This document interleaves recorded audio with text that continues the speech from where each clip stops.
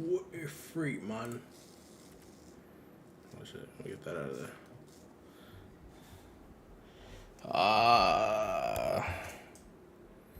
A ver si no se arruina esta madre.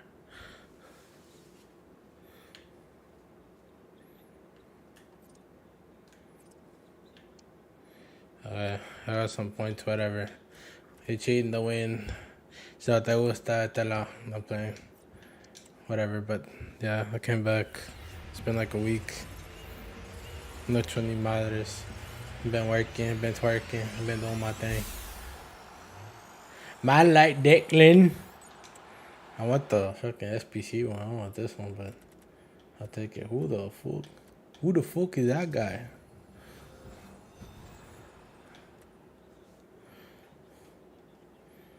Pele. I already had that dude.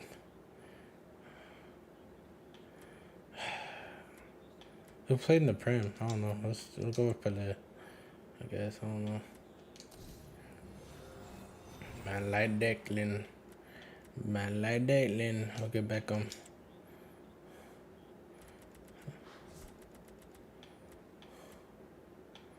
What the fuck? All these are untradeable? Hueputa.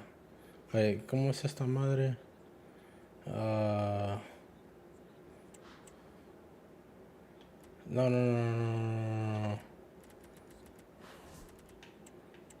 Nothing went to my fucking thing. Shit. Wait, how do I... Esta madre.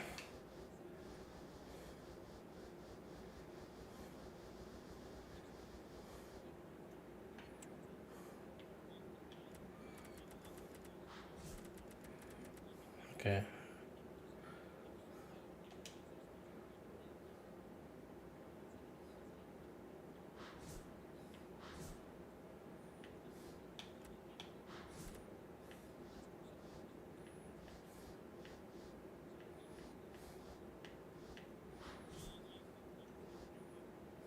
Okay, ahora sí. I don't know what the fuck I was doing, but... casi pierdo todo el mundo just for estupideces. Oh well. Makailo Modric. What is this? Why is it green? What the fuck is... Oh, McManaman. Oh, este vato... ¿No está en Madrid? Shit, I'll fucking take him, bro. He's starting the lineup. Voila. We got her again, so... SPC otra vez. Cool. I mean, the cool. What the fuck? That's racist. My bad. I'm sorry. Matoma. Mandom said cool. Oh, ahí está. You read my mind. Look at this. They're buffing the team. Mikhailo.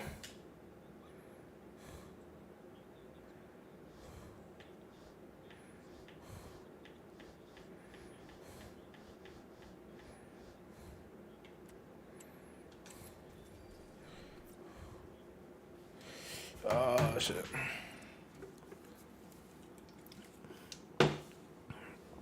What the fuck? Es solo agua, no piensen que es otra mamá. Yo no tomo esas mamás.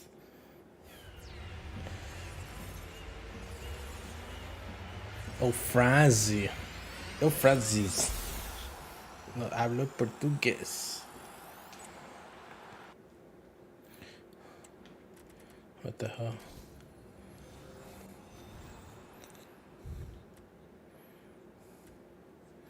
Look at Marquinhos.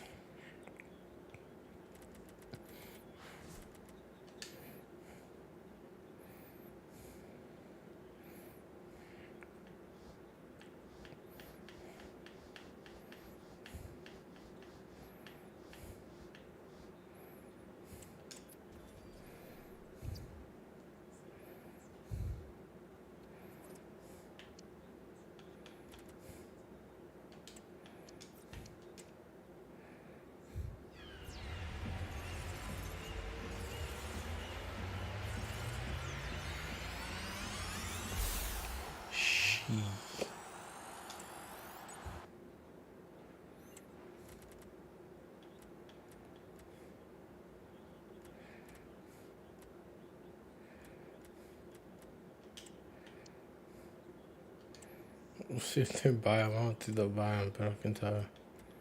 Onto, maybe someone buy onto. Trust her? No, no one's buying this shit. Yeah, just get rid of everybody.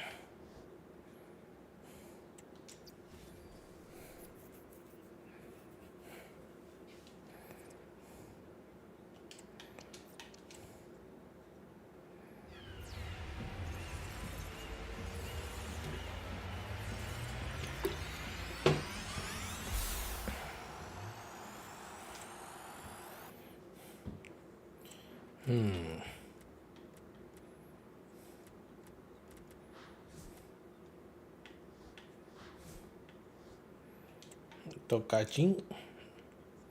Let's see if someone buys the tocachín. Camaringa.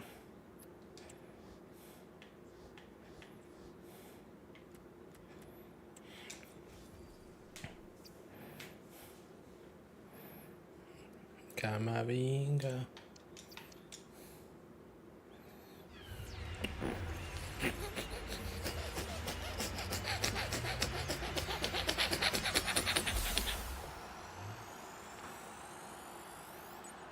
Let's go, Frankie. Solo él. Damn. That's good. Pero no sé.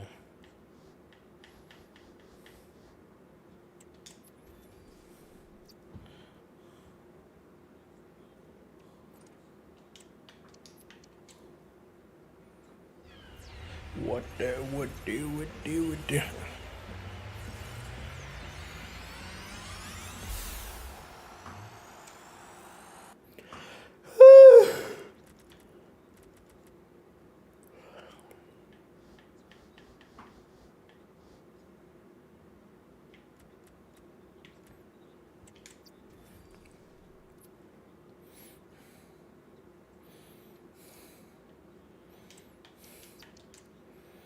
Let's go.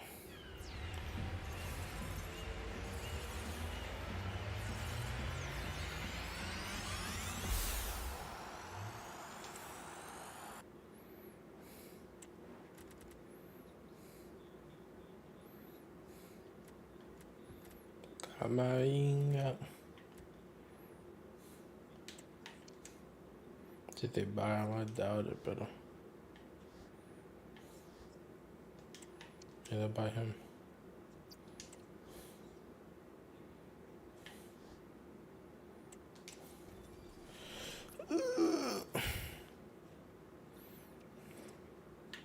Camaringa.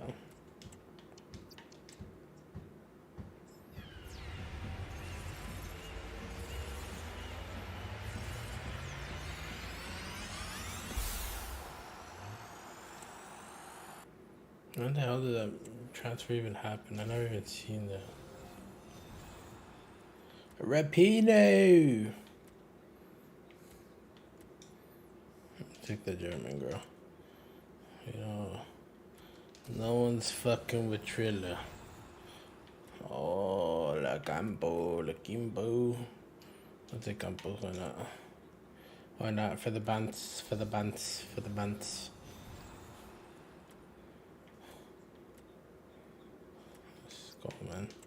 Come on.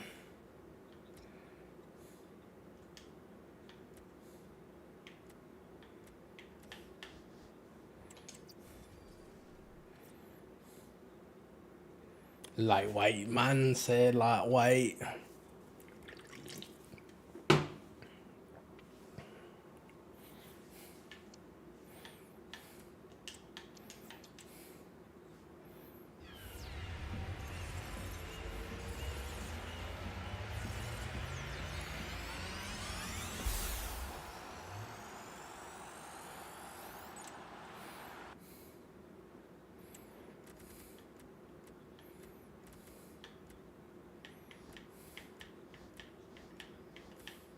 Zapacosta.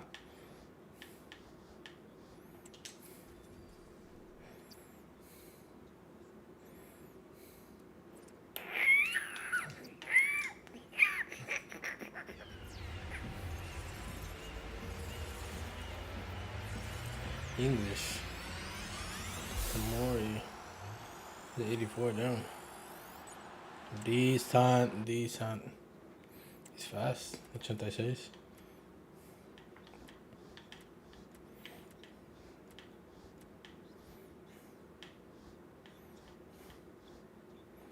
Raspassori.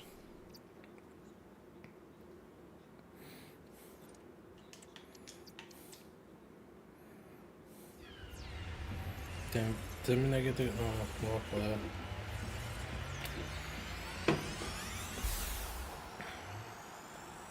Kvaratskhelia. Let's go. It's like the third time I had him. He's decent. Brescia. Pisha.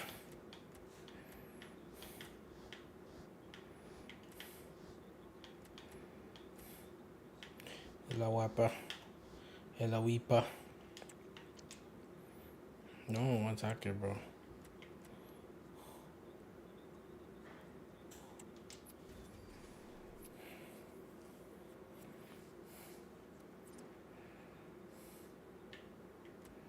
Let me see. Let's look at what's on here.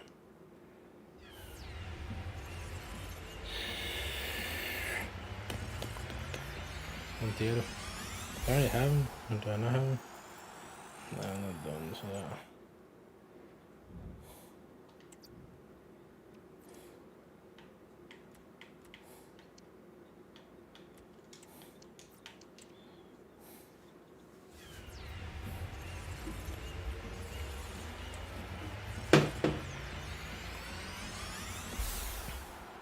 Oh, I got him again. Oh, let's go. Oh, pero estas son las mismas. Fuck. I already have both of them.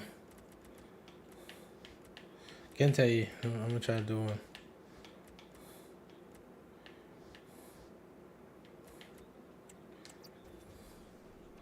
I want them, man.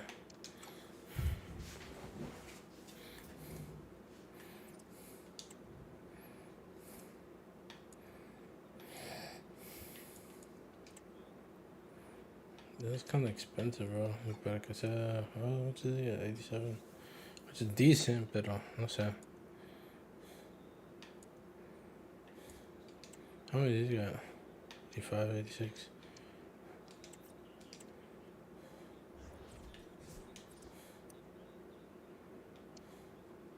I'll put it in there.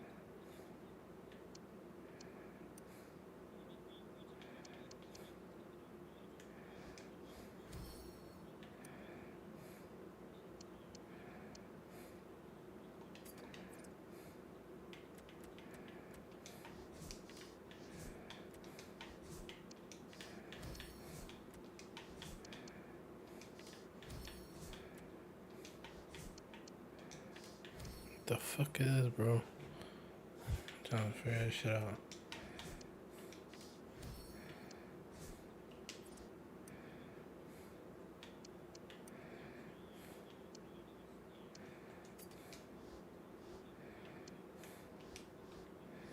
Where's he?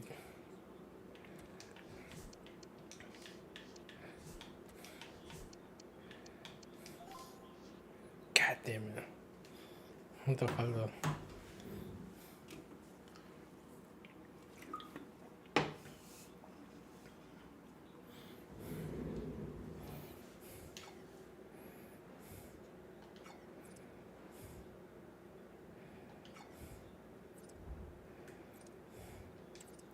Transfers.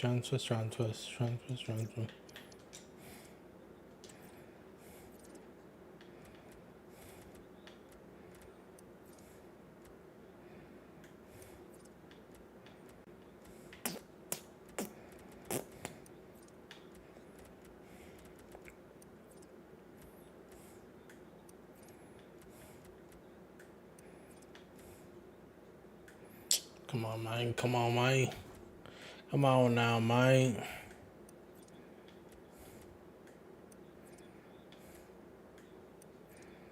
But los 86, ¿dónde están? Where's all the 86s?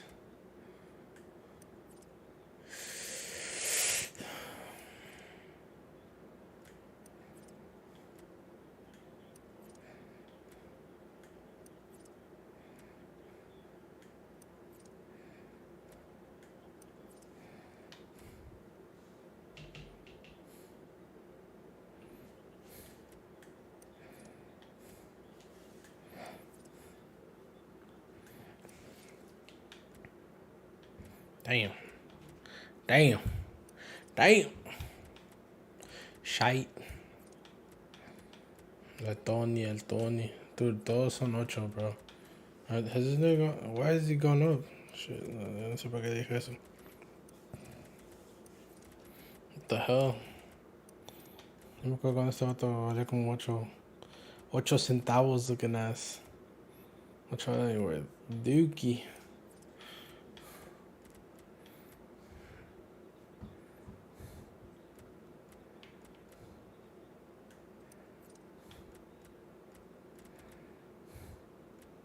Damn, why is it so expensive? What the hell?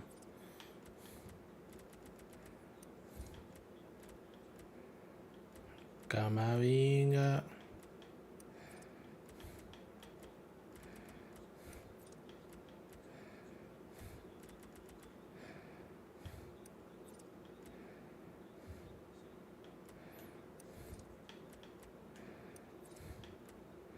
Bro, ¿dónde están los 86s? Damn. They've gone up, bro. What the hell? Son caras.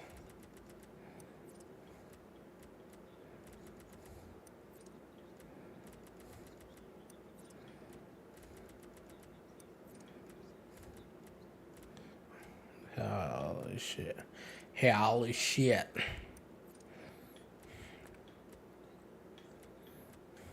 That's already went up. Everyone went up. What the hell? Damn, this is the que yo jugué. Fucking everything has gone up in price. El mercado ha ido para arriba.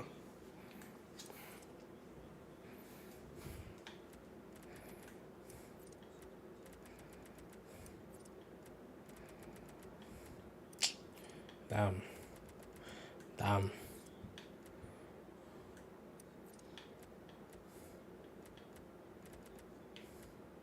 Bro, what the fuck? Even 87s cuestan casi 20,000. Shit. What the hell happened to the market? Los de 5 todavía están casi igual. Pero los de 6 para arriba, juepo. Bro, I remember 6s used to cost like 8 to 9 to 10. Y'all taking the piss, man.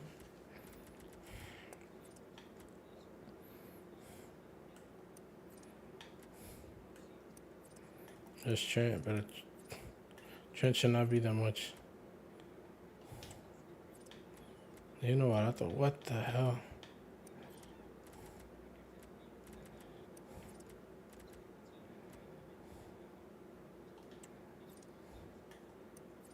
Yeah, I should have been on that one. Fuck.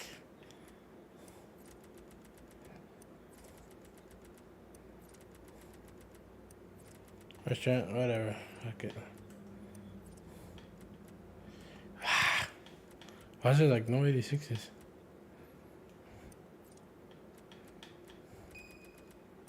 Cachate, woos.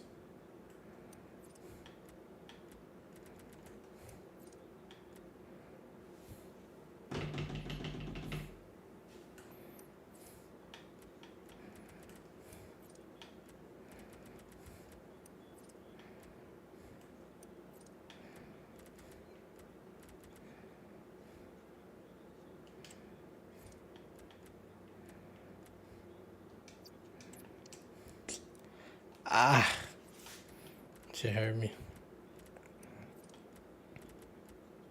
Can't wait till we have that much for that.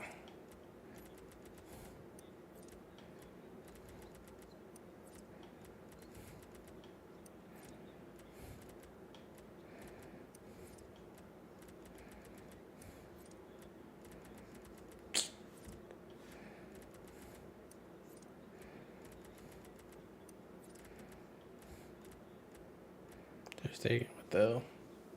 It look different. Ah, no sé qué hacer.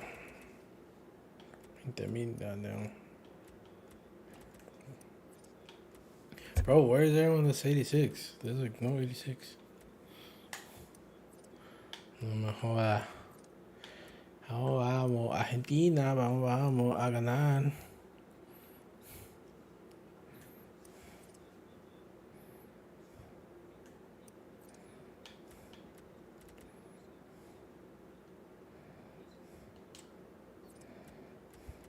It's too expensive, man.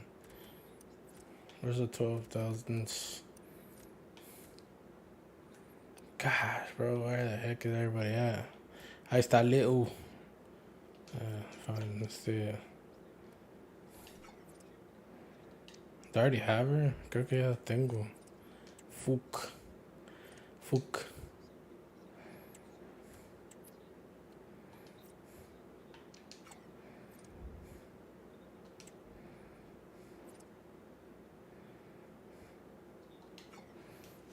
Damn, okay. Ojalá con ellos dos.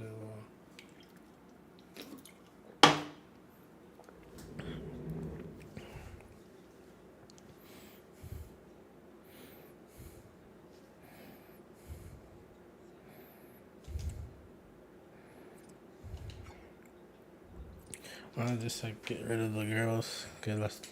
Pues yo me las gané. Might as well.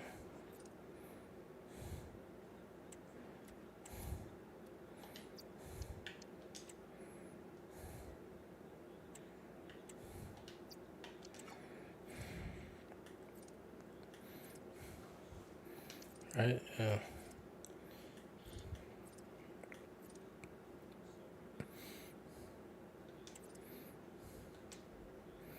I need to keep this girl. What can we... ¿Qué podemos meter? We have like a crap ton.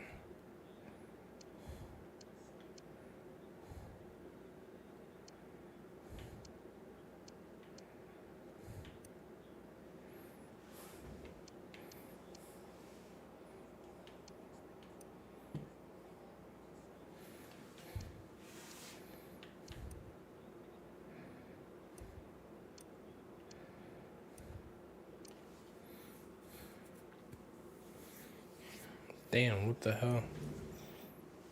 O sea, no entiendo. I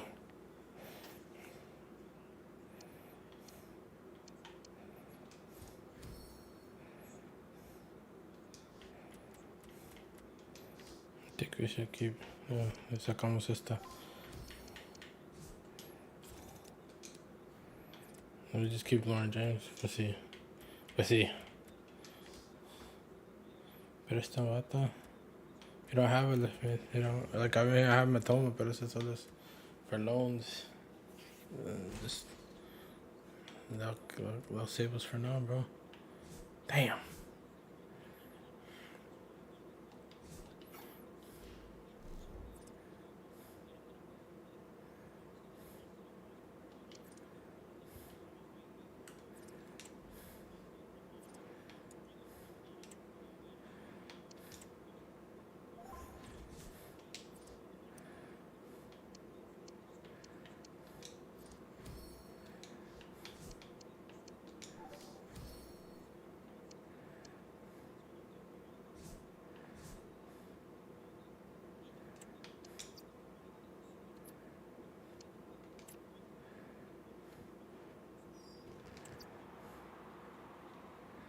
I think I did it. I don't know. That's how it.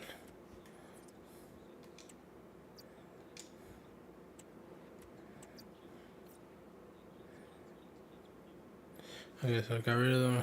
I got them back. Hay que hacerlo normal, I guess.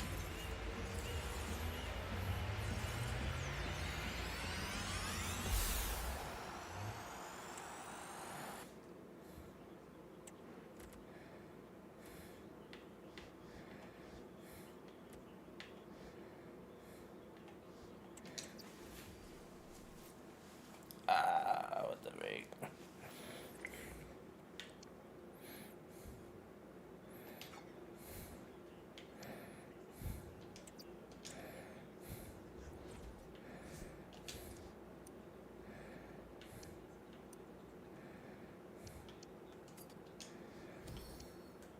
Fuck it, let's get him in there.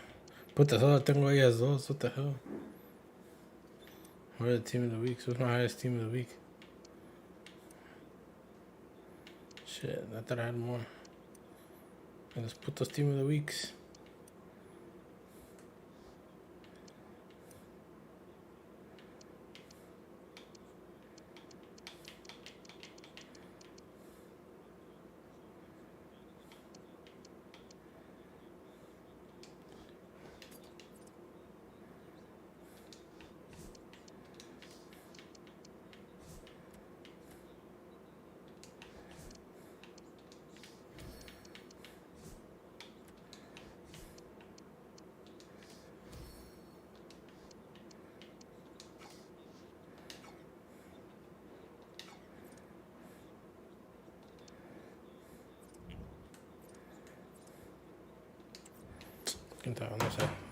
Wait, wrong one. It's not the store transfer.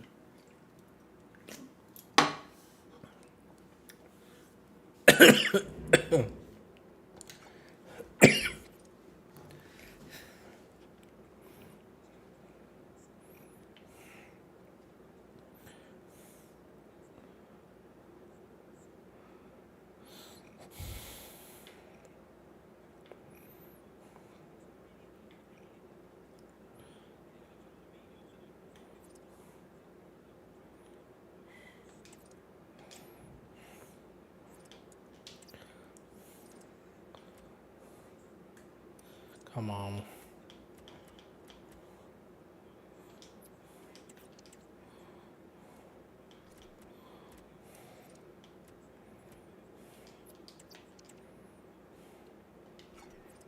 Wait, what the fuck? What the fuck?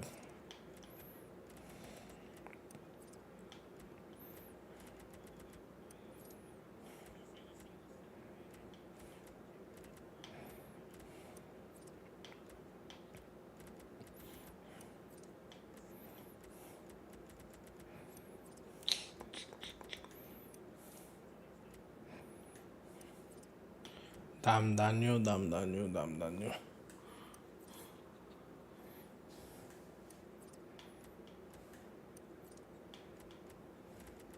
I like Foran.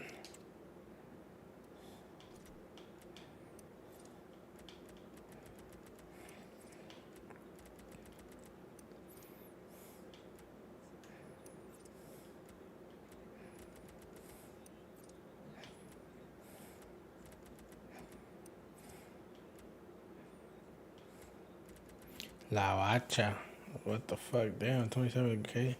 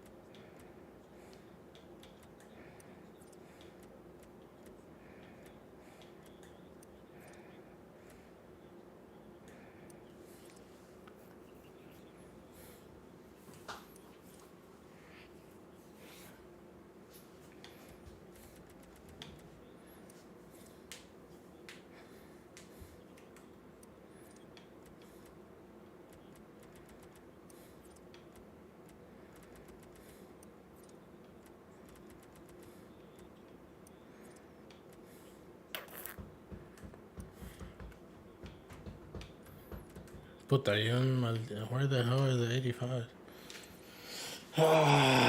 Yo, can tell cuánto looking for one. I got folding. I got folding. No.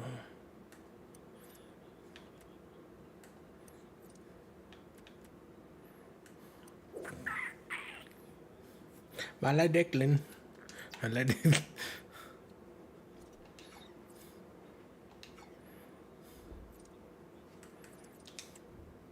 No tengo nada de dinero. No tengo nada de varo.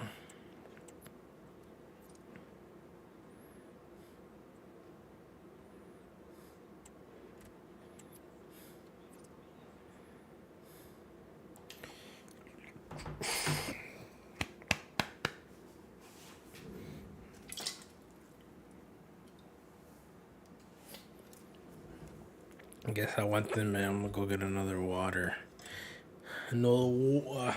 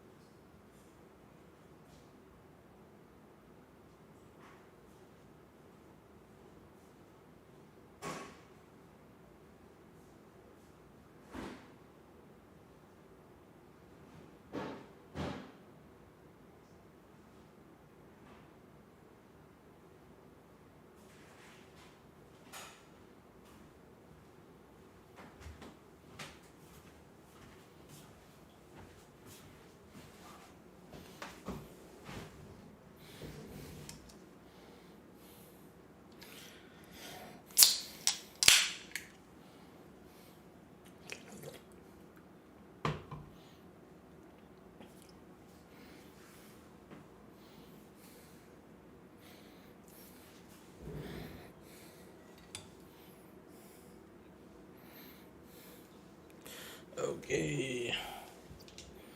What the fuck?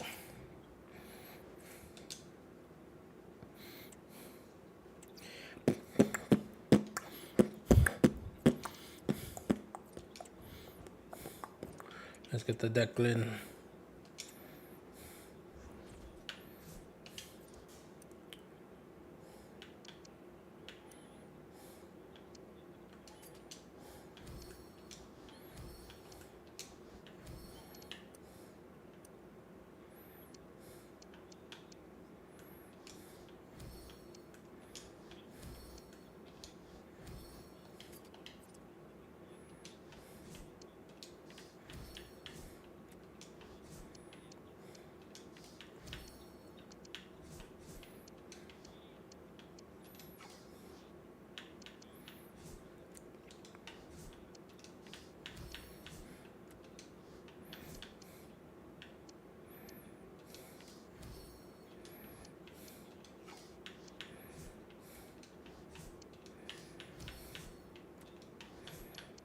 Damn.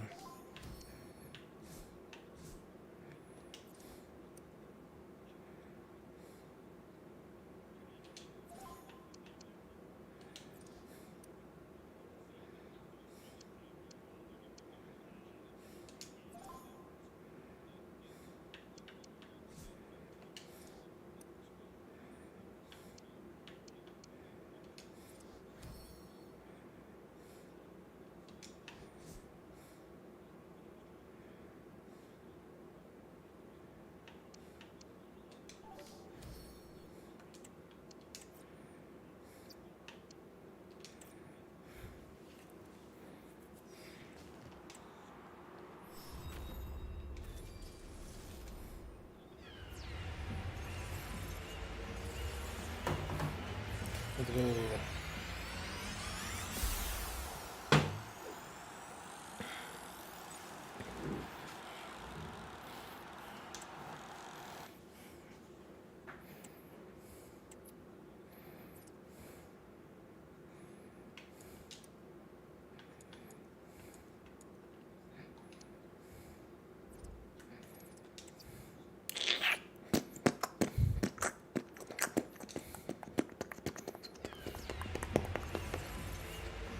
Was it hummus? What the fuck is this? Sinisterra, ya la tengo.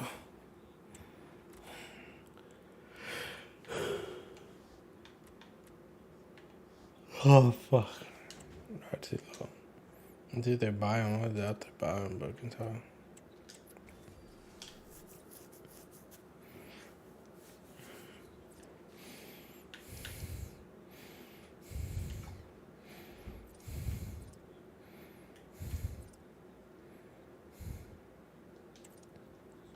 Wait, what are the objectives? So I was doing objectives. It's alive. It's Ezequiel Palacios. Who the hell is Ezequiel Palacios? The Bundesliga? It's a Leverkusen, okay. I might do it later. I was doing the season, no sé qué puta estaba haciendo. Ya no me acuerdo what I was doing.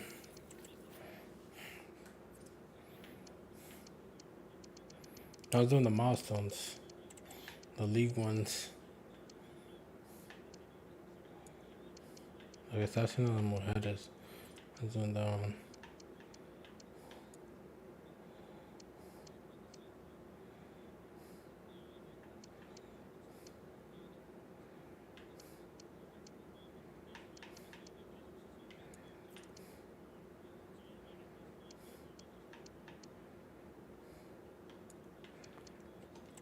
Okay, let's try to get this one.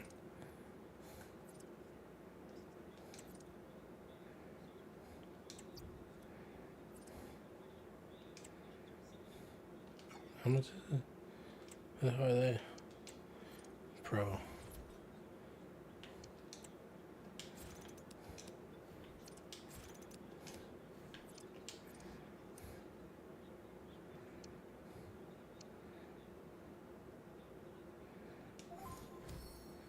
Yeah, that's a girl, that's a girl. That's a girl. Tiene que ser 3 o tiene que ser 4. Ah, I need 3. She's gone también.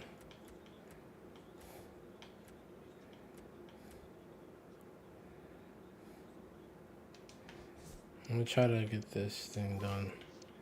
De las muchachas.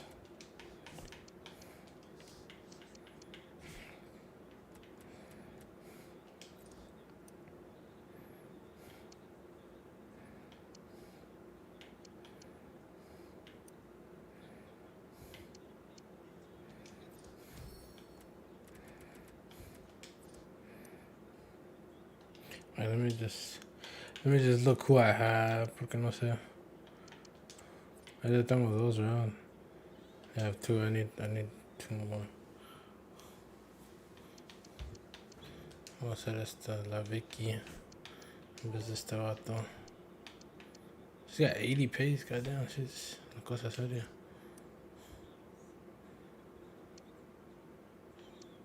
Fuck, who else does to use?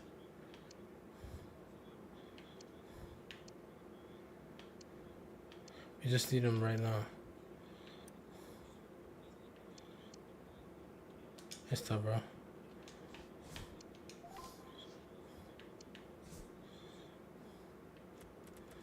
Just for this game, just for this game.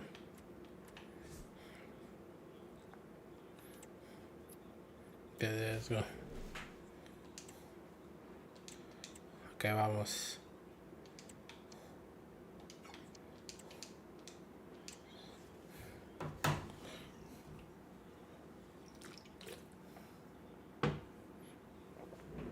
Good evening, everyone. We're at the home of the Schwarz-Gelben, as they're known. What the here heck in did you just say? Germany. Schwarz-Gelben. And what a venue this is.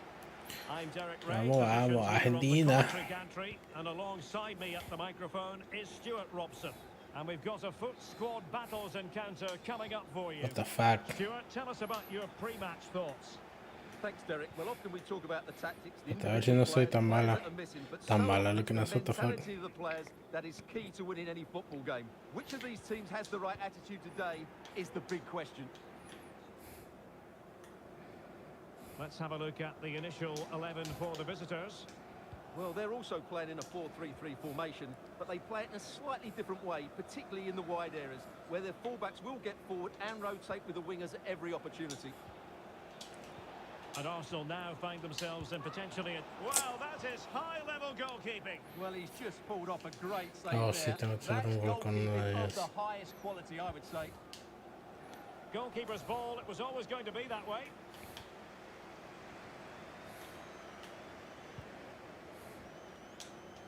Damn, that boy Federico Valverde. elbowed the shit out of me. Oh, shit.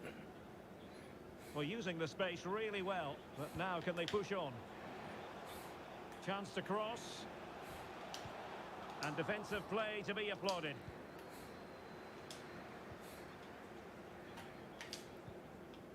Di Maria.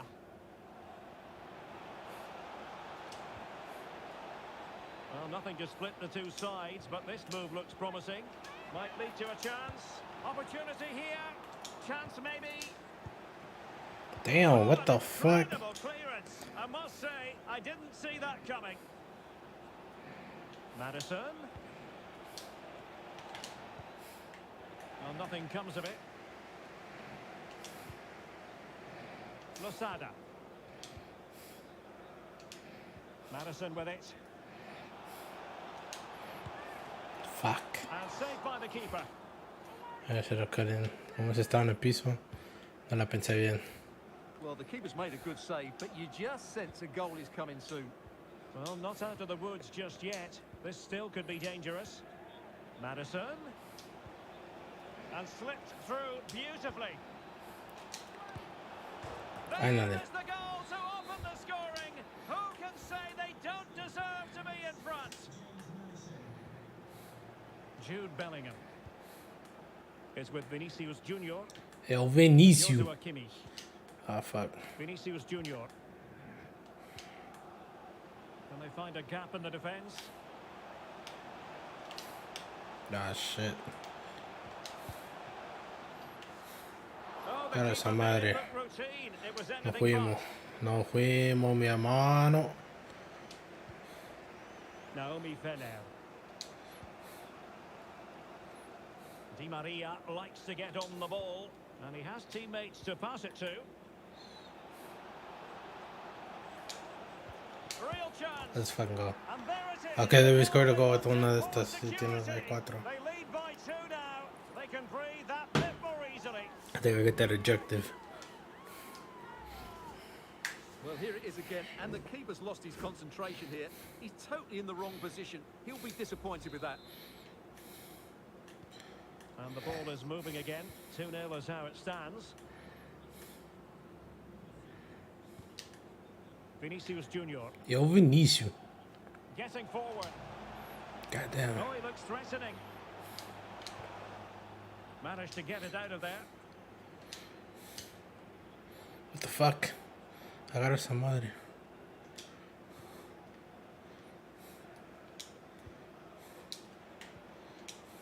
Vicky Losada. Arsenal move it forward with purpose and control. Joelinton. Di Maria. Fuck! Close What to the hell target, was that but shit, close man? Isn't good enough, really. Habíamos hecho tiki-taka todo bonito and... God damn, what the fuck was that bullshit? What that shit? Bro, these girls do not win these headers, bro. Ronaldo. Son rápidas, I'm not gonna lie. Ronaldo to profit. Pero puta, en el aire, non-existent. So 1 minute of stoppage time. That's what the officials have said. A gift for any goalkeeper. Este Jorge Campos, I forgot I had him in my goal. And with that, the sound of the half-time whistle. Okay, hay que meter una con estas españolas. This one girl got to score a goal. Well, underway And then once it's worth more, it. and it's going to be fascinating. That's the last to one I see gotta what do in this. developments occur in the second half. God damn, what the fuck? And they'll get ready for the throw-in. Ashley Lawrence. Good tackle. It'll be a throw. Lawrence. Now with Lucio. Valverde. Vinicius Junior. Vinicius Junior. Oh, he's left his marker for dead. And you've just witnessed a moment of truly high-class goalkeeping. You're absolutely right. What a save that is. He's reacted so Yes. quickly. It's not a particularly good corner there. Carter.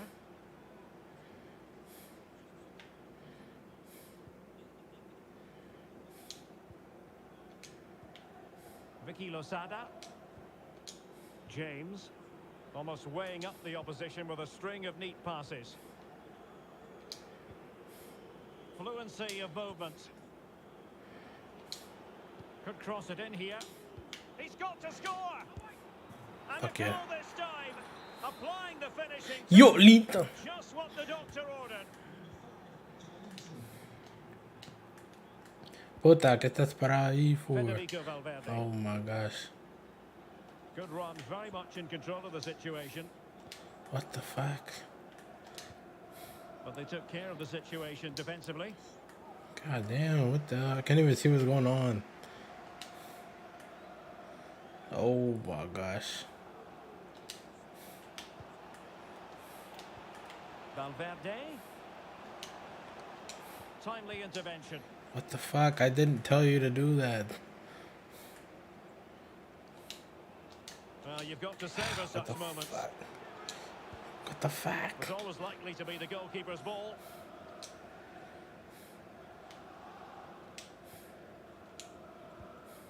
James Maddison.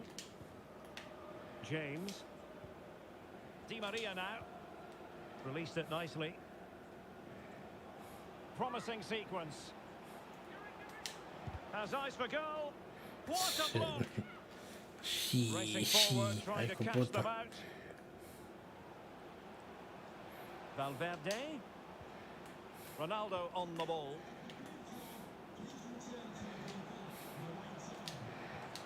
Kimmich. Now the attack fizzled out. And into the last 15 minutes of action. Di Maria. Promising looking ball. It might be. And a goal! He's doubled his total for the day. In superb scoring form.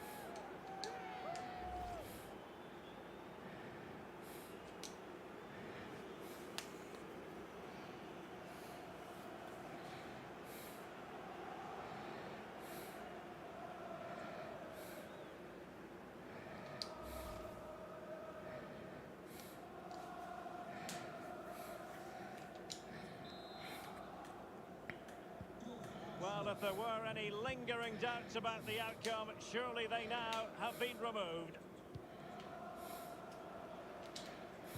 Trying to open up the defence. Oh, yes! It's gone in! And now a chance for them to revel in the moment.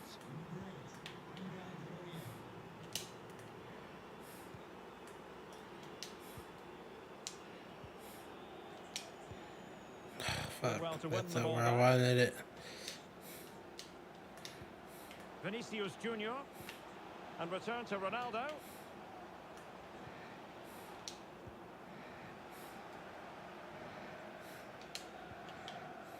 Di Maria now. Arsenal could threaten from this position. Cutting it back. And the Fuck! keeper's hand does I the should have trick. made that shit.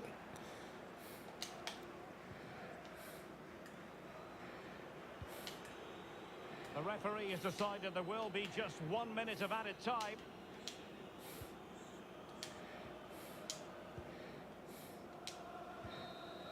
And so the referee blows for full time, and it goes down as a victory for the visitors. Well, Derek, they...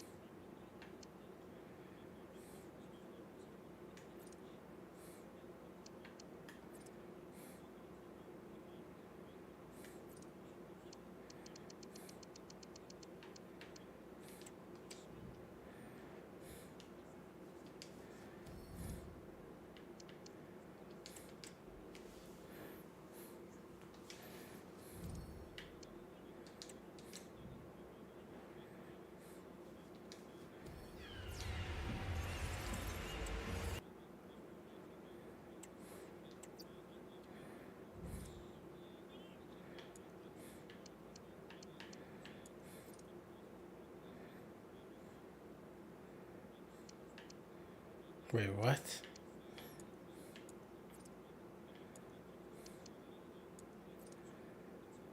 Why did we get someone? Oh, she is. I was trying to say she didn't even play in the league.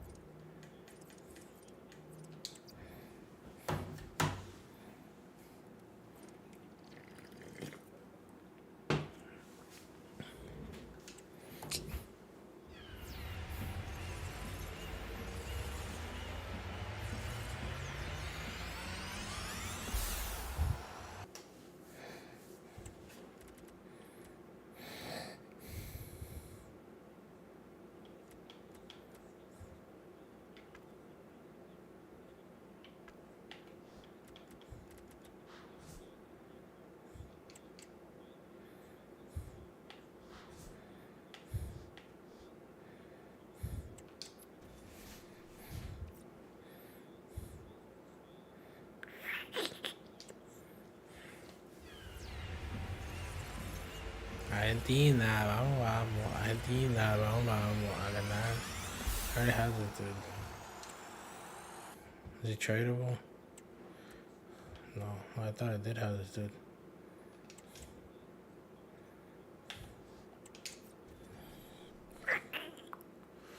Oh, no, what a.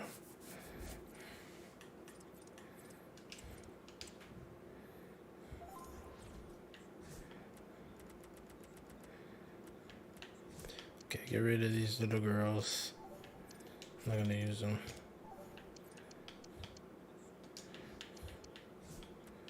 To make McManaman ya va a ser el starter. Aquí va a haber. Aquí va a jugar la muchacha esta que acaba de ganar. And I'm gonna get a different right back. She gotta go.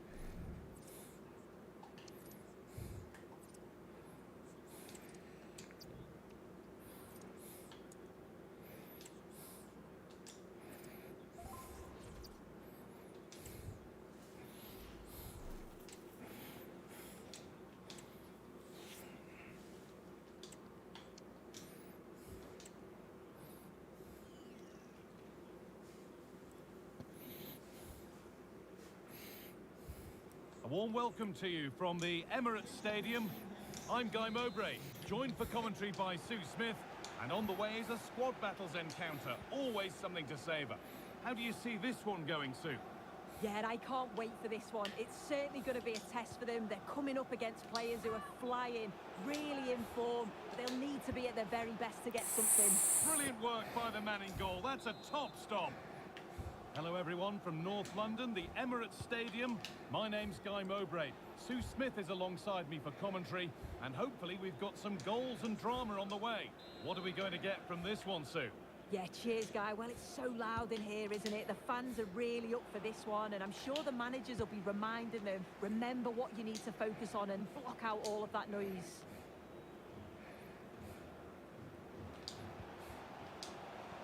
What the fuck is that control?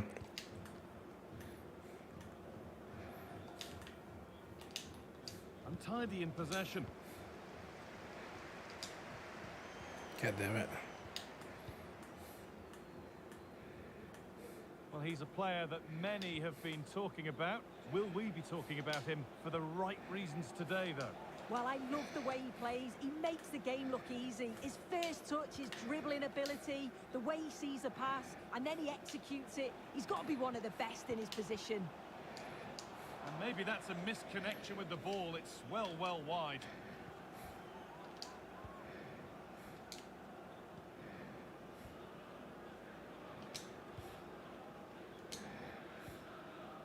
Di Maria. Maddison. And the defence tidies up nicely. No forward pressure. They're waiting to be attacked. Rice. This for the lead. Encouraging signs to the attack, but it hasn't led to anything. Rapino. Dodi Luque Bakayo. Options available in the middle. Promising ball. A body in the way.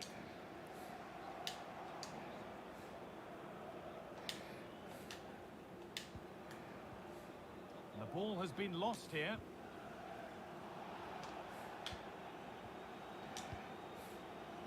Joelinton. McManaman. Di Maria. Real opportunity. Fuck It's yeah. there. Let's go. That changes things. A goal for 1-0.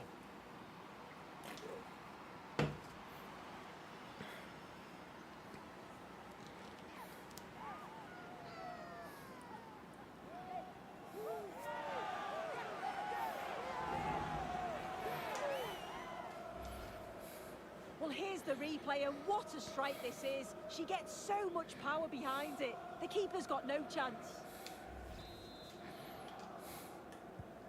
So off we go at 1-0. Arsnus. Rapino.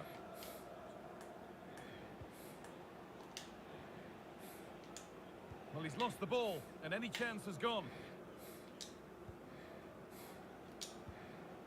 Maddison. Great chance here. Well, I'm sure she thought she'd scored there. Great goalkeeping. Into the box it goes.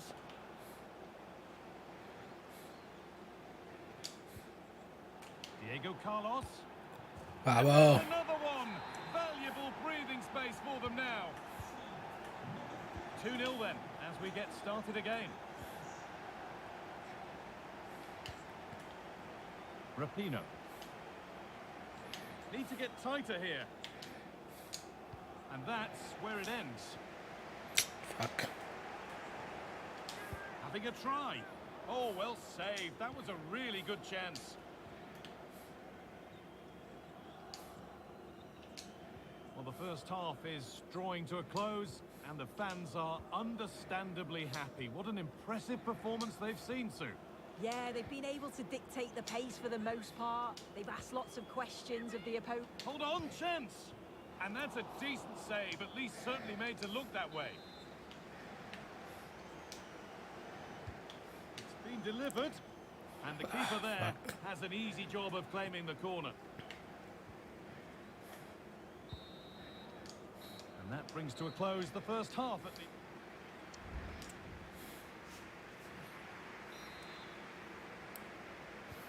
So away we go then for the second half.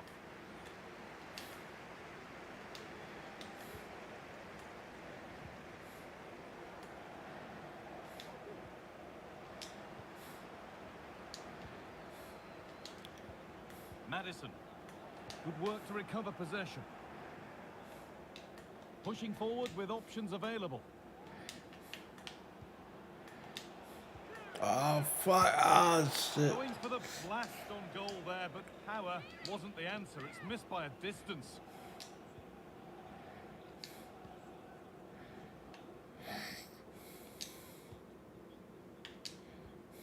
Joelinton. Di Maria.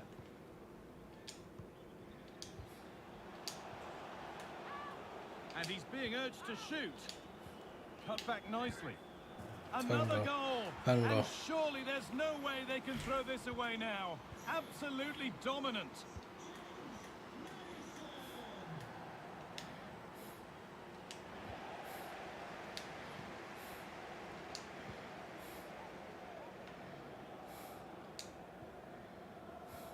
Switched on and ready to intercept there. Rapinoe. They're not getting close enough here. Over the touchline. That'll be a throw.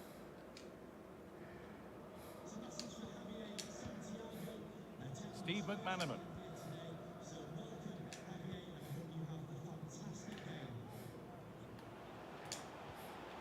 Di Maria. McManaman. What a chance! It's gone out and it's a corner.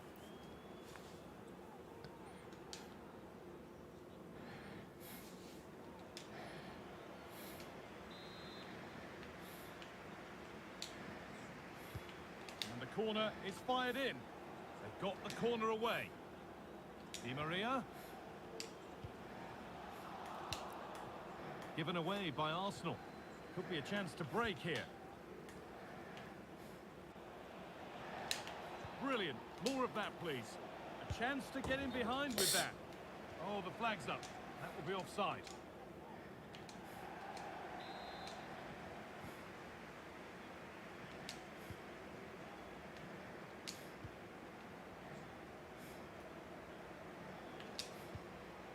Rolfer.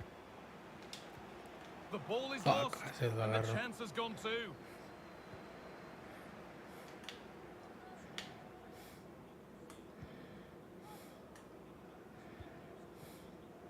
Van Dijk. Rapinoe. Bruno Fernandes. Nicolas Otamendi.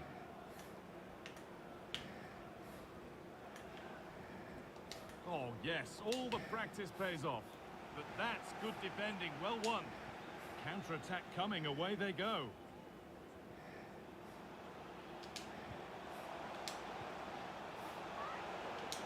Oh, a great chance. And he scored. A debut goal, a great way to start. So it's now 4-0 as the ball gets rolling again.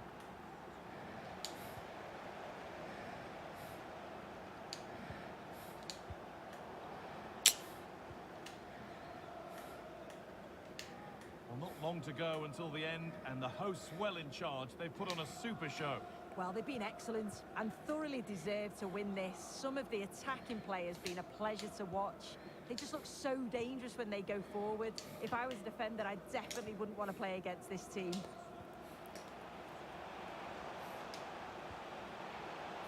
Rolfer picks out a teammate, and this could be kept out, but for how long? It's got to be.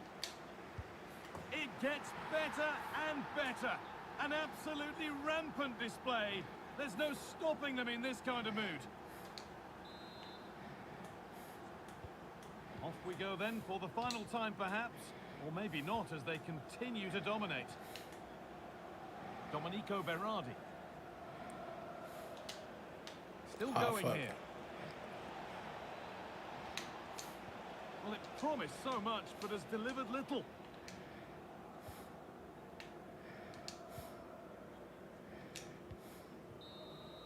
And the game comes to an end with the home fans in positive mood. That's the win they can. Result, wasn't it? They looked so confident in attack. Every time they went forward, you thought they were going to score. I'm sure they'll be pleased with that.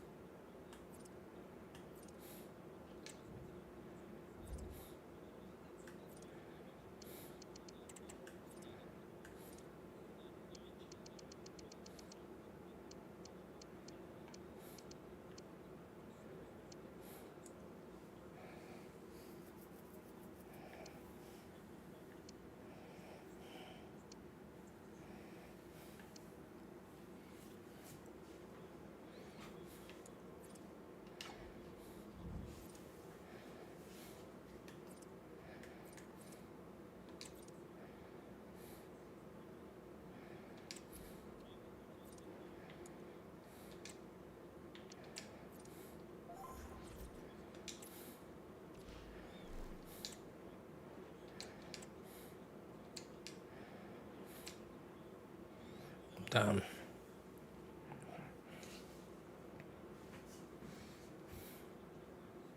Well, the weather really couldn't be any better here today. A very warm welcome to you on this fine day. Guy Mowbray with you for commentary. Delighted to be joined by Sue Smith. And with the atmosphere building up nicely, what a match this promises to be. Damn. It's Atletico. Yeah, They take kinda, on no. Arsenal. Thanks, Guy. Well, both managers will be reminding the players that it's important to get off to a quick start, really attack the opposition and put them on the back foot from the off. Hopefully we'll get a good game. And they want to see a shot here. Has to be. That will be a corner. I don't know what the frick I'm doing. Well, the fans know that set pieces are key today, and this is an opportunity that they have to take advantage of. And he's shown proper command of his area there. That's a fantastic shit. stick to put them ahead. A terrific tackle. The chance has gone.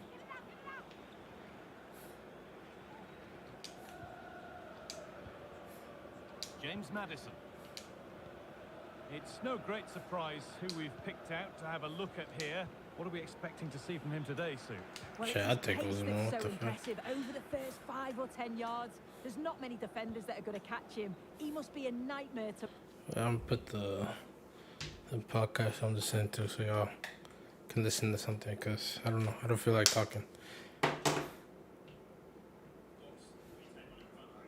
think he would. Not been given yet. It would either be Sterling or Cole Palmer probably that drops out. I'd say. If See you the if you Palmer go for the centre. striker. You can't drop Cole Palmer. I think he's one of the most important players on our Got team such right a now. hard on for He Cole loves Palmer. Cole Palmer. Honestly, I'm interested we to see take a how drink they're every time he taking says today. Palmer.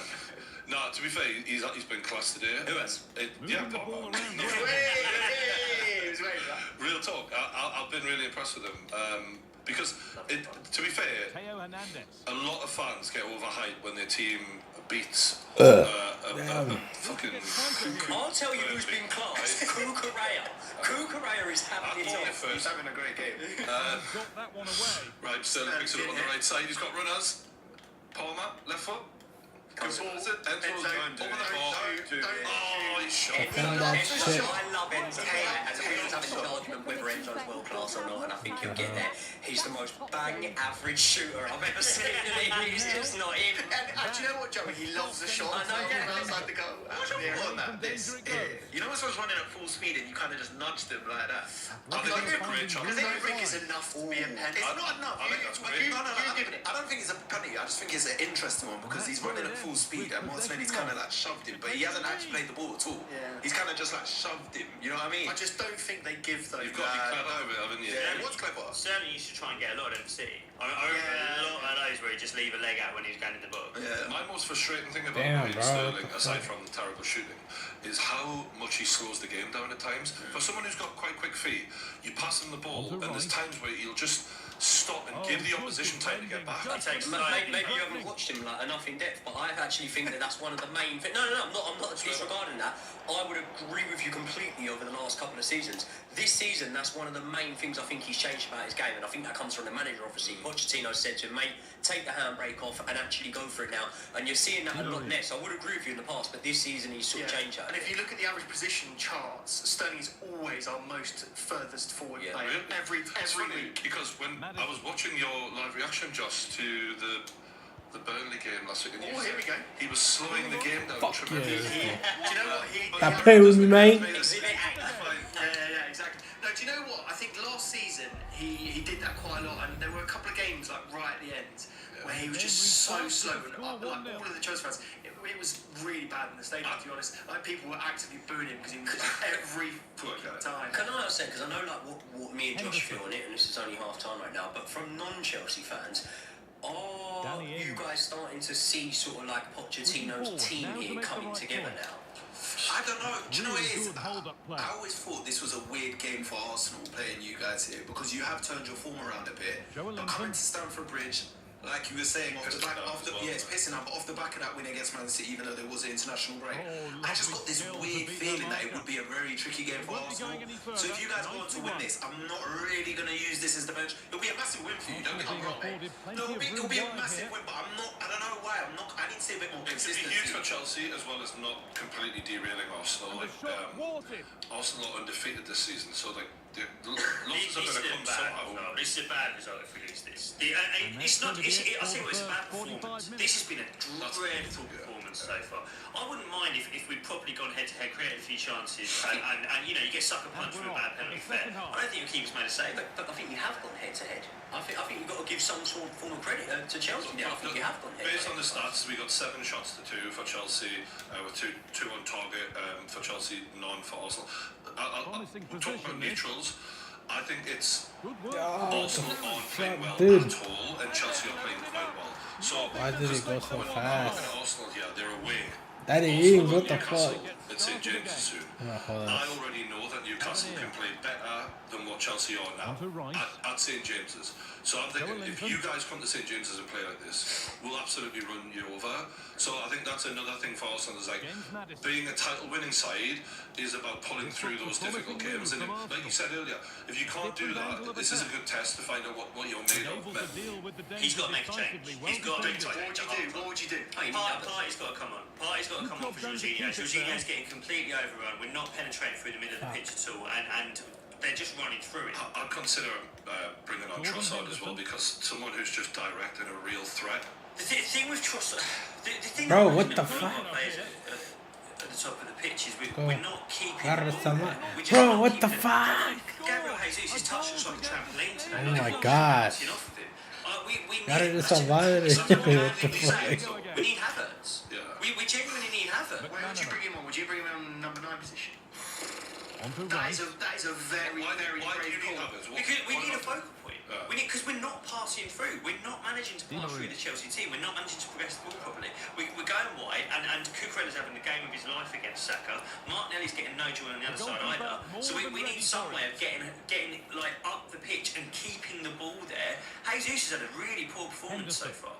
I've got to say, you're right about Cucurella. He's having the fucking. He's been on steroids from the get-go here, and as much as everyone slates him, you got to give him credit when he is playing well. He's playing well. We're going to quickly touch on the Newcastle situation. Tonali. Bro, what the it's all fuck happened is very, going on? very quickly. Tonali situation seemed to drag out a lot longer. They've got him into investigation. He's admitted everything immediately. Yes, I've been gambling. I'm an addict. I've got to be honest, I accept that there's going to be skepticism when a footballer gets caught gambling and then they claim they're an addict. Like, they always do. So we're going to say, okay, you might be an addict. We're not saying we don't believe you, but equally, it's a shame because every footballer says it. So they'll know when they look into his gambling habits. If they look through everything, they'll know, are you a casual better or is this just a true addiction? Paul Merson's been on about it today and saying, you know, it's wrong that they're getting banned. These players have addictions. They should be treated in a different way. And I just wanted to know what the table made before, because I am going to be biased to some degree, but also I'm going to try and be honest. What do you lads make of the Tonali situation and these long bans? The rumour is will not see Tonali kick a football. You got to do it tonight what he did to Ivan Toney. You've got to do it. Like, is the fact that Ivan Toney was banned for that length of time a fair thing? Well, I think what you've got to look at is why you're doing this ban. Like, what is the point of the ban? Are you doing it because you want to punish these guys? Because you want to make an example of them? You want young players to look up and go, I'm never going to do that. You know, is that what it is? Is it punishment, or are you doing it because you're going, oh right, well, if Tony's betting on his own team, he might play differently, and then that that ruins the competitive aspect of the game. You've got to look at that with Tonali and go, if it's a case of banning him to prevent him doing things he shouldn't do, playing in a way he shouldn't do, compromising the sporting integrity of the game, then it doesn't matter whether he's addict or not, does it? It doesn't really matter. If I go out in my car tonight and run someone over and I go, I'm sorry, you know, I'm drunk, I'm an alcoholic, it doesn't matter. I shouldn't be driving the car. If he's going to ruin the game, if he's going to compromise the sporting integrity of the game because he's going to be betting on himself, betting on other teams that are playing his team, blah, blah, blah, blah, you have to stop Bro, what the now. If you're doing it to punish him and make him feel bad and to treat other people less, why does everyone just move out the way? Is that the right thing to do?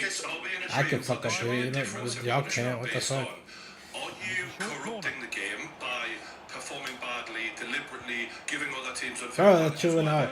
deliberately getting yellow cards and the like, which was suspected of Ivan Toney, which kind of was why we all expected quite a bad ban, because there was some seriously weird things that going on in previous games from him.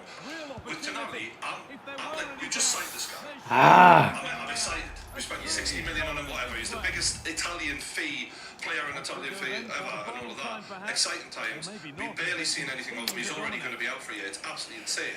So if he's been deliberately throwing games or anything, throw the book at him, I accept that. But if he is a genuine gambling addict, do we not think that there should be differences? You can do both though, can't you? You could punish him and say that the sporting integrity is paramount. We need that to be able to function as a sport and as an entertainment game that we love. But you can also then say, while you're in that punishment, you can have therapy. We can help you. There's no reason why both those things are being exclusive. So that's a great point, but equally, I guess the counterpoint would be, you're saying you can do both, but if they're not the same, so should they not be treated differently in that sense of a guy who's corrupting the game of football versus a guy who has a mental illness? To punish a man for doing his mental illness, to do that, to punish him so badly, is that only going to make things worse for him, make him feel worse, then make him then more likely to do worse things? As a rule maker, how can you ever decide if someone actually has a problem? Well, you can't decide from Paul Merson's words, because I don't know anything about gambling addiction. I'm taking my lead from this guy, which is, if you look at a gambling addict's betting apps and the records for everything that they've got their hands on, you should be able to decipher between a guy who's deliberately trying to throw matches, let's say he's betting against AC Milan, he's betting against himself to get a booking in the 70th minute, whatever, versus he is constantly gambling on all these football matches, fights, horse racing, everything he can get his hands on. You should be able to distinguish between the two and therefore potentially treat him for what we think he should be deserving. But they're allowed to bet on other sports. Yeah. Other sports. They have other sports. No, I think they are. So they can bet on a boxing match or... Okay, so that's the thing. If you are an addict, right? A gambling addict, you don't have to necessarily bet on football. Yeah. That's where it gets But the addiction isn't about control, bro. You say you're right. You're Go to the fridge and you go, you're an addict, But isn't it about you're a food addict, but you don't have to have a Snickers, but that Snickers be I always... get you, but isn't it about the feeling that comes with it, the rush, the sensation, the kind of, you know what I mean? They're paid very well. Can I say one thing, just to give you any context? accountability here. The alleged thing that was, like, he had a superstition about if he didn't bet on AC Milan to win, that they wouldn't. Mate, he's betting on illegal gambling websites. It is as bad as it picks up. And he's converting people to bet as well. So he's got a young mate, and he's telling him to go, oh, do you know what? Don't go on Bet365. Go on this illegal bet. Can we get that to be clear? Whether he was betting on an illegal gambling website or a legal gambling website, gambling's gambling. Who gives a fuck what website he's using? The way you put that makes it sound like this dirty secret. It doesn't make a difference. If he's broken the law, he's broken the law. Yeah. Like, if he's using an illegal gambling website, he's broken the law. So at that point, you go, well, as a club, do you want the players breaking the law? Jalaron el That's pelo. a completely separate thing there, whether he's an addict or not. If you break the law, you break the law. And I'd imagine most of these footballers, athletes at that level, they have a contract that says you break the law. But if we're judging players on footballers on morality, like for me, if a footballer privately told me, and I was interviewing him afterwards, he was like, yeah, I've been betting on football, but I only bet on an ACCA and I bet on my team to win, and there's nothing in it. I honestly wouldn't give a shit if every single Newcastle footballer did that, because does that change how they play on the football pitch? Does it shite? Do you know what I think there actually should be? I think that footballers should be allowed to have a bet. What I think there should be is there should be an app. You give your PIN for it when you become a Premier League footballer or whatever, and all your bets are then basically monitored under this app. You know, you can't bet on your own team or whatever, and then you're basically saying to them, look, it's a controlled environment here, but you are allowed to place your bets. Of course, you can't bet on your own team, you can't bet on matches that involve you, things like that, but then it's organised, it can be controlled. And if you're done out of that, you can get the book thrown at you. But I just think there's a massive lack of accountability here. Like, I get the society we live in, the day and age we live in, we all, and I'm not suggesting anyone around this table trying to do that, but we all want to look in a way like we're very sympathetic towards things. But at the end of the day, you know you're not allowed to gamble, right? Or especially betting on matches you're involved in. You say about addiction, yeah, all right, they might be calling you, but at the same time, I know plenty of alcoholics who don't have a drink until they finish work. Like, at the end of the day, when you're paid that amount of money that footballers are, one thing you do when you sort of waive your right, we were saying this about the Greenwood situation, you waive your right to be able to make these little mistakes and things like that. That's part of the hazard pay, that's part of the money you're paid. So, by that logic, I truly believe that obviously, you know, when we look at things like this specific situation here, you need to be able to have the accountability to go, I might be a gambling addict, that's completely fine, but I'm still able to make conscious decisions to go, yeah, ando matando, bro. Okay, you said a lot there. So on the one hand, with gambling, with addicts, like any addict, the scale varies, right? So we all know people who can hold their alcohol addiction to a certain time of day and then they get legless, okay? But we don't know where he is on the scale, so I have no idea on that. I think your idea for betting that is good, but also I do understand that the reason, there's another reason. Footballers talk. You know who's on form, who's injured, you get information, inside information. It makes your bets less fair than the average guy on the street betting who doesn't know all these things. So I understand why footballers shouldn't bet, and I'm not supporting that they should. I'm just trying to explore this in a... Can I ask you a question without trying to at all write off what Tonali has said and what the people around him have said about him being addicted? We're talking about betting here. Imagine you're a bookmaker, right? Give me odds. What are the odds on the next player who gets caught saying they're a gambling addict? 100%. Of course. 1,000,000 to 1 on. Yeah. So now we're setting a precedent, aren't we? Whether it's right or wrong, whether it's true or false, you know now every single player that gets called for this is going to say, well, I'm addicted. Just going back to the length of the ban.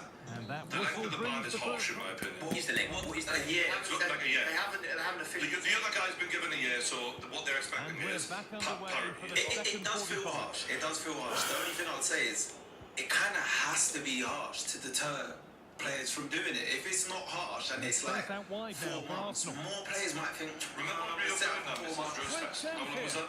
8 months. opportunity. Right, okay, well, to me, performance enhancing drugs, a potential of that being in your system. Right. Now, I'm not saying that's what Rio was doing because I don't think it was. But let's just say a player does miss that kind of drug test.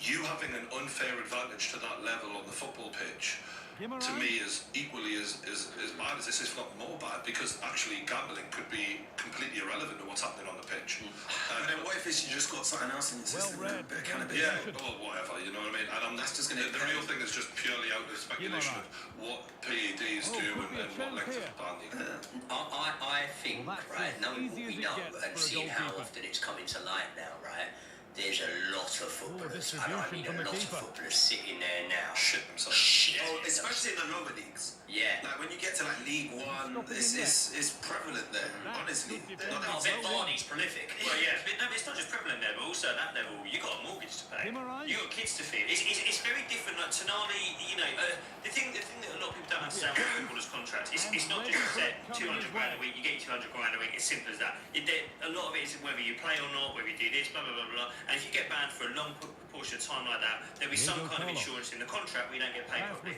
If you're League One and you don't get paid, that's a problem. Yeah, you're fucked. That's a serious problem. And that's why, you're right, they do have to set a bit of precedent with this. At the same time, you do have to think about the well-being of the player. And at some point, you have to acknowledge the fact that half the teams are walking around betting companies on the shirts. That's the problem. These players have literally grown up. You know, Ivan Toney, how old is he, 28? Yeah. He's grown up in this culture. He's grown up in this culture. So at some point, what does he say? Like, what do you expect me to do? But bear in mind, these players, they can't party. Some of them really, can we just clarify though, one thing I want to say is, some of them really are betting addicts, like Michael Chopra, who played for Newcastle, basically was notorious for, Kieran Dyer sat down and told me about, he would be betting wages he didn't even have on contracts he hadn't even been offered yet. Like, because he was seeing the culture of the club, and he was trying to bet along with the big boys when he was just breaking through into the first team as the next on a cheer, and that never happened. And he was getting into trouble, and Kieran Dyer was having to say to people like, don't fucking bet with this guy. Like, so some of them really are addicts, but I'm not defending Tonali here, actually. I'm actually really angry. I'm fucking pretty furious, actually, because he hasn't been pulling up trees since he came. Can we also just say, did AC Milan know about this? Well, because it's very interesting that they sold one of their best players for a big load. No, he was Mr. Milan. It wasn't even. It's like John Terry leaving. Really, this is the thing, mate. At that young age, bro, he was 23, 24. Yeah, and also he was the most expensive Italian player ever, and he was the guy who everyone was like, that guy is Mr. Milan for the next 10 years. Loved the club, grew up there. There was no reason for them to need to sell him, essentially, aside from, all right, it was good money, but and they made Leao the guy now. I've got to be honest, there's sympathy there if he's in a bad way mentally, but as a Newcastle fan, my loyalty is to my club, and essentially what you've done is you've hidden that from them, got through the doors. We're now stuck paying you a massive contract that could have went to a Maddison who's absolutely tearing it up right now, who we didn't sign. We signed this guy as the priority. He's been good at times, but he's been average at times. I don't know what the hell we're getting in the long run, but one thing I do know is a year out on the sidelines isn't helping anyone. And I'm really, as much as it's hard because I don't, the guy might be going through something here, but for Newcastle's sake, I'm really fucked off about it. Like, you haven't been great since you've been playing, and now this, like, and you knew the whole time. So, all right, you're an addict, but you're a liar. Yeah, Because there's no way when we did our personality check that this was on the fucking radar. And we're now spending a fuck ton of money paying this kid every week for the next 12 months and for nothing. Yeah, but then how much responsibility do you think lies with Newcastle for not doing that due diligence on him? Well, that was the maddest thing is, Eddie has this thing about the character of the players he wants. Yeah. He's very big on that. But you'll never know if someone is gambling. No, but what I mean is if AC Milan were assuming or potentially knew, people, like you said, people talking football, right? It's like, it's not going to be, if they know, then surely someone's told someone else. There's got to be murmurs at least a bit. Well, I bet there's legal action being considered by Newcastle right now. I was saying that there was something in that contract that says that they won't be paying for wage people. This is part of the thing though about buying from Italy. It's very different to buying from Spain or Germany, where you've probably got a few Spanish players already, a few German players already. Italian players never come to the Premier League. There won't be those kind of connections. Newcastle won't know people at AC Milan. Do you know what I mean? That's why something like this maybe can slip under the radar just a little bit easier when you're buying an Italian player from an Italian club where you've got no relationship. I've got a question on the table. I just want individual answers, just for my own. Okay, if a footballer is caught betting, but he is not betting against his own team, it's not corruption. He is just purely betting for the love of the betting. Do you punish him?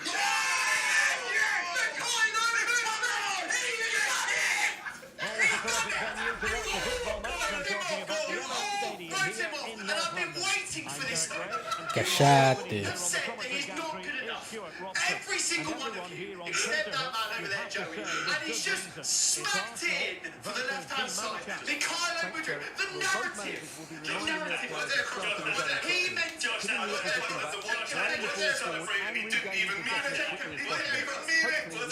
If you score that in your 11-a-side game, you're claiming that as a goal. Yeah, but that's not what I was saying. Did he mean it? Oh yeah, that goal, you didn't mean that shit. That's cap. It's a cap there. And I said, look, just wait, I'll tell you right now. No way, did he mean that? He didn't. Sometimes you put the ball into an area. No, I didn't mean it. Sometimes you put the ball into an area where you know it's like we used to see with free kicks all the time, right? You put the ball into an area where you know You suck. someone is on the end of it.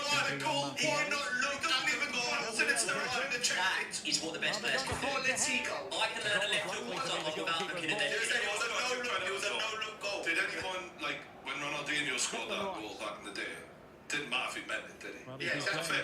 I'm going to ask this question once again. So if I'm going to figure this out, just in terms of what is right. If Tonali is found to have only been betting on games for Milan to win and harmless stuff like that, and he isn't involved in any corruption, do we think that that should be the same ban if he was fucking deliberately getting yellow cards and all of that? Absolutely not. If you're throwing matches, if you're involved in the outcome of what you're betting on, it should be a much more serious ban. If you are just having an accumulator every single Saturday and you're putting teams that you don't have any involvement in that match, I believe it should be a lesser ban. If it was down to me, as I say, I'd have a system where players can put a bet on.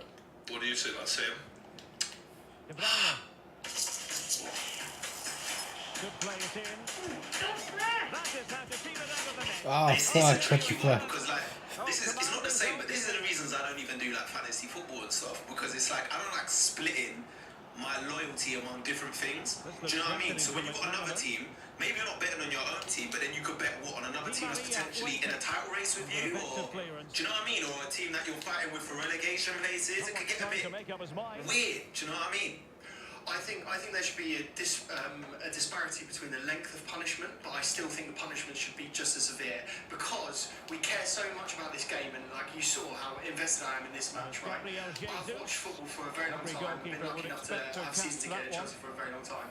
If I knew that any one of those games had any question of being thrown or wasn't completely fair, it would ruin the love of the sport that I have. And so I feel with these guys, you have to punish them because we love this sport, and if it's affected by people doing stuff they shouldn't be doing, I think it does ruin it. You know the thing about Tonali is he was Mr. Milan, dedicated, absolute, like, seen as a warrior for them, and he definitely didn't play the game like someone who had twisted loyalties at all. And I'm very angry at him. I feel like we've been lied to. I feel like we've wasted a lot of money, and just not just on him, right? When I look at the entire transfer business that we did this summer, you think about what we're looking to achieve Newcastle on all fronts. We've got two fullbacks who are backups, who are kids, right? They're not playing. They're not starting ever. They never start games. Then we've got Bonds from Leicester. He's injured. Then we've got Tonali, who's up. So right now, Newcastle's transfer business in the summer, as much as those lads might come good in the future, it's not helping us this season. We're basically down to almost the same starting lineup as we had for the entirety of last season, and I don't know how we're going to cope. I think we're going to, you know, the ironic thing that we're about to piss some people off with, you know, we got the Saudi Airlines transfer of money coming in from that new sponsorship. But you know we're going to go into the transfer market in January. We're linked with Calvin Phillips, but I wouldn't be surprised if we start looking in that Saudi league and going, yeah, give me a loan of the Wolves lad who went there. 99 loan there. Like, I think we're going to have to bend some rules here to deal with what we're going through. You're right to blame Tonali though. Like this is his fault. He knows that he can't be betting. He can't be betting, and he has. He's broken the rules, and he's going to be punished. And that was the thing that Paul Merson wasn't coming out with, was like there was just no accountability. We know about Paul Merson. Paul was just very like, oh, you know, it's not his fault and all of that. And I'm like, look, I'm not saying it's his fault that he's a gambling addict, but the fact that he kept it quiet, and now we're in the situation where we've paid all that money, and you've got Maddison tearing it up down the road. it pisses me off. My sort of final word that I would say on it is I completely agree with Josh in terms of I think there's a way that we can both cases here. We can punish Tonali, and at the same time, if he is a gambling addict, we can give him help. But it's just my opinion that the way society's going and whatnot, it's very much looking like we're looking to go, okay, you're a gambling addict. I just don't believe that's right. That's not the way that I deal with it. A year seems, and I'm not just saying this because it's a Newcastle thing. I think for any footballer to use a year of your career for a place in some bets, if no corruption is going on, is harsh. It's a lot. You know what I mean? It's a massive loss to your career. But the punishments, Brian, have to be severe so that people don't do this. Like if it's just a 2-week ban, like people will be betting in left, right, centre. Like it has to be severe. It's the same with doping. It's the same with taking performance-enhancing drugs. It shouldn't be more severe than that. Yeah, but you taking testosterone, making yourself slightly better, is very different from you completely throwing a game. But that's not what you're saying. We're not saying he's been proven to throw games. We're literally just saying he's gambled on games. He's bet on his own team to win. Yeah, but realistically, if you're not betting on your own team to win, I'd question you even more than as in, that's fine with me. I'm not saying a problem. It's really bad. Ivan Toney bet on his own team to lose, hasn't he? When he played for Newcastle, but he wasn't actually playing in those games, to be fair. So, the point is I accept Josh's point. You need a severe punishment to deter people, but we're also not using a lot of common sense in what is going on here, in my opinion. It's just like this blanket attitude to stop people from potentially being corrupt.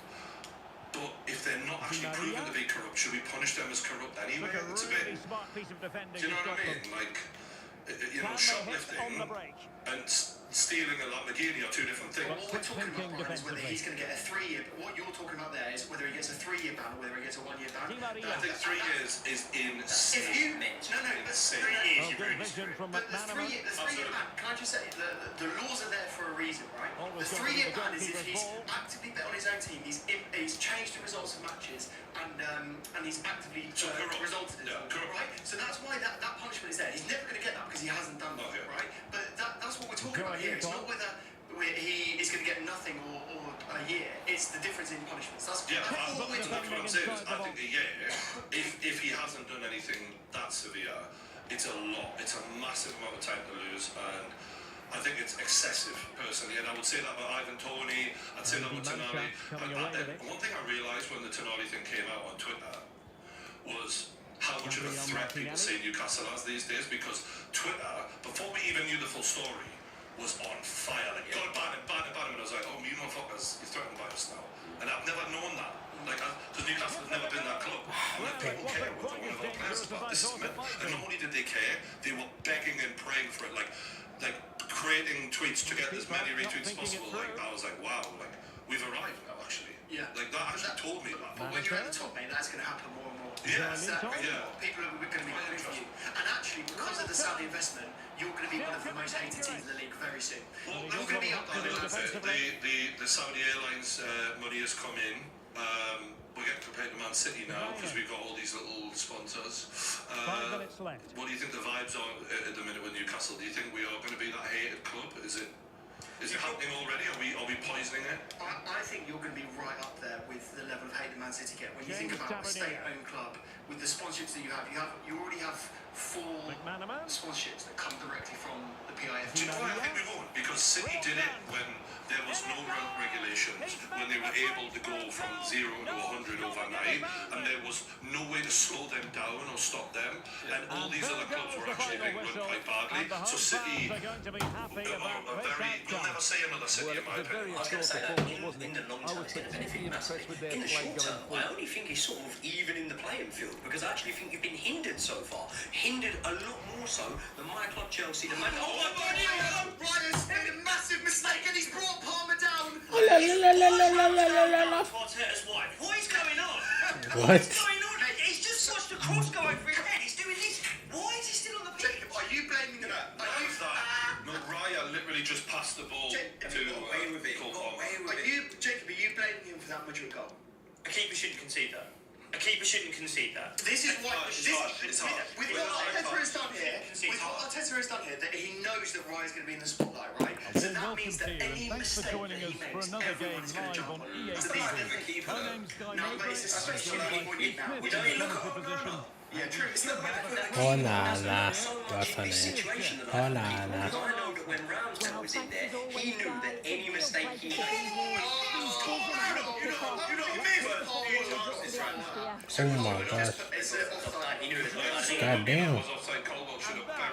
He's just put a header over here. I would say that when Ramsdale was in goal, he knew that any chance he, got wrong, any mistake he made could be his last mistake before he gets dislodged. I know that Raya, even once he's made a mistake like that, he's going to play next match. And the thing is, you don't mind, except Arteta's done this whole thing of going, I'm going to chop and change this, I'm going to go for this one, go for that. Mate, that's not the case at all. David Raya's our number one, man. David Raya's our number one. And I know it's harsh. As soon as you concede a cross, you have to look at the goalkeeper. In the same way as when a keeper concedes straight from a corner, you have to look at the goalkeeper. But there's nothing to say Ramsdale would have conceded that. Like, Modric was surprised he even scored himself, despite what these two are saying. Ramsdale isn't coming back. Can we just say that now? Yeah, no, I think it is. I'm not even Arsenal fan. If you look at Ramsdale, That boy did that shit by himself. I didn't do that. Invested in the game, situations and stuff like that. And as managers, you don't want That was weird. You want someone that's. Se quitó la persona en el suelo. I didn't even do that. I just shot. He finally got a start. He made like Damn. a save, and then he gestured around, and he went like this to the left. Why the ball was in play? It was like, what the fuck are you doing? Like, alright, they're probably making you stick behind the goal, but you're turning around while the ball's in play. I think Newcastle are linked with it, actually. Who, Ramsdale? Would you have him up? We're also Smith Rowe. And you're linked with our boy, Andre Santos. Yeah, you are, which would be a very Would you smart move. would you have Ramsdale over Nick Pope? It's hard because Because if he comes in, sorry to interrupt you, but if he comes in, he's not going to swap the same situation at Arsenal for the same situation at Newcastle, as in battling it out with another one for the number one. He's going to want to go to a team on loan or an opponent transfer that he knows will be number one. He's about 25, I think, in a year. Okay, I think the thing with Pope is, that wasn't good. It's not Ooh. good. It looked like there was a bit of a punch there from the keeper that might have gone around. Jesus looks like he's yawning in his bed now. By the way, Ramsdale isn't on the bench. Did you know Well, a that? fantastic opportunity, but you have to praise Well, the the defending. Pope thing, going back to that, look, Nick Pope is a decent, a good shot stopper, but the way he commands the box isn't great. It fills me with worry. Sometimes he comes up, even today, he got caught out in no man's land, you're like, what are you doing? But it doesn't happen loads. So it's one of those where you're like, it's not broken, but we do have to start thinking, how old is he now? 33? He is getting on, so we do need a younger guy. When you look at progression as well, obviously at that age, I'd argue that a goalkeeper can still have 5 years really at that age. But if you're looking at that progression, the way things are going, buying a top young goalkeeper as well that meets the English criteria that you need for your squad, I think Ramsdale. Neither of them have been able to dislodge Jordan Pickford as well. Again, we're not going only on performance there, because then you could say about, well, Gahey hasn't been able to dislodge Harry Maguire, but we'd all sit around this table. I know, but the goalkeeping situation just looks like that should be easy for one of them to, like Jordan Pickford.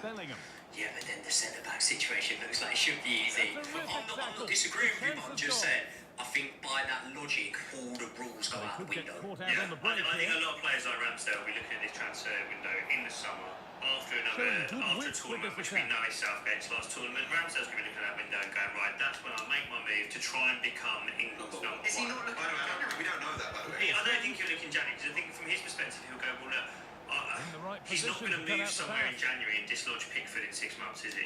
So why not wait till the summer and get a proper move? He could go somewhere in January, have an absolutely barnstormer second half of the season, still not He's not going to dislodge Pickford. I think for Newcastle, I wouldn't go for him though. Not because I don't rate him. I just think what we need to look at is what Liverpool did with Alisson and Mo Salah. Like, if you look at their team, like, those two players give Liverpool a fighting chance in almost every game, And going the extra mile in buying an expensive keeper who you just know you're going to get so much longevity out of. It seems pricey at the time, but it's one of those where I think it's worth taking the hit on a goal scorer and a goalkeeper because they're the two most important ends. Do you not think Pope is maligned in a really unfair way though? Like, he was part of the best defence in the Premier League last season, and people are just writing him off. I don't think it's unfair. The only reason I'm speaking like this about Pope is his age. It's not that I don't rate him. I just think we have to accept, like, even though keepers do have it longer, we say that because of the Van der Sars and other keepers who've gone on, but sometimes some of them, when the reflexes go, it could happen out of nowhere. I think we should be thinking about it. Because right now, if you look at what Eddie's doing, he's got the left back from Chelsea, Livermore right back, Sven Botman centre back. So we need one more centre back for a real young back four who are going to carry us for the next 10 years, arguably, and then a goalkeeper, and then we're laughing. And the one thing I will say is that he's doing that kind of under the radar a bit. So far in this game, lads, Chelsea are battling for every ball. Arsenal don't seem to be able to get back in the game. No shots on target for Arsenal. Chelsea are putting in such a good performance as well in the way that they're managing the game. Like, we're pressing them every time the ball goes backwards. You see the possession stats. I should have just shot that bitch. 6% possession in this second half. That's where it is, isn't it? Yeah, it's what you do with the ball, and it's the pressure you put on when you're off the ball. I just think Chelsea are playing this match so well, and I think in the last half hour we've got of this match, from an Arsenal perspective, something needs to drastically change, because it's all well and good having a late onslaught, but you need to only be one goal down by the time you do that. If it stays 2-0, you can't get to the 80th minute or something like that and then think that something's going to be able to drastically change. And if anything, at the minute, of course I'm riding high on a wave of confidence here, but if anything at the minute, the most likely thing is that you not pardon the pressure and that we end up catching you on the counter. Josh is thinking, shut up right now. Yeah, I definitely don't want you to take it at least to the 70th minute. I'm not saying anything. Arsenal are perfectly capable of scoring 2 goals out of nothing. I'll be real. We are capable of doing that with that front line. What's confused me in this game, I don't get, like, he's taken Zinchenko for Tomiyasu. That's not going to help us build play and create chances. Kashati. That would be the most commentator curse thing in the world, with Marcelli here on the wing. If you are going to change it, Jacob, how would you change it now? You've got to get Thomas Partey on the pitch. You've got to get Thomas Partey on the pitch. Something has clearly happened with Partey. Yeah. There's no reason for him not to be on this pitch. Is it as simple as a conditioning? So we've just seen Nicholas Jackson come on. Nicholas Jackson. Mudryk is going off and he'll have a standing ovation. Easily the man of the match. What? He's not the man of the match, man. He's not. I'm not going to say an Arsenal player's the man of the match. So far, Cucurella, Conor Gallagher's been absolutely immense. Caicedo's made some amazing challenges. There is no way you know that. I think this will be one of those games though that the Arsenal Celebrate like I did. Yeah. Where the Arsenal fans will have to go and say, this guy's got something, he's a decent player. He has got something. Let me be really clear. No one's saying that he doesn't have something. He has something. It's inconsistent and he needs training and he's not ready to be a starting level player for any top 4 team. If you start him at left wing for the rest of the season, he doesn't score 8 goals. I think if he's under Guardiola, Man City, he's better than Doku. Hold on. If we start him at left wing, for 31 games, he doesn't score 8 goals. I don't think he'll get it. He's already got 2. I don't think he'll get 6 goals. I don't know, mate. If he stop, mate, because there'll be games when he. Oh my God, that was a brilliant. With Cascade Platinum Plus, I load this and get this. Dare to dish differently. Cole just put his body on the line there. Well done, mate. Oh, this is stressful, lads. It's even more stressful when you're 2-0 up. Yeah, I know. That's why I'm worried. Away. I know. 2-goal leads, but mate, the clock's ticking on. It's this every started breaking. Now we've got Jackson right. Cut his shot. What on earth was that? Oh, God. What was that? He didn't even get a shot. You'll never have that moment over me, Josh. Jackson will never come. No, I don't know. He's done Joey, wait a second. Brian, can you just finish that sentence? Because I just want to have that Joe. ready. Do you know what it is, though? That to me... Oh, that's a real chance! Shows why he's top five. I think with Jackson, there's a real chance he can come good because he makes good runs, but his finishing is horrendous. Like, even the way he had to make sure it was on his stronger foot. Like, any other striker in that moment, right foot, rattles in across goal. He didn't have the confidence. And I do understand that as a young lad. You miss a few chances, your confidence goes, you start overthinking it, and in time he might work through that.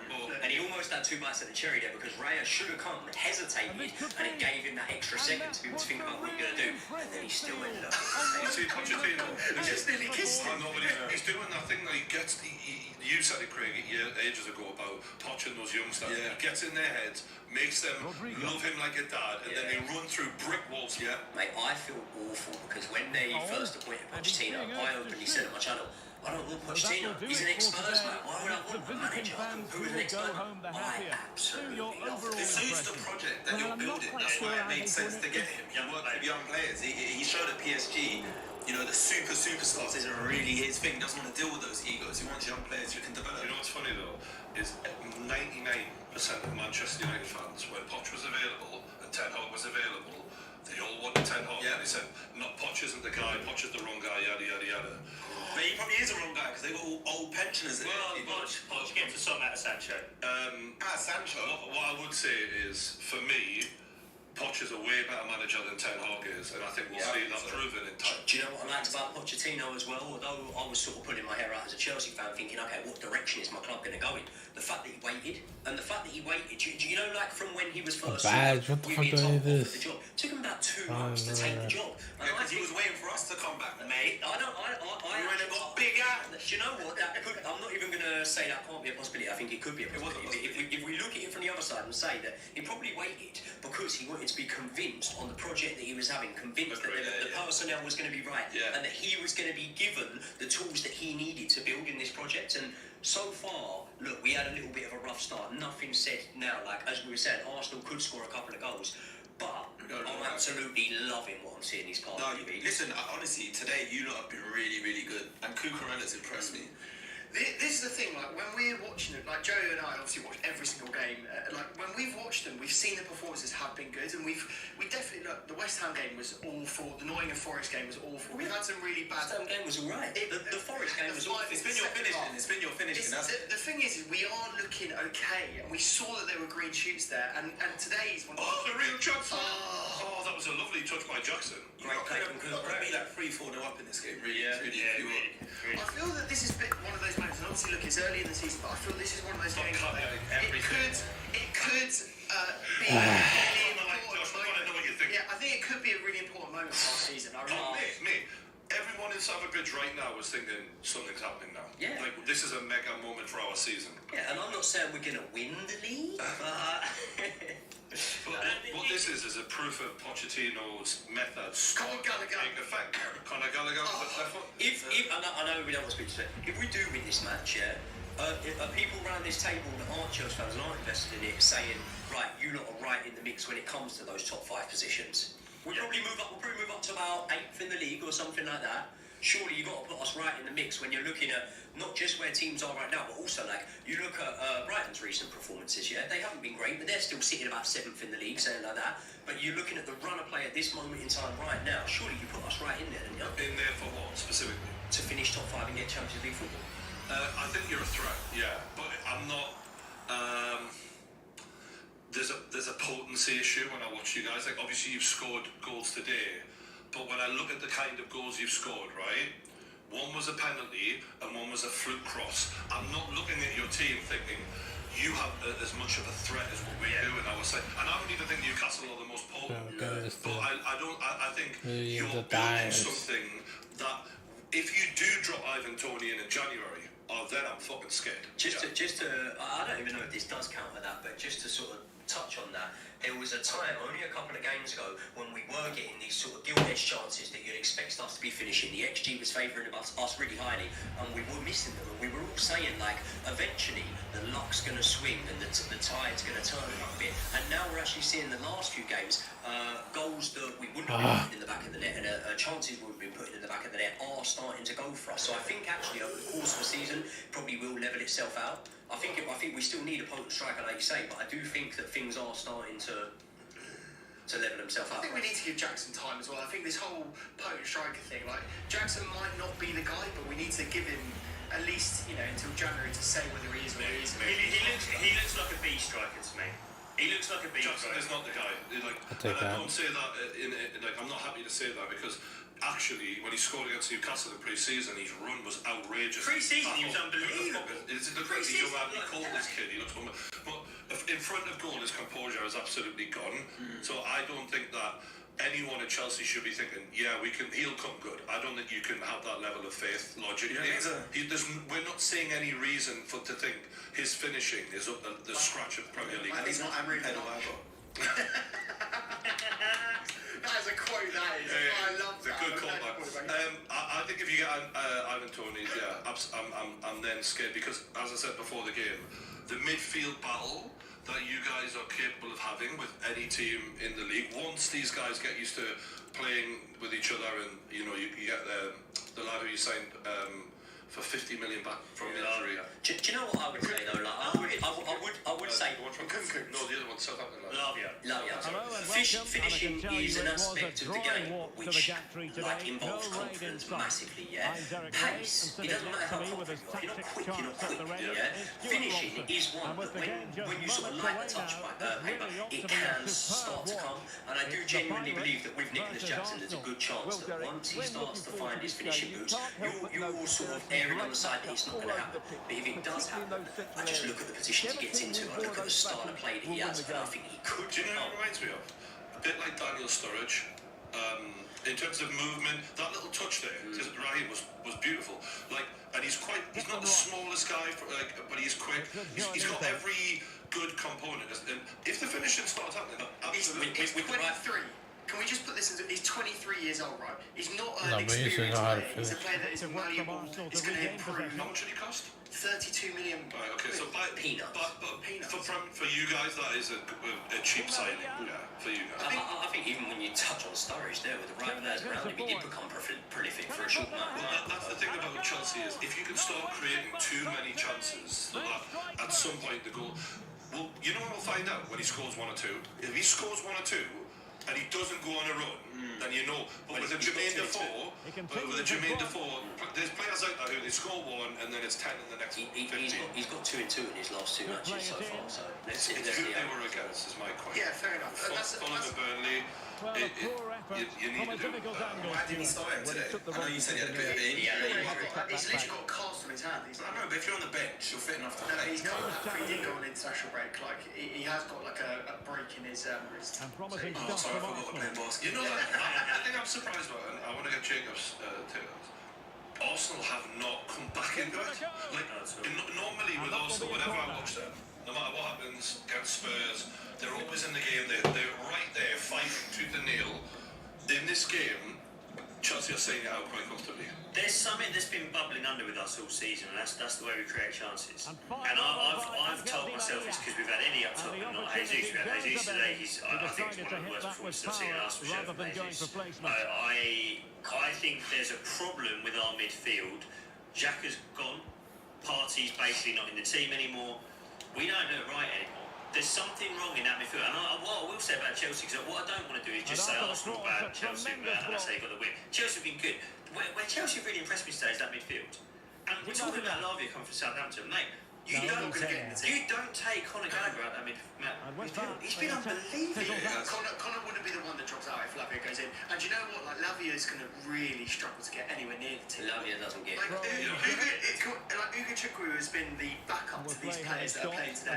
And even he looks very Conor Gallagher is surrounded by 200 million pound centre midfielders next to him as well. Like, so when we're looking before the game, like at the start of the season, you should be giving everyone a run here.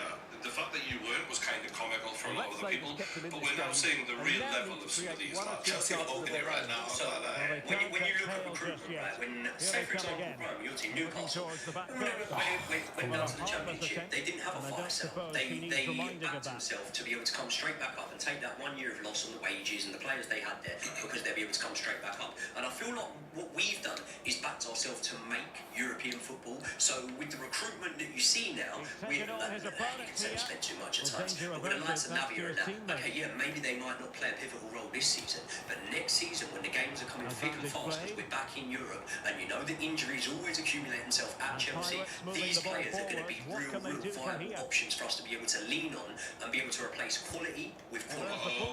Real challenge! What was the keeper doing? And now there's 40 minutes getting Boy did Chelsea boy. What was the keeper doing? He rolls it straight at the right. He celebrated as well. He celebrated. That is huge. So this was a mistake. That was literally a gift, wasn't it? Yeah. So Cole passed it back. Sanchez. Just a gift. First time. Oh my! I tell you what a finish that is. Let's see whose fault this is, because It's the keepers. Look, the keeper tries to play it, and it's straight in your Compared face. to the commentator, that's Conor Gallagher on his heels there. He's not alive. That's Gallagher. Then it's Gallagher who's there competing for a ball with Rice. Rice is quicker on his feet. This is going to be a horrible. Trossard and Havertz Do you know what's fun though? We've been singing Chelsea's praises, and now they really have to prove if they're a real top proof. Try to score a goal with there. We're thinking of finally Chelsea are seeing the potential come to fruition. We've now got Havertz and Trossard on, and it's 13 minutes left to go. Like, who's he taking? he's got Martinelli and Odegaard. Wow, that's a great Neither of them have done anything in this game, though. Yeah, but I think if you, like we one goal down, you got what 15-20 minutes to go. You've got to throw the kitchen sink. How many minutes of injury time we got? 11 minutes. I'm telling you right now, Chelsea don't win this game. Yeah, I know. I can see it. For absolutely no reason, he's gifting them a goal. Yeah, Well, it's not a gift because Declan started to do a lot. To be No, honest. but it was a gift. It was a gift. If he doesn't do that, there's no goal. So yeah. This is going to be incredibly nervy, and you know what? With the young side, and it's going to feel like I know what that ground will be like now. It will be nervy now. The thing is, we said this before the game. We say this now. For either one of these teams, this is actually really decisive. This game, because if this young Chelsea team do see this out, and that crowd can walk out Stamford Bridge today, so we've taken Arsenal scout. That is massive for them. If this Arsenal team can come back from 2-0 down, and the worst performance I've seen from Arsenal in maybe a year, if they can come away with a point today, you look like title. It shows you are, yeah. Will this be 3 wins in a row for Chelsea if they say this out? Yes. 4 of you for the League Cup, but yeah, 3 in the league. Here we go. Let's have a pen. Nothing out of it. Right, corner. Why didn't he keep going and commit? Yeah. And get. You the toilet there, mate. You feeling alright? Yeah, bladders on edge, but you know. A bit twitchy. Are we Chelsea fans? Are you pissed at the keeper for that, or is it just one of those things? I think it was a misplaced pass, and I would rather he have just booted it. Yeah, because we're here, yeah, I'm a bit pissed off at the keeper, but if I was in attendance in the ground, I want to keep morale up, and I'm going to say that these things happen. Just so we go again. But this is modern football now, isn't it? We've literally just watched David Raya give one to Cole Palmer, right? This is it now. We have to get used to the fact that almost you can't expect that at least once a game your keeper's going to put you in trouble. I'm not just saying that. I'm sorry. I'm not These are avoidable errors. We're watching it every week. We're watching it every single week. I don't know about that, but I'm just saying, in isolation today, the 2 that the keepers have done today have just been poor. Promising position here for Di Tell you what, Maria. lack of concentration wouldn't do that because he doesn't have any ideas that he's a quality footballer. He might be caught running out in the middle of nowhere though. I guess what I'm trying to say is, what I'm trying to say is, you've got to blame the managers as much as the keepers. You know these managers are saying to them, keep doing it. What's interesting is that the entire game, Sanchez has been actually going quite long. If you look at his passes, he has been putting it quite vertically. Jesus Christ, Chelsea's home form in the last 11 games, 1 win, 5 draws, 5 defeats. Yeah. Arsenal are going to come back. There's so much time. This is saying No wonder Josh was letting them his season tickets. I knew this was going to happen because I was sitting there like, yeah, we're going to be the only undefeated team. We're going to be the only undefeated team left. Of course, Arsenal fucking keep it undefeated, and I'm making it all about. Yeah, can you not? I know, that's what I'm doing, but it's gonna happen. What I will say about Chelsea is that they've got a lot of promise for years to come in regards to, like, what happens this season, as long as they don't have a bad season and that there's hope there. I think when they do start dropping in, they build such a complete full squad of young lads that if they do start dropping in that extra bit of quality here and there, like Bowley probably wants to, I think there's massive potential in this team. Let's look from a half-full mentality. We now have an opportunity here. We had the opportunity to go and beat title favourites Arsenal and become the first team to do it this season. Now we have an opportunity to not only beat them, but to be able to show mental resilience, to be able to show mentality beyond our years in this match if we're able to now see out this match. So we could potentially at the end of the match have ticked even more boxes here, and it could taste even sweeter because of that. Sweeter. No, you're so right. Like, I think if you ask Pochettino though, he would rather just take With the go and tap the facts. I agree, but you actually will learn more now because of the circumstances the stakes have been raised. If these lads do want to do anything this season, this is a real moment of... Because before we were saying, like, Arsenal hadn't really had any sort of gilt-edged chances. They hadn't really mustered up any real threat in the match so far. Well, at least now we can't say that. At least now we can go, if it stays this way, you've had to survive a late onslaught. You've had to be in a match where it could very easily turn. So it takes a while. Like, I bringing it back to Newcastle, for me, last season there was a good few games where we didn't have that mental strength yet as a group, and like we're not the youngest bunch, but we're quite young too. And I think that has to come in time. But the earlier you get that out of the way and prove it to each other, like it does build that confidence. Raheem Sterling's coming off. Reece James is coming off Cole Palmer. That's the more interesting one. So this could either be a fight of the back or it could be Reece James. The problem is when you make those kind of changes, you're inviting pressure a little bit. And I understand the logic. You want to tighten up at the back, but also if Arsenal do grab a goal. Cole Palmer's so good at keeping the ball. We'll give it a little bit of context there. Cole Palmer was somewhat of a doubt. So at one point for the match, he had a bad dead leg. And now we've got... When was the last time Reece James played? He hasn't played since before the Villa match. 6 weeks? Yeah. 5-6 weeks? It's such a shame, man. He's such a good footballer already. Yeah, but he's best right back in Europe, isn't he? I think so. I was particularly impressed with their play going forward. I think it gives you more going forward than Cole. I don't know about that. Maybe he will in a year because Cole's getting on a bit. I think Prime Walker is a different conversation. Prime Walker now, I'd probably, Yeah, I'm we haven't even seen Prime Reece James yet. That's the 5 minutes, God damn.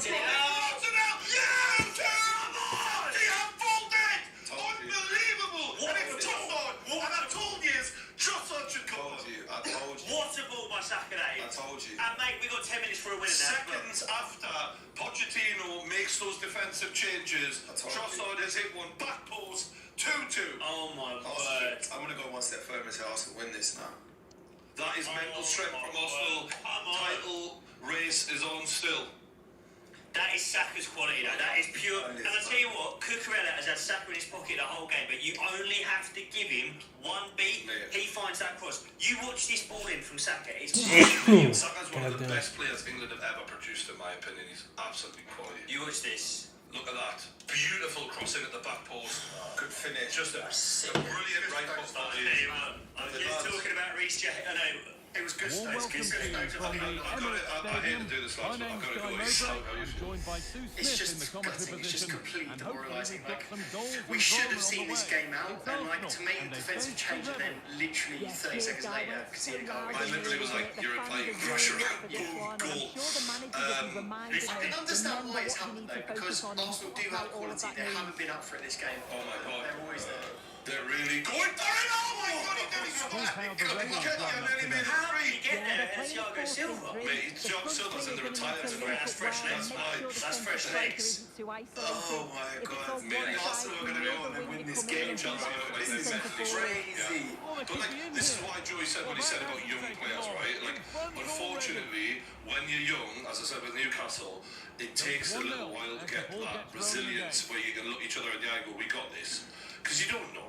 And they're still learning each other's games, and Arsenal are in full. They're still off the Arsenal of last season.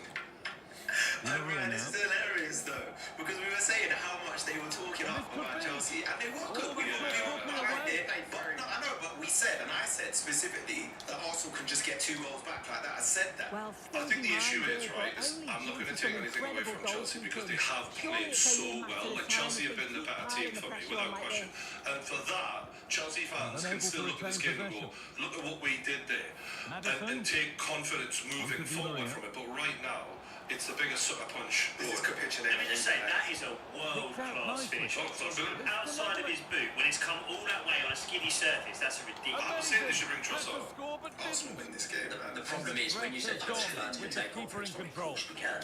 But it's not actually anything new to us. We outplayed Liverpool in the first game of the season. You know, we've outplayed Raging. I've seen this look for years. But the difference is, Joe, you can tell us what you think wrong, mate, is like, I think that this was even more of a convincing performance than that. It was so good. We weren't dominant over 90 minutes against Liverpool. For a good 80 minutes of this match, we've been pretty dominant and limited Arsenal to absolute minimal chances. But what I would say is we've still got 10 minutes left. Don't think that all said and done. Yeah, I know what my brain's edging towards Arsenal already. Unfortunately, Poch has made his moves, and they're not the most aggressive and most attacking, and they weren't assured of. And now, so like I said, if you then concede, for me the momentum's with Arsenal. It just with Arsenal. We really need to take the sting. Chelsea need to take the sting out of this game. He's got Trossard in the back post again, and it's a good interception. Jesus, really need to take the sting out. The thing is that both teams have got enough money on the pitch to score a goal. It's literally going to be who has the best chance to shoot takes. Do you know what's mad? Before this game, I would have taken a draw. Before the game, I would have taken a draw and I would have been very happy with it. But the way the game has gone, Not just that, you could have been 3 or 4 up. Let's be clear, you have opportunities. If you get 3-0 up, the game's done. They wouldn't have come back. Here's the thing, as an Arsenal fan talking about the Chelsea team, I don't want to draw now. I think that they look vulnerable enough now that I want us to get. You've got to go for it. I'll almost be disappointed if we don't win this game. Would you risk conceding another to go and get the win? Yeah, absolutely, because of the quality we have on the pitch right now. You wouldn't be cool with just a point and I want us to away. How good is Saka when Cucurella is at the best game we've seen him have in a Chelsea shirt? Cucurella switches off for a second, and boom. This is the thing with Saka now, and it's something that Mo Salah's had for a long time, is you have to keep them quiet for 94 minutes. They only need one sniff. That's the killer that Saka's become now. And it's not even... It's too low. It's too low to be a red. Those hurt. They do hurt. It's stuck straight on. But it's not red. This is the thing I'm saying about Saka. Think about where they gave him space. It's not like they gave him space in the box. They gave him space on the touchline, and he still killed them. It's a great ball, but I think Gusto is completely switched off from the far post and he's lost his man in an unforgivable way. It's young players though, mate. It's young players. And Trossard, by the way, that's a seriously good footballer who's suddenly come on the pitch, is moving differently, smart and Ellie. Gusto, I think Gusto's alright, but you're talking about, like, he's had to face a lot today. They just got to keep going, and I'm The sure fucking they'll drama get of this game's been equaliser. unbelievable. I'm so glad my team won 4-0 today and I don't have to. Fuck me. I feel for it. The pressure before this game and the result for us, it meant a lot. And so Chelsea fans, we were incredibly nervous before the game, and I feel even worse now in the last 5-10 minutes. Do you know what I say? We don't get 0-0s when I'm in this studio. Last time it was madness, letting out Liverpool and Spurs, wasn't it? Oh God, there you go. Goal scored between the 76th and 90th minute. Arsenal scored 3. We love a late winner. We love a late winner. Joint. Chance to go further in front. If you the one thing, you know, when you're talking about Let's go, play the part. Havertz, is that Havertz? Yeah. Into the area now. when you talk about Arsenal's mentality this season, Jacob, and you were saying, like, you know, there's been some issues. The one thing that's also been is the sign of a title-winning side is grinding it out when you're not playing well, and even if this is just a draw, Off we go again. I think this is like a hell of a win for Arteta to say we pulled it back. Yeah, is it a better draw for Chelsea or is it a better draw for us? Oh, it's a better draw for Arsenal to be 2-0 down. Simple as that. It's a better draw for Arsenal. We probably wouldn't have said I don't think there was enough between the teams pre-game for us to be saying. I mean, this is to big you guys up, by the way. Chelsea should never be going, I take a draw. Let's have a bridge. The level of club you are, they shouldn't be doing that. This is a huge result for us if we hold on to this. I will say though, the goal that he conceded, if you'd have sliced through us through the middle of the pitch, nice passes, nice finishes, I've gone, yeah, okay, we played badly. When it's a penalty because of a handball like that, and I will say it was a handball, but it's an annoying one to concede, and then some free cross that goes wrong. I can't help feeling a bit hard done by some. Yeah, you've got your fault. Yeah. The reason you shouldn't, in my opinion, is Chelsea for me were the better side for the vast majority of the game. And they had other chances. So even, yeah, exactly, they did have other chances. I think if you look at the shots on target, we've been far more dominant. Can you remember David Wright? Look at good David Wright save. I don't think he's had to do a lot. And this is what I'm saying about Chelsea's the front end of your pitch. You've got some great presses, and it's been impossible to play through you today. I'm really great. The potency is the issue. Every time you've created a chance, it's come from across. Yeah. You've gone wide, you put the ball into the box, and yeah, you look good when you do it. But I'm telling you now, you need something else. Little side note, tonight. Okay, yeah. Oh my gosh. After the match, as a bit of a goodbye, it's kind of hello and goodbye. Nice to meet you. Nice to see you. Do you know, like, it's just, and like, credit to Newcastle fans, like the lad probably does feel terrible, but I'm not sure I wouldn't be giving him the V side, right? But I'm just not thrilled about this shit. It's a sign of the times, though, isn't it? It's a real sign of the times. 5 years ago, that doesn't happen, man. 5 years ago, you turn up for 8 million quid, and it's your conduct that's getting you suspended, mate. It's a different era now when you've got Paul Merson on TV saying you have to look after you. I'm not saying he's wrong.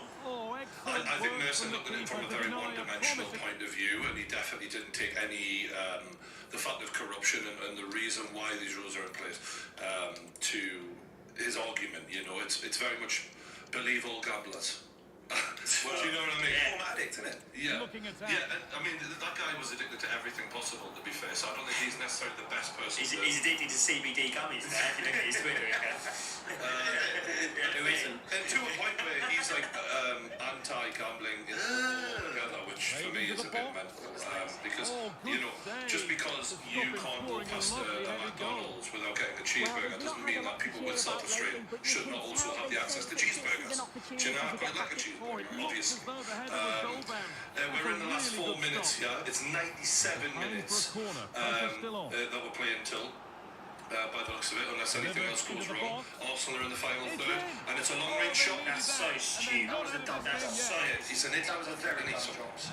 Come on, Chelsea. We need to muster up another chance here. We got to. I don't see it coming, Joey. I just don't know where it's going to come from. And we're very deep. Yeah, I think if Cole Palmer was still on the pitch, I'd have a lot more faith in your ability to create something. It's funny you say that, mate, because before the game we were laughing about how that he wasn't the guy to change the game. You know what I mean? You create a narrative a lot. I ask questions. I'm just trying to find things.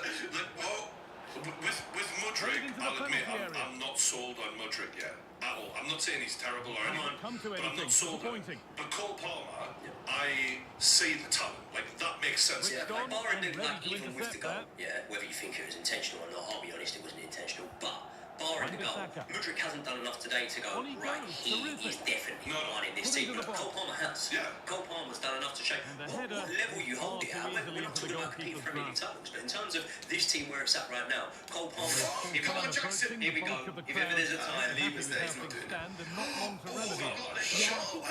He doesn't have any killers. It's another hesitation there from Jackson. But yeah, Palmer, he's an intelligent footballer in the way he positions himself in these little. I'm not going to say he's like Mesut Ozil, but there's little flicks where you're like, okay, that's very, like, you know where every player is on the pitch at the time that you receive the ball to get the ball into Raheem Sterling to create the danger. And I think I understand why Chelsea fans are looking at him going, he's one of our main threats now. But he needs help, doesn't he? He definitely feels like he'd benefit from having a guy next to him. You look at how well he's performing right now. If we do get a prolific striker, there's someone who can put the ball in the back of the net. I think I would bet he's going to take what we're saying about Sancho and not being able to play with Højlund. Like, you know, these creative players, they need people in front of them doing that running. To be fair, Jackson does the running.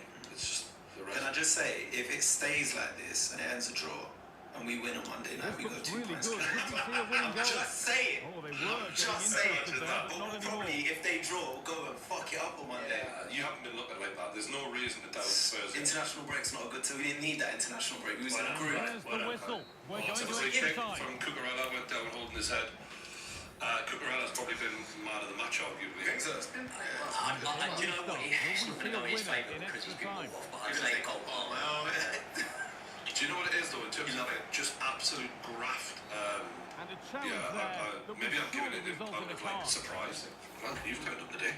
Yeah, I've seen it in the past few matches. Cucurella's doing a really, really good job at the moment. Conor Gallagher again has been really good. I'm not just being snidey because I support Chelsea. I don't think there's an Arsenal player that, and I think you probably agree with me. There's not really an Arsenal player that you'd give it to. So I think you're either looking at Cucurella, Cole Palmer, or Conor Gallagher here. Arsenal basically turned up in the last 10 minutes, and that's why it's going to piss Chelsea off all the more. Trossard turned up in the last 10 minutes. Trossard's looked the best player on the pitch for us today, and that's dreadful. No, obviously it's that little bit of quality from Saka to find him, but in terms of our overall performance, you say Declan Rice has been industrious. This has been a really concerning performance for me. Go and get a winner now, please, boys. I think the fact that Jorginho started just shows a huge weakness in the team. Well, it's not just a huge weakness in the team. When Thomas Partey sat there on the bench, and bear in mind he played in the international break for Ghana, so he's not completely unfit. Today, but they know I will say, I know Arteta. I think he's the best example of this club in a very, very long time. Since we appointed Wenger, the best example of the club is appointing Arteta. I think he's starting to see a little bit of favourites now. I think David Raya's not been perfect. Full time, 2-2. Probably feels like a loss to Chelsea fans, but you played really well. You got a draw against a title, challenging team. The sad bit is Arsenal only turned up the last 10-20 minutes. Yeah. And the substitutions, we literally called it like, you're making a big decision here, and there's still quite a bit of the game left. Is there a question of Poch's decision making there? Puta, what the fuck, man? To use the analogy that Arsenal only turned up in the last 10 minutes or so, because when you look at it, if we were looking at a boxing match, any other sport, we go, well, they were able to nullify them for that long. And I would more look at it like this, because we credit the things that Chelsea did really well in this match. It was the way that we weren't allowing Arsenal to break through the lines of passes. It was the way that we weren't allowing Arsenal to create, how quick we were to try and recover the ball straight away. So I wouldn't say they only turned up in the last 10 minutes. I would say that the luck started to go for a little bit more, due to the fact that they laid on good chances in that sort of last period. But I would say, on the whole, if you said to me before the game, 2-2 draw, I'd have been very happy with it. Context is everything, and you're right, you do end up with a bit more of a big feeling there. Is there any questioning of Poch for you, Josh, in terms of he took off some of your biggest threats and immediately the game turned? I don't think they were directly related. I don't know how you can say that. I genuinely don't. I don't think they're directly related. If you look at the areas in which they scored the goals from, so take the second goal for example. Saka picks the ball up, he's against Cucurella. Cucurella lets him do the cross, and then Gusto, who's been on the pitch the whole game, like he loses his So the reason I'm saying that, and I appreciate, I want to know if you really think this is wrong, because for me, when you take off big threats, the team are less scared and then can move forward. And when you bring on Reece James and a lot of defensive players, and you take off Cole Palmer, who's been a best threat for me, for Chelsea, the fear of being caught at the back is no longer there, and you can then go and I think that happened. I think That's not Mitoma, what the said fuck? he was coming off dead leg, like we didn't know he was 100% fit. So I think that was always kind of in the plan to bring him off. You could argue that we could have gone for a more attacking player off the bench, but we didn't really have like another quality option to come off the bench. Madueke had already come on the pitch. We'd already had a lot of our attacking players already there. Jackson had come on. So I think when you're looking at the options, bringing Reece on it isn't a bad idea. The only thing I would potentially question is whether Reece should have been in a more defensive position and Gusto could have moved further forward, especially when you look at how knackered Gusto would have been. Going up and down against those players, I think you could have potentially put Reece in a more defensive position with the bigger legs, and arguably he's a better defender. I think you could argue that, but arguably he's a better defender. So maybe that's where you could criticise Poch. So overall, you've got no complaints with Poch? Not at all. Yeah. I have to commend how well you lot are like taking what Sanchez just did. Like, I feel like he's got blood on his hands for what he just did. You were cruising. Maybe there was an element of complacency involved, I don't know. But to me, Arsenal were not in the game. You outplayed them. I couldn't even see how they were getting back into the game. And then Sanchez just plays that ball to Declan Rice. Fantastic finish. Declan Rice still had to finish it. It was a great finish, but Why? That's just a gift. If that was Vicario or Lloris, and I've seen him do that many times in the past, I'm losing my shit. You lot are quite calm about it. No, I completely understand it. He's obviously at fault there, and obviously, yeah, the way it's worked out, he's almost cost us the game in doing that. But at the same time, we are strapped in for this ride. We invested in this journey with Pochettino and with these current proper players. And I think to alienate him now and say, right, you've cost us the game and really stick the knives in on him would be completely wrong because we... No, I don't mean like that, but I just meant you lot were quite calm about it. It was just For me, there was two other players that were at fault there. Enzo missed the pass; it went straight past him, right? So you can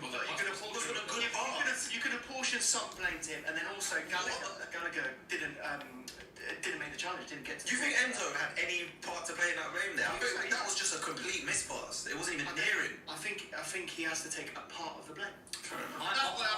Personally, I just look at it and I think, yeah, I completely agree with you. But again, I very much feel like that's so silly, but I've got a responsibility in the way I support my team. You know what I mean?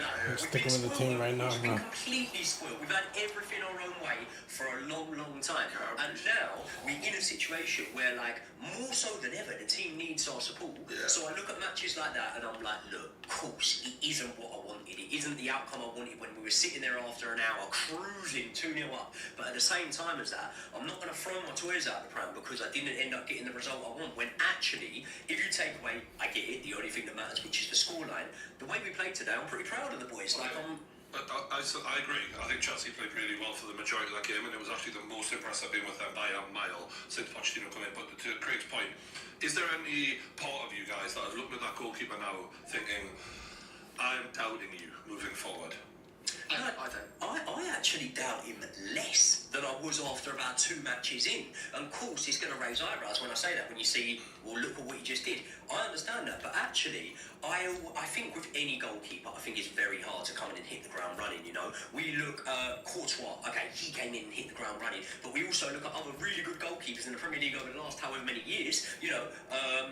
Case in point would be David De Gea. He had a really poor first season with us, and you could say, well, Sanchez has already come from Brighton, but I just do very much think that there's going to be times when players who 1 week have put in a really good performance, like Sanchez has the last couple of weeks, are going to get things wrong. Levi Colwell has been putting in really good performances. Today he might have got sent wrong. I think there'll always be them times, and I'm trying to avoid being a reactionary Chelsea fan that just wants to go mental, that saying that didn't go our way has happened. And also, let's just say, Raya could have given away another goal with Palmer in the second half as well. He arguably made 2 mistakes. Before we go on Arsenal, I just wanted to get a bit of a roundup of Chelsea quarter of the season's gone, right? So we're definitely getting data. We'll learn a lot today, especially. They are sitting in 9th place. Man United still to play, so they could leapfrog them. So they could be sitting mid-table on 12 points. What would we rate Chelsea's season so far with Poch? Ganar un partido ya. Well, if you're rating it as a whole, And you can't say 7. I'm going to say that right now. Just say it. People like the number 7. It's a really nice happy medium, and it's not. Well, if you're rating it, there's so many different ways you can rate it. And I'm trying to reason on with this. If you said before the season and you said, right, you haven't seen any of the game, you haven't got the context and how things have gone, and you're here now, you're going to go, God, that's like a 3 out of 10.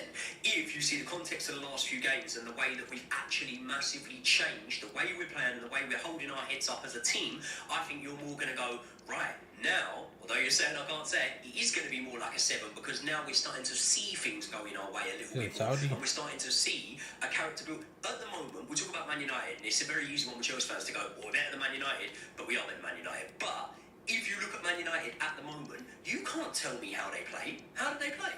No one can really tell me what that Man United team does or what it does well at the minute and consistently doing it. At least with this Chelsea team, we've got a blueprint now. The problem is we've got a really hard run of fixtures, so that league position may not now change for the next however many games. But I would still say, because we're in with a chance, a very likely chance in my opinion, of European football, whether it's Europa League or Champions League, you know, Europa looking more likely, I'm saying, I'm looking at things and I'm saying, if I can't say 7, then I obviously can't say 8, so I'm going to have to say 6. This is 1. I would say with the expectations that we had before the season, like, I think overall it's been alright, so I'm going to go like a 6.5. Like, I'm not that impressed. We should be higher than we are, but as we say, like, the performances have been positive. We're building something. What the Fernando Palomo? You can see that it's a young squad. You can see that they are bedding in together, and we are kind of building example, we're on a journey, and this is why, like, I feel positive for the future because I know that there's something there. I feel that we've got a good manager, we've got quality in the squad, and we've got youngsters that are going to improve rather than getting worse. And so for me, it's like, yeah, we're not in the Champions League places, and that's why it would be insane to go anything over a 7. So I feel like it's like, yeah, it's good. 6.5 now. Let's see where it is halfway through the season. I think a healthy way to look at it is to imagine you've drawn today with Man City, because ultimately Arsenal right now at the same point from as one Man of the City. world's most iconic It's a different way of looking because there's so much history with Arsenal, and there's this thing that people had in their head the way they used to look at Arsenal. Arsenal fan, Jacob, how are you feeling about the season so far? You're at 21 points. You haven't lost a game yet. I mean, you're not thrilled with the performance today, but how would you view your season as a whole right now? I find it really hard to evaluate this season. I'll be really honest with you. And that's going to sound mental because today we were, I think we're level with City at the top of the league. Now at the start of the game, we're top of the table. We've made some big changes with the way that we're playing football this year. I think one thing we're doing is we're playing different each week. Last season, you could name the team, you knew how we were going to play football. We've played differently for each game. We were very defensive against City, against Spurs, we really pressed on. Today, I've got big questions about our midfield. I've got to be really honest with you. I've got big questions about our midfield. I've got really big questions about the way we create chances. I was saying about Chelsea. I was saying my thing with Chelsea, I'm watching this Chelsea team, off the ball, great, press well, defend well, great. With the ball, I don't know how you attack. Like, if I'm saying to you, what is your method of attack? I don't know what the answer is apart from get it wide and cross. In terms of Arsenal, mate, we're not getting it through the middle of the pitch. We're not creating... Which was the norm last season, right? Which was the norm last season. Last season, I think Martin Ødegaard was one of the best creative players in the league. This season, he doesn't look like a creative player. He just shoots. He scored a few goals. Subbed off when you were chasing the game. Yeah, mate. That was seen as a bit of a questionable Trossard came on. Comes off the pitch and we scored 2 goals. It's going to sound mad, and there's going to be a lot of people watching this going, God, what a spoiled fan you are. You know, you bang up there top of the league, you haven't lost a game yet, you've drawn 3. You want him to be able to say where it's going, though. I've got long-term concerns in terms of this season about how we're creating chances. I got what I wanted today. I saw Jesus through the middle, Saka one side, Martinelli the other. Did it look good to you? Did it look great? Were you like, okay, we came into this game and you said yourself, Josh, you said, God, that is a worrying front 3. That's the kind of... Are you scared of that front 3? Are you scared of that front 3? You've got us in a couple of weeks to St James Park. Are you worried about that front 3? Well, that's what I was saying when I was watching you guys. I thought that you were quite tentative in the game and that Chelsea physically were right at it and you guys didn't want the battle. And that for me was, I mean, that's what Newcastle do. I don't think it's just the battle. I think we've got battling players in there. You're looking at one on the screen right now, Declan Rice. My thing is, we had a player last season, and he doesn't get spoken about because of certain things we alluded to earlier. He doesn't get spoken about as one of the best players in the league. Thomas Partey, as a footballer, is completely unique. Because he stands in that 6th position, he's big, strong, broad shoulders like a defensive midfielder. He plays like Thiago Alcantara. In terms of he receives on the half turn, drops the shoulder, beats the man, passes through the lines, finds Ødegaard, finds Jesus, and we're away. We've lost that. He's brilliant, Declan Rice, and today, the goal you saw him score today, that is Declan Rice all over. Quicker than Conor Gallagher, who, by the way, I thought was your best player today. Quicker than into the ball, gets there, intercepts, bang, goal. And we're off and running again. And he is literally the heartbeat of this team right now. In order to open the game up, though, you need that man who's going to commit players and take the ball forward. Exactly. And you were really lacking exactly that. And we've lacked it a few times this season. Jorginho isn't it. And I'm not here to knock Jorginho, by the way. He's our 3rd choice holding midfielder. Name me a club in England who have a better 3rd choice holding midfielder than Jorginho. You haven't got one. My concern, and I alluded to it a little bit at the end of the game, with options available. This manager, who has done so much for us, I'm not here to cast aspersions on him, I'm not upset about it. He's a young manager, and I want him to learn. I think he's still one of the novices in this league. I'm starting to see favouritism. I'm starting to see Jorginho starting to play when there was no reason not to start Partey. I'm starting to see Ramsdale not even in the squad, apparently it's an injury. I'm not really sure. I did an interview with the Garden a couple of days ago, didn't mention injuries there. A couple of people are saying it's related to he's just had a baby. Congrats. I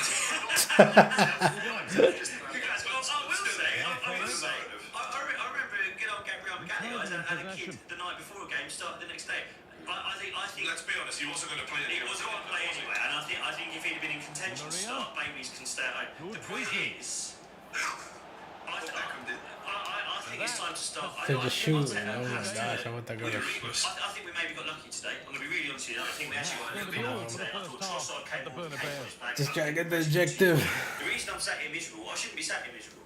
I've just seen my team get outplayed for 82 minutes and then walk away with a point. I should be happy. The reason I'm miserable is because for a few weeks in a row now, I'm not seeing our football. I saw our football the whole season last season. We were mustard, mate. Cut through teams. We created more chances than anyone last season. I think we're about 14th in the league for chances created this year, and we don't look like an attacking threat. And that, for me, Arteta has to look in the mirror and ask himself some serious questions. Is Ryan the guy? Is Partey the guy? There has to be some serious questions about the players he's putting on that pitch. No, I appreciate that because a lot of people like to look at the end result and not the working out. And if the working out was wrong, but the end result was right, you can get away with it for a period of time. But like you say, it will get found out. Our quality saved us today. Our quality saved us. I've watched you guys a few times this season, and against Spurs, it was very competitive. Today, you, in my opinion, weren't even the best side. And it wasn't like that last season, so something is changing, and I think you've made some really good points. I think 9 games undefeated. They played City, United, Chelsea, Spurs. But it's about looking at the process. I hear that.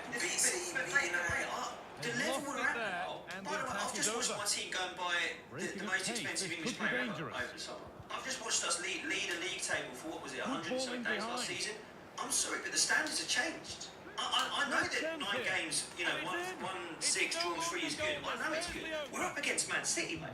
We're up against Man City. And if you want to win this league against Man City, you have to be perfect. We saw Liverpool get 99 points in the season and not win the league. That is the level we're at now, and that's the reason I know I'm being hard. No, but to your point, I'm sat here as a Newcastle fan thinking, we're getting you soon. If you play like that, we'll beat you. Like, Newcastle will, in St James's, beat Arsenal if they play like that. So that level isn't going to be good enough. No, and I'll tell you what, there are senior players. Before the game, I was talking about Eddie, and I was being harsh about Eddie.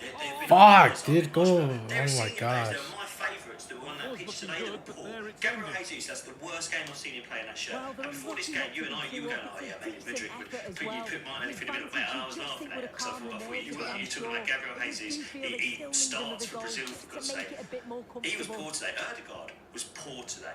Ødegaard was seriously poor. Ødegaard should have been looking at that game today going, what, Carl Palmer, you think you're a number 10 in the Premier League? Watch how it's done. He looked embarrassed today. He didn't look physical enough. I thought Caicedo was fantastic on it.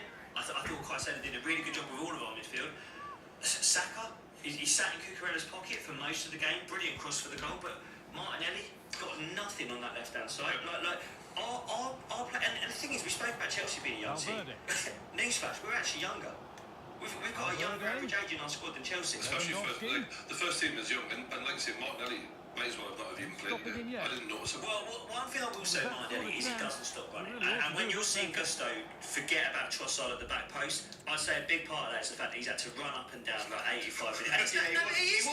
That's the whole point of Martinelli. I remember the Brighton game last season where he finally got one over Tarek Lamptey at the end of the game. Tarek Lamptey done really well with him, and then Martinelli runs off him. It's how our wingers work. That's the way that we attack. We just constantly go. We will break it down. We've got young players in that team. The reason that we got so far last season is because whilst Martinelli's young and Saka's young and, you know, they did so well, it's also Ødegaard scored 15 non-penalty goals last season and he needs to continue at that level.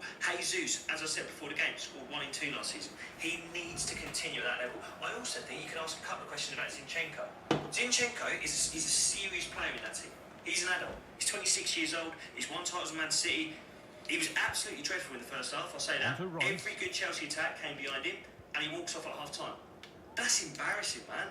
That's embarrassing. Oh, that's been one. It can only get better, really, though. It will get better. That's what I mean. So the fact that you're here, where you are, top of the table right now, right? Joint top of the table. Oh, who's top? You're Man City. Joint top of the table. And you're undefeated, and you haven't even been playing. Look at this. De Bruyne's on the UFC. We're going to stay there, mate. Get Big love to everyone who tuned in. Big thank you to the lads. It wasn't the best result for either team, but it was a hell of a fucking game. We'll be seeing you next weekend. Actually, I think we've got a midweek stream as well because my club are in the Champions League against Dortmund. That's going to be a good one. We'll see you then. Peace.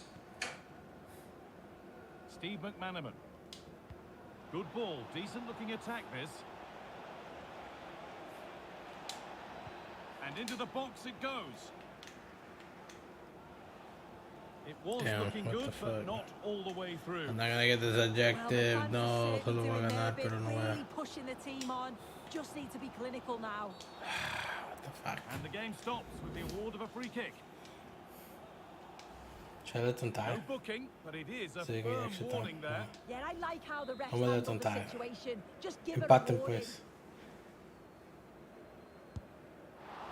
It always seemed ambitious, Oh, they and fucked that's up. maybe putting it politely. Yeah, he's got to just put that in an area that one of his teammates can get on the end of. And if they don't, it's just going to go straight in, but he's wasted it. Empate, They empate, could empate, level it empate. here. Oh, it's in! Okay, now we got more Back from time. the brink with I'm a trying to play another game. Okay, ahorita. It's full time. Ahorita ganamos. Going the distance here. Ahorita. Extra time on the way. What the fuck, YouTube?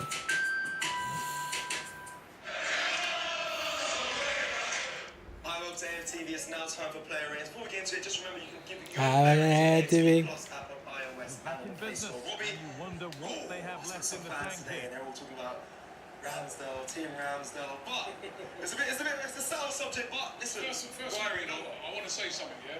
I didn't like when some fans were singing Ara Ramsdale. I didn't like that. I mean, when Ray missed. Fuck, dude. Found herself in. Still got to get behind Ray. You know what I mean? Aguántame, aguántame. especially 2-0 down. I think he's Listen, the manager's asked him to play in a way, a risk and a reward style, playing out from the back. And you are going to see certain errors like that. Listen, Ramsdale ain't done nothing wrong. And Ramsdale, and by the way, congratulations, Ramsdale. I think he had a baby After today. with the ball again. But I hope now that Ramsdale will be back in on Tuesday and then they battle it out for who then has the position for the next Premier League game. But it wasn't a great performance by Ray today. Well, although he did make a save after that, I think it's from Jackson. But not the end When Jackson was result they nearly wanted through, from which an was a good save. encouraging But position. he didn't, all in all, I'll probably give him a 4 today. I thought he Looks was. on here, options available. Yeah, I thought he was below average. 4's below average, man. And he was Lovely below average. incisive ball. He just distribution, just everything was off. Even Oh, it's in. I need to see the positioning for the goal. I know it was a fluky goal by Madrid. It was a cross. 2-1 now. He had no chance for getting it, by the way. But was his positioning right? That's what I'm not sure. I'd have to watch that back. But I'll probably say it's a below par performance today. 4. Okay, let's go to our right back with the new hair, Ben White.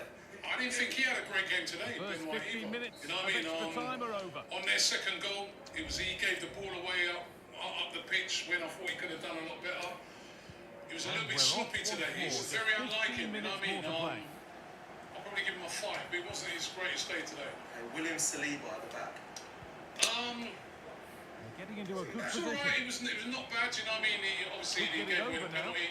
I don't know what he could do Surely about the it. equaliser. You know, when the ball's blasted at you, your hands out. Get out the there. rules says it's a penalty. I gotta score this I goal. think he was okay. 7. Win the ball back. He's done well to get past his man. What the fuck, man? Yeah, they give those. They do give those. So fair play to consistency from the ref there, but this is harsh. How are the defence supposed to defend? Let's go to Gabriel Magalhaes today, Robbie. I thought he was alright. He was the better of the two. Super challenge. He stopped a certain goal. Probably give him a 7 as well. But he was the better of the two defenders. Very aggressive in his play. Dealt with everything well. Fuck, dude, let that shit go in. You know what I mean? So yeah, so you know what I mean. He was solid today. 7. Okay, a lot of fans criticising this player. Zinchenko had a tough day. Offensively very good. We know what he brings. Puta, let me get a fucking goal. He sort of epitomised the sort of the players just look flat today. You know what I mean? He made a lot of errors right at the start of the game. Gets himself booked. Trying her You're luck up from against Ray. Raheem Sterling. I thought that was a very good decision to take him off. Because there was another time when Sterling was running through and he had to literally let him go. Over you know, you put a foot in, he gets sent off. The way Sterling runs up players at pace. So yeah, it was below par for him as well. He'd probably be in the 4. Fuck! Chico más, deja. Ahorita ya me ha quitado como like 5. Oh my god. I heard some people was having a go at him. Let me get the fucking objective. I thought he was pretty decent. Decent? Yeah, it wasn't good. You know, it wasn't top notch. But who was? I'll probably give him a 6. Options available in the middle. Okay, further forward. Let's go to. I'll go by captain. Mino. Had a poor game today, man. He was kind of anonymous today. You don't really say that about today, and it's the visiting They're playing our fucking game. one of these players affected by that. Ah. It's not like I'm betting on the international break But it's because all about I've not seen taking him that poor chances, and they did that well. for a very long time. I'm not playing no fucking game. I'll play tomorrow, whatever. Didn't really see much with that. 5. That's some bullshit, man. Yeah, you're up in a spot on there. Let's go to a man who just bedded into this club so well. Declan Rice, Robbie. Yeah, brilliant. Funny enough, first off, I didn't think he played well as well. He's very sloppy in the first half, So very close. unlike him. But then in the second half, he stepped it up, man. He was the driving force. He was the one pushing forward. He was the one winning those tackles. He was excellent. I think we won the game because of him. He was excellent in the second half. He's going to be my man of the match. I'm going to give him an 8 because, you know, great goal as well. Great goal. First time, bang. You know what I mean? Under pressure. And then after that, driving force nearly drove us to the Okay, win. I'm done with this. Man of the match. I said I was gonna play Yu-Gi-Oh! Casi no tengo ganas, pero why not? It's very odd seeing all the Chelsea players and obviously Arsenal players as I well. want them, man. I'll be right back looking ass. What the hell? Whatever. I think that is Jackson. Nicholas Jackson. Nicholas Jackson. It's jumping into a normal Uber. Jumping into a We're pulling away in a Ferrari or something. It's all good. It's good to see. Let's go to our left wing. Let's go to Gabriel Martinelli. Here he is. Oh, here he is. On pass. He's tall, isn't he? Very tall. Nicholas Jackson. He's a tall guy. He's too He's a tall good. guy, Nicholas Jackson. Jumping into a Range Rover as well. It's crazy, these players that What the heck? collected from the stadium. Anyway, let's go to our left winger, Gabriel Martinelli, Robbie. Martinelli was good today. You know, I mean, I thought Martinelli played really, really well. You know, Martinelli Seemed like the Martinelli. It was going to happen. It looked like it was either Rice Is he good now? Martinelli. You know what I mean? So I guess I'm. I'm gonna give him. Damn, how the fuck? 8. Same as Ah. man of the match. 7. Yeah, I think about that. Yeah, let's go to the other wing. Bukayo Saka. Now, you know I'm a big Saka fan, but I was criticising him heavily throughout the game until Okay, yeah, mira, ¿verdad? What makes him such a good player, right? Okay, we're good. He was quite having a Yeah, below par yeah. game in the first half.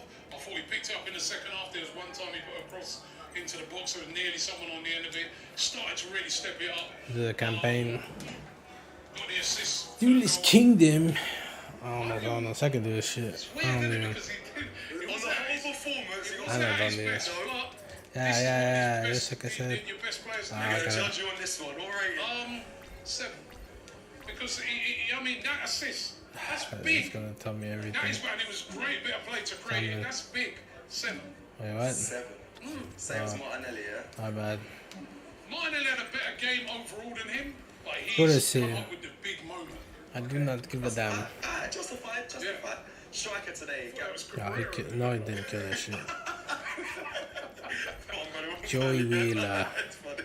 Let me go to our striker, Gabriel swear Jesus. I play with you, boy. We'll have to bring him on.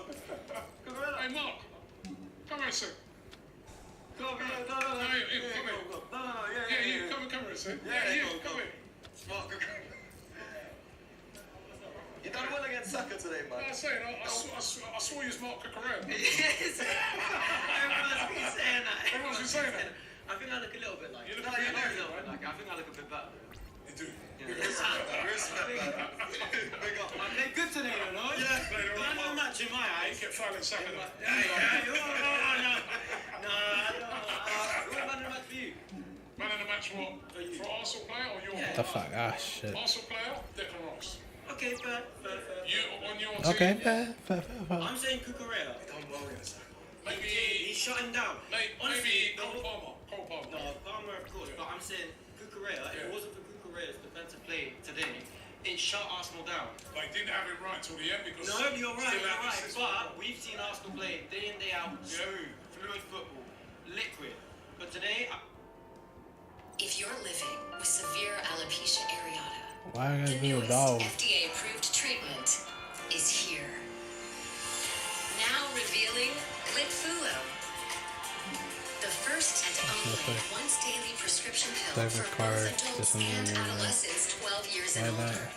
In just under 6 months. Some people What take the it with fuck is going on? And I think Cucurella, you need to give him credit for that.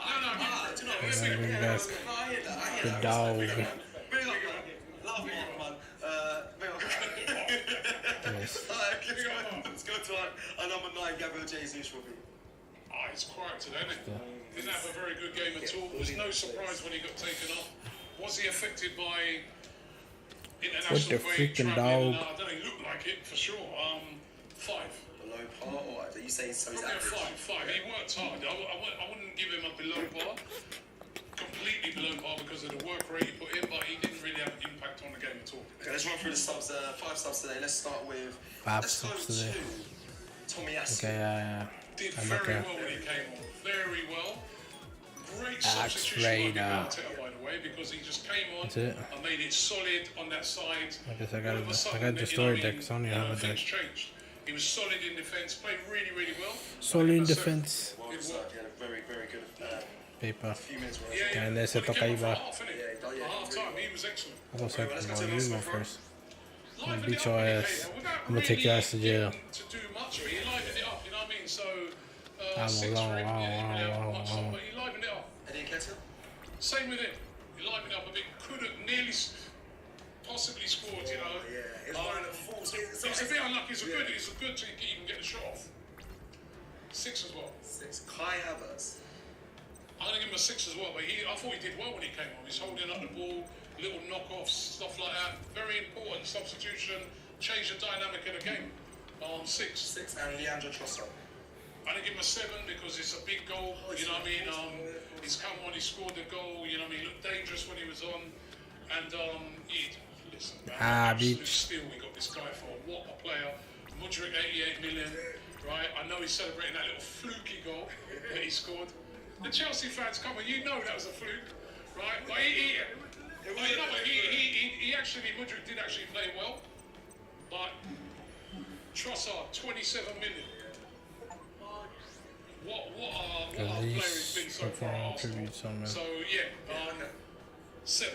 Okay, let's go to the referee today. Referee Just in today. case.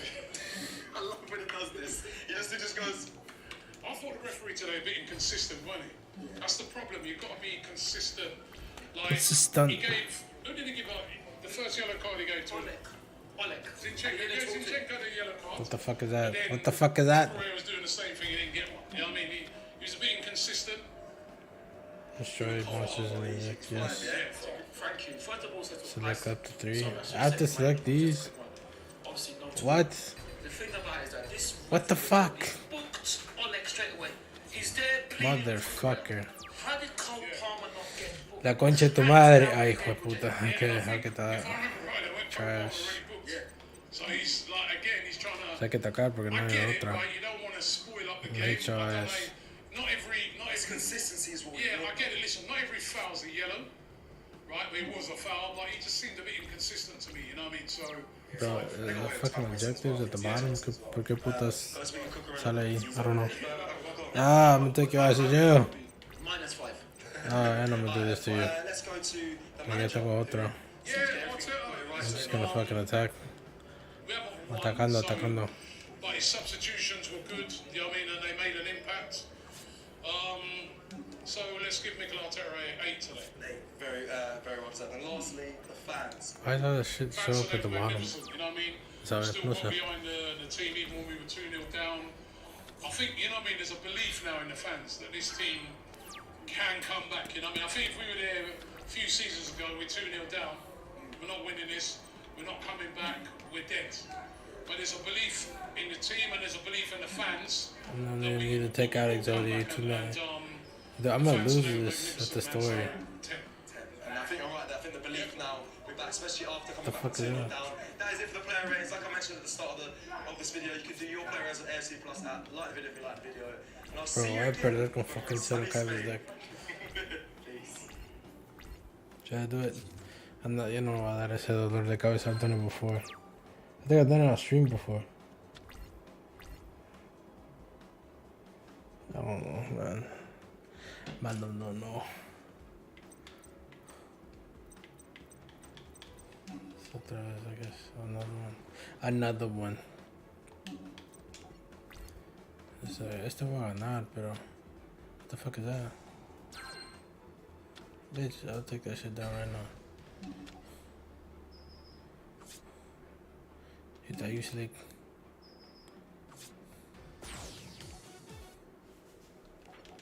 I don't care what you have to say. I have his deck. I don't want his deck. And the signature card. And that. Damn, they give me a bunch of shit. I'm not gonna do that one. Yo ya lo he hecho y... Nah, man. That shit is fucking annoying. I lose like a motherfucker. I'm not gonna do that shit.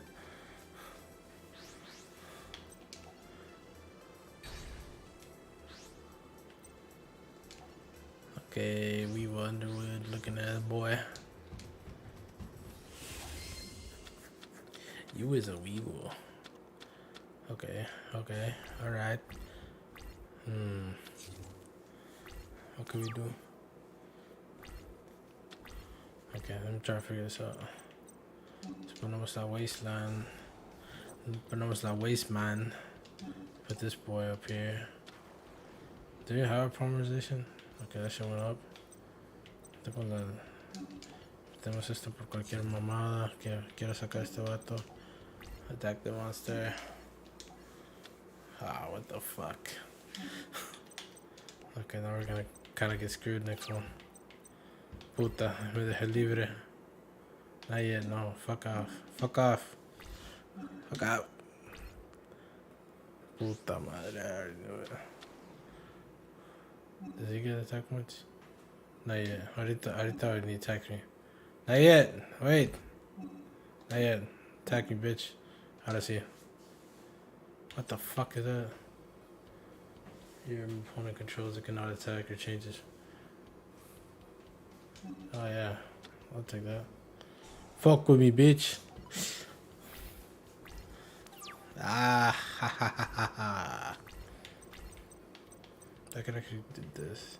Should I? No sé. No sé, no sé, no sé, no sé, no sé. Fuck it, yeah. Una vez, bro.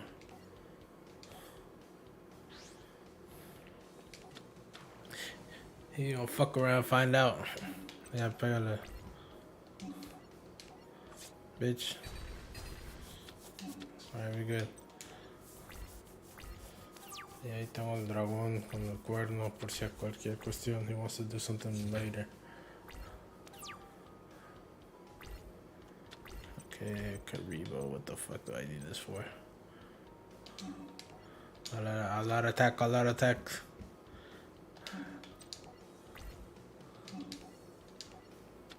Vamos. When now, let's go. Fuck with me.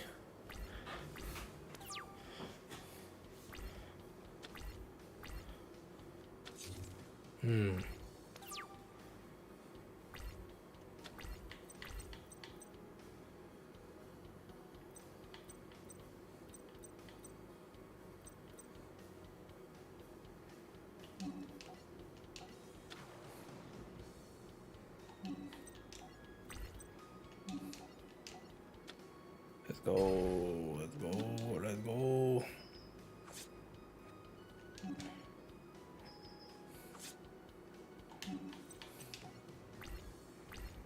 You taking the dookie on yourself, what the fuck?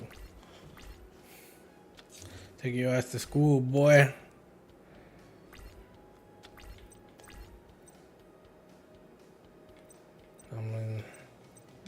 Se va a poner ahí abajo, cualquier cuestión. There's no polymerization. Who the freak do I have?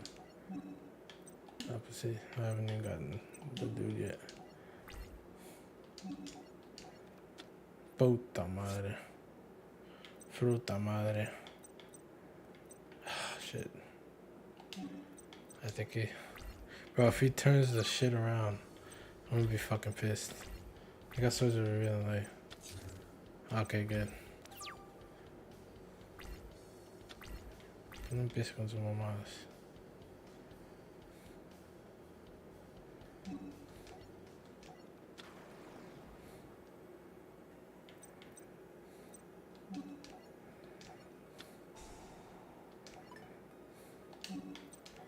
I got another horn. Fuck yeah. What? Bitch. What the fuck, man? Mother trucker. Bro, just die already. Inga su madre. Everything's the black hole. Alimos pija, bro. What the fuck is going on? Yeah, that's what I thought, bitch. Puta, ¿por qué hay tanto de esta madre, bro?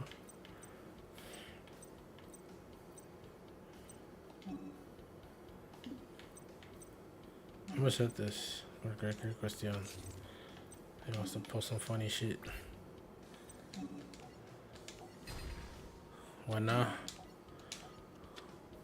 Oh my gosh. They just still got this. I would kill the other one. The strong one, so why would I kill the weak one? I mean, it just gives them another turn, but that's it. Why are you losing? Conversation, let's go. Attack your bitch ass. What you know about that? What you know about that?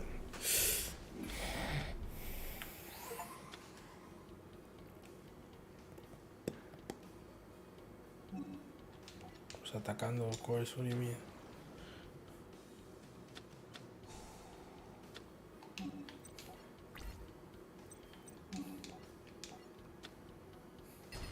If you had another man-eating bug, attack him, kills die points. Too nice.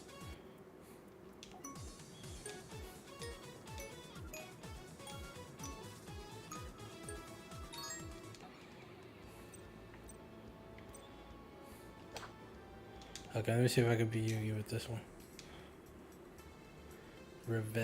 Revendred Slayer. Man, I can't even read.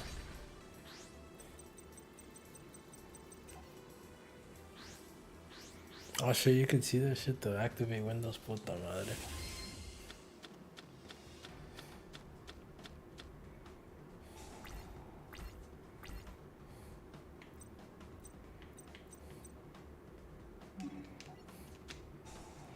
Okay.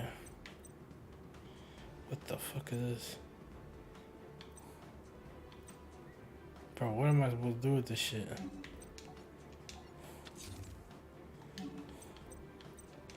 ¿Qué necesito para esto?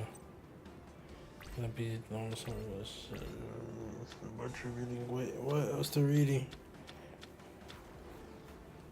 Fuck. Fuck.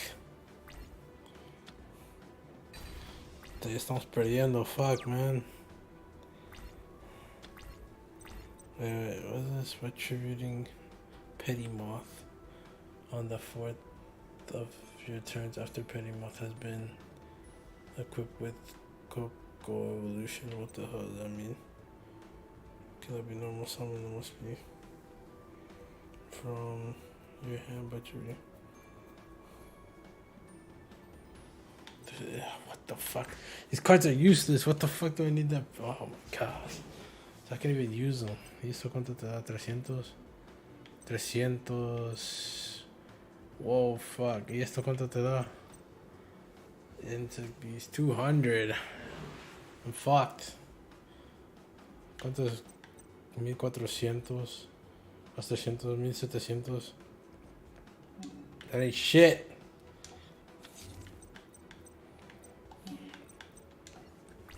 But I already lost this match. There's some part of the cards bullshit comes out. Oh my, bro.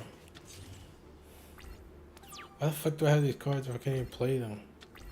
What the fuck is Petty? No sé qué. ¿Cuál es la Petty?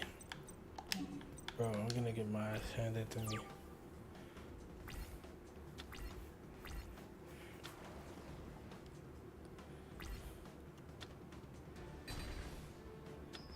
Shit. Scheiße.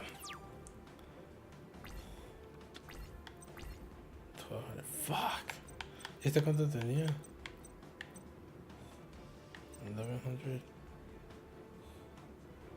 Bro, these freaking cards suck. What am I supposed to do? I can't do anything with this card. I'm probably gonna lose. Joder. Puta madre. This boy is slapping the fuck out of me. Okay. Trying to get rid of these fucking useless ass cards. What the fuck is this? Kukula Evolution. We have that, but ¿y cuánto es esto? 1200. It still does not help me. What the fuck is this? Choose one monster from either a field equipped from card. If you do a special summon one insect monster in your deck, ignore the special in my face. You can banish this card from the graveyard, and then draw one insect going in your graveyard, shuffle it in your deck, and draw one card. You can also, let's say, puta madre. What's all this? This card will be sent to the graveyard. You can your deck to your hand. I don't know. That's only playable one. Fuck. ¿Qué hago? No sé qué putas hago, bro.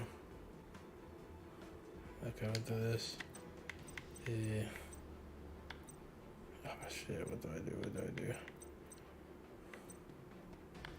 I'll fuck around and find out. Okay. Can't even play this shit, man. I think I did the worst ones. How the fuck was I supposed to know? Was it Petty Moth or some shit? The Petty Moth, okay. Maybe I can get Petty Moth in my hand. Well, I don't even think you can. You're gonna die before that happens. Puta, you're right. Oh shit. Yes.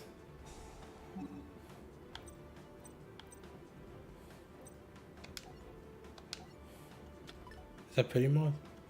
Oh, it's Hercules be there. Hercules. Mother trucker. Alright, fuck this shit. Okay, whatever. Okay, Joey, we're gonna use your deck.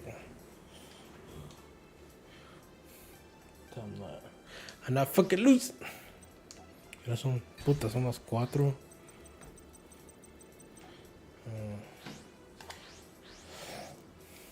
We should do like half of this shit also.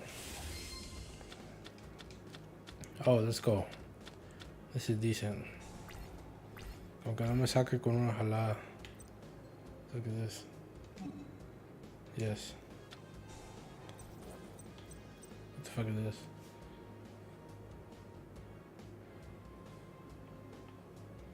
No sé qué verga es eso.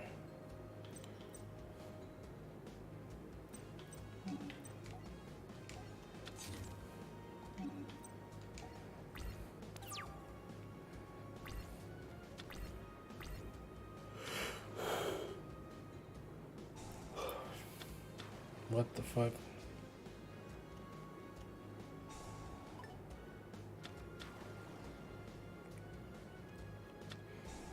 Oh shit.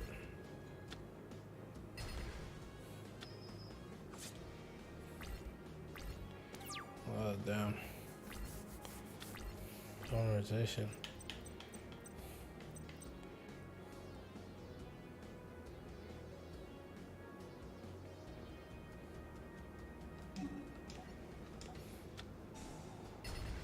Fuck them Rastclad. What in Rastclad, man? Whatever this is, it's activated. It's morphin' time. What the fuck? Oh yeah, baby dragon. Let's get 1000 dragon.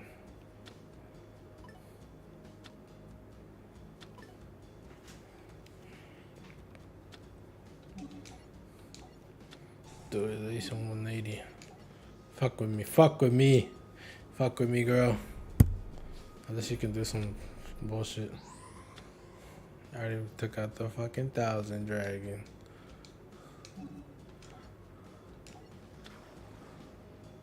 Okay. Fácil, fácil. Oh, fácil.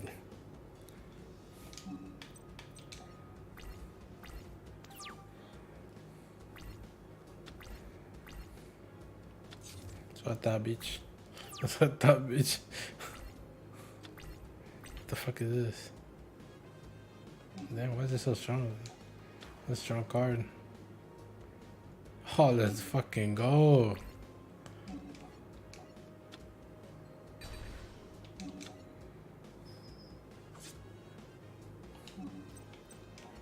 Yeah, one more turn and you're dead, I think.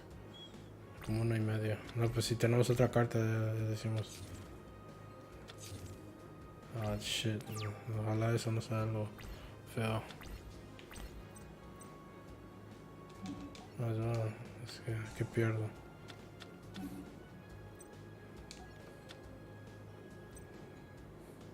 There it is.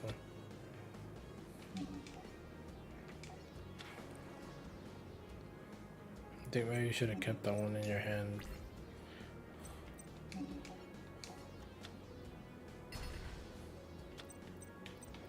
Off we won.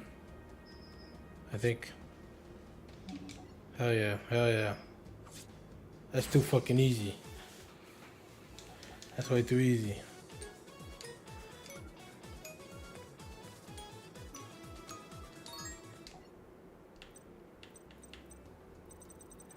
Damn, I have to go through the whole story thing.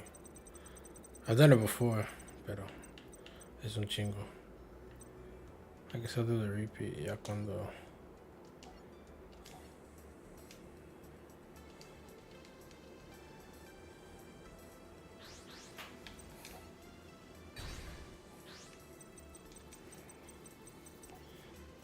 Let me do like one or two more. Y ahorita consider un deck. Y mato todos. I beat all y'all on my deck. It's the best.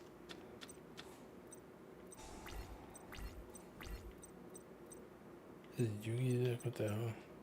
This is once per turn when the battle position of rock monster you control is changed, you can target a spell trap card your opponent controls and destroy that target. Okay, it's really convenient for this deck. Ahorita todavía no. Si pone uno, lo voy a poner. Kill that shit. Kill that shit. Cause that's gonna fuck you over right now. Like I said, this one.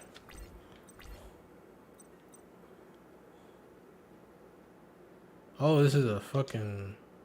This is a. ¿Cómo se llama? Esta. Es un chingo de tiempo.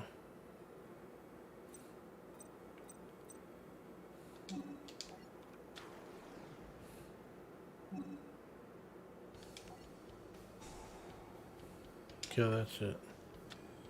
Ugh. Mother trucker. Bitch ass nigga. But I mean, I'm not gonna wait here and find out what he's gonna have in store for me. I'm not. Hijo tu. Oh my gosh! What the fuck? Okay, then next one you did. Or no sé, dependiendo que cómo se tienes.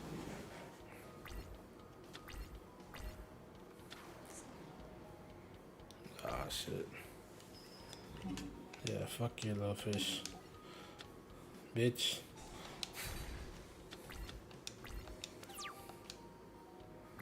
Fuck you, little fish. No, bro, hubieras hecho el... It's free attack. Ya sé, pero no valía la pena. You should have put it in defense. Then get someone school, and then then he's on the ropes. Told you. Oh fuck, man. Okay, oh shit. I don't even have anything. Fuck, man. La cagué. Oh my gosh. Oh, flying fish head ass. Anything low, ahorita le pones el cuerno ya. Le pones el cuerno. Oh my gosh, what the fuck, man? You're playing with me, man. Oh my gosh. I'm getting slaughter ganged. Oh shit. Let me pull this back. What the fuck is this? What the fuck is this? Once per turn, you can change face down position. Flip this card target. Turn it to a 10. Oh, fuck yeah.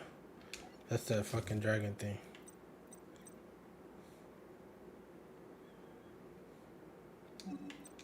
Let's hit this. Fuck with me, fuck with me. Creo, a ver si sale. Okay, they're weak. Bitch, oh my gosh. La cagué. Hell yes. Oh my gosh. Fuck yeah. Gosh. That little shit, piece of shit saved me. No manches. Suata, bitch. Comeback season. ¿Cuánto es eso de 200 y 700? I'll still be weaker, but who gives a flying fadudo?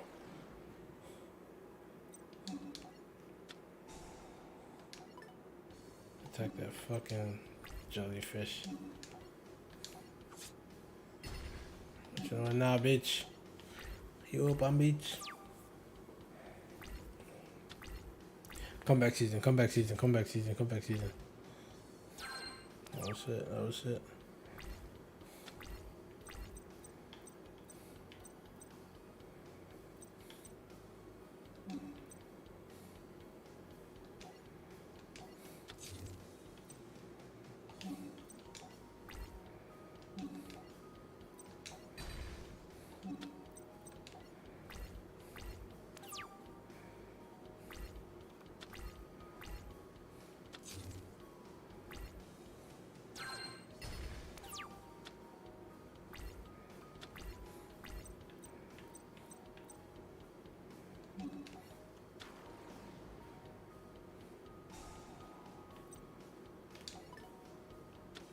Swag.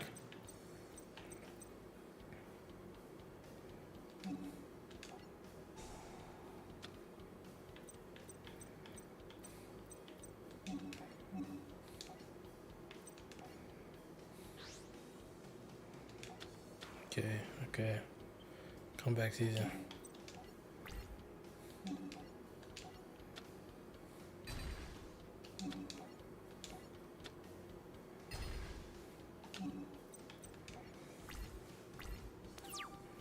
Fuck. Lucky bastard, you can still sacrifice someone and someone that. Ay, puta. Ah, shit. He didn't do it. What the fuck?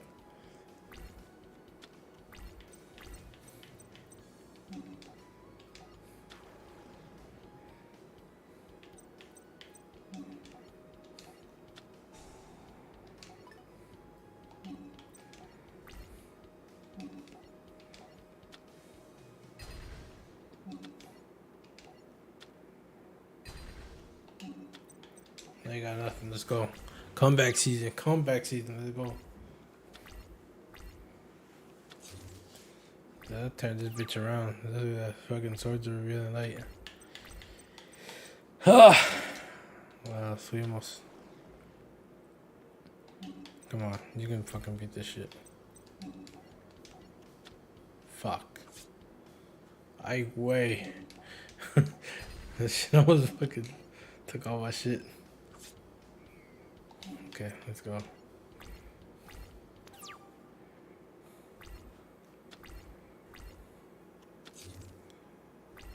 It could still beat me. I didn't even notice.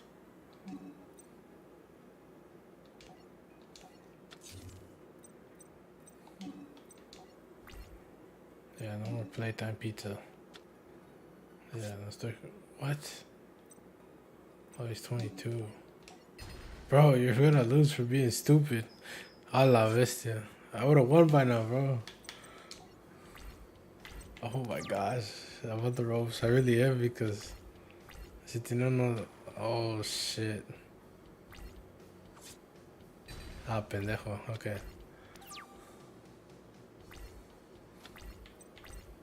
Yeah, whatever. It's just... Do this one to effect. Vete la... Vete a comer torta. And then we do the effect again. Acuéstate. And now we just free attack. Fuck with me, man. Ew. These are all easy though. Uno más.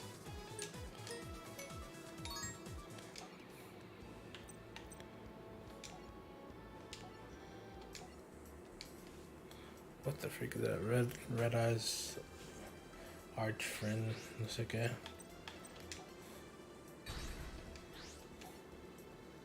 Ah, fuck, I was supposed to go second.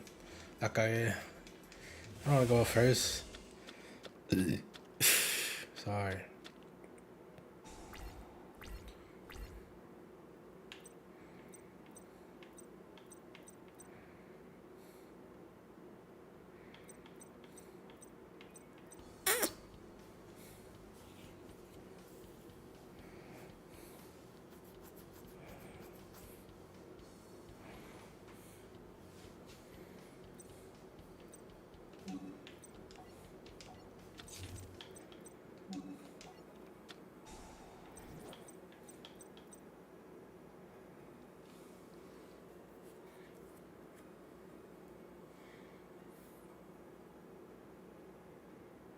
Okay, that's for next turn. Oh fuck, I should have put this thing. What a dummy. Pendejo. Oh my, what the fuck? La cagaste, Jason. Motherfucker. Free attack too. Shit, la cagué. Oh, X-Raider. Pero ¿cuánto tiene? 18,000.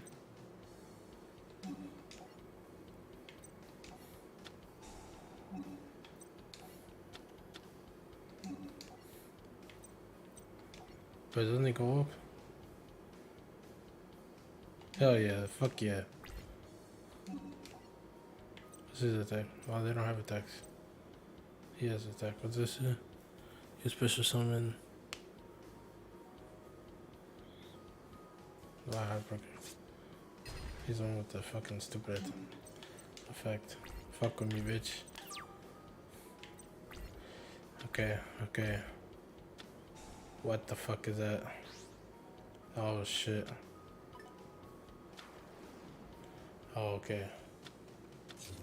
So I thought, bitch, that is gonna do some shit. I thought Mandem was gonna do something, you know? Let's fucking go. Kill that little dinosaur.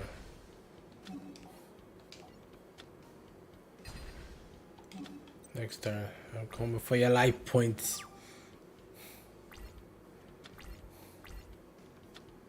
What the fuck is that? Ya la tienes, what the hell? Okay, we're in the driving seat. Ah, shit. You can still summon it. I'm not sacrificing. No, vamos a atacar.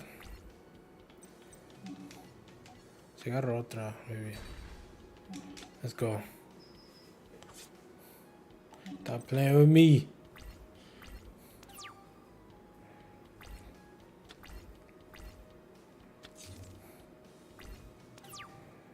It's too easy. That's too easy.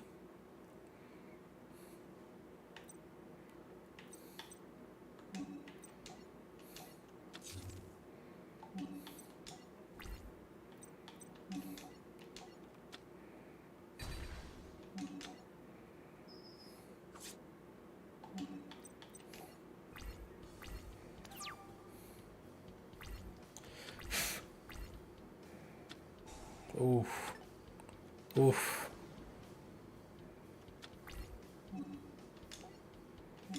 Too bad, bitch. That's too easy. Están nosotros de 5.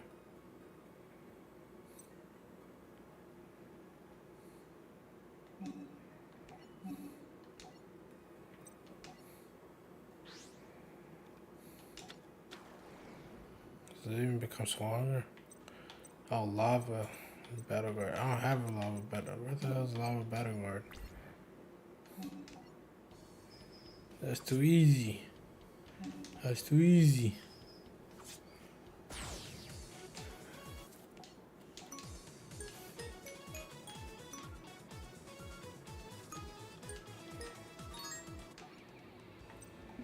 Okay, so okay. Where's the store? Where's the store? Where's the store? Battle pack. What the fuck is this? Okay, no station de esos. ¿Cuánto tengo? 9,000. What the hell is this shit? The mystical ferry. I take the ferry.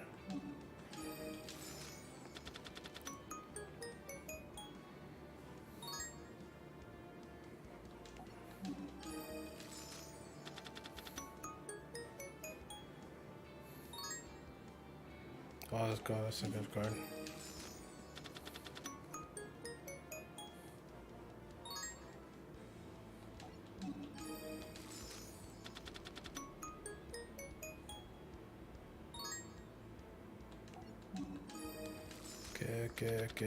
Okay.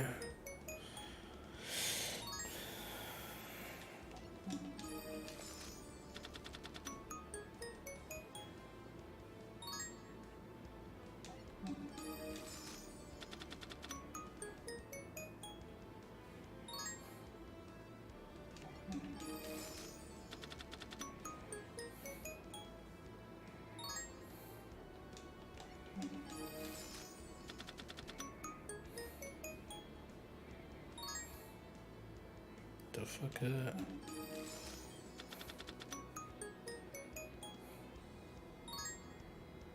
All these things are trash.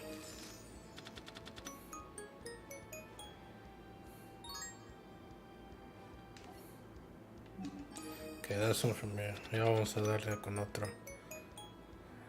What the freak is this? It's expensive.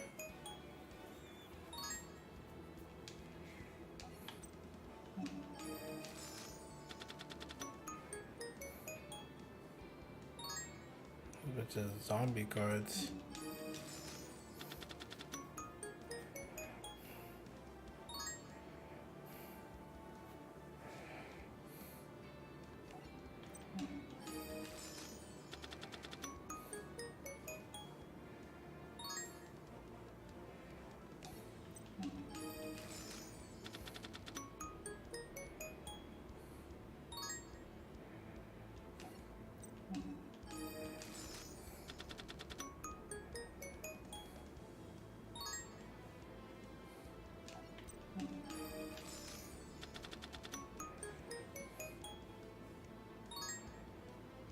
Okay.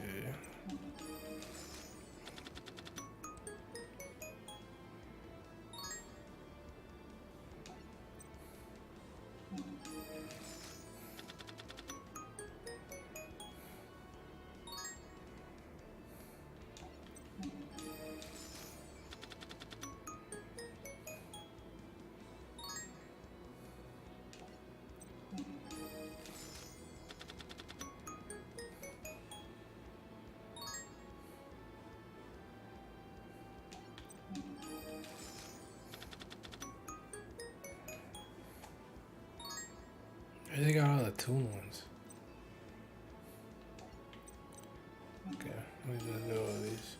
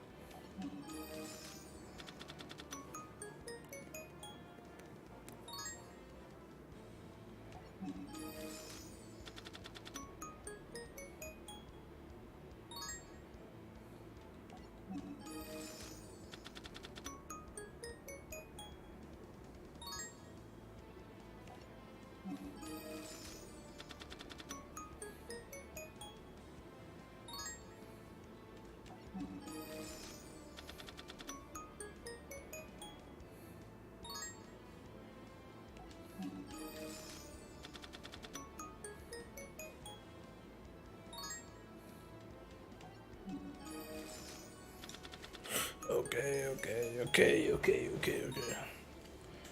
am I gonna do with all this shit? Let's make one.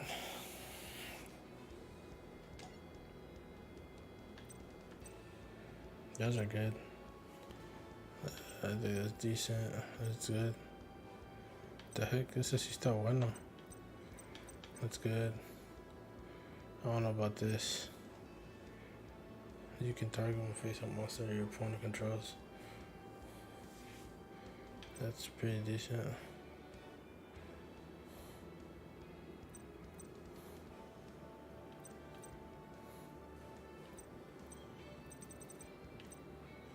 These are not bad cards.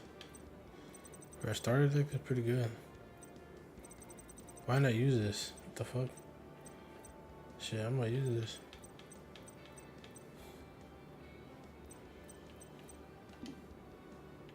Die in, bro. I'm gonna use this. That starter deck is really good.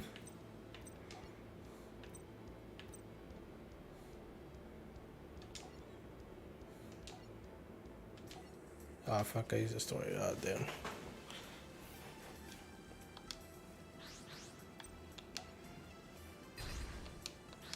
Yami Bakura.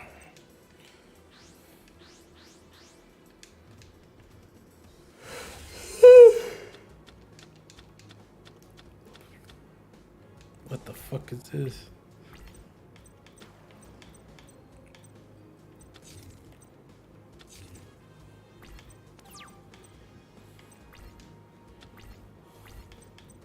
Bro, these cards are trash. Oh shit, let's go.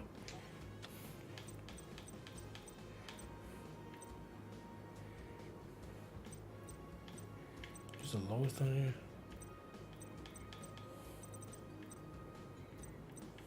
Let's get rid of this shit, bro.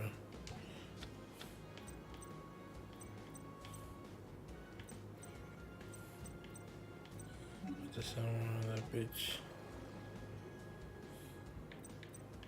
Wants to reborn.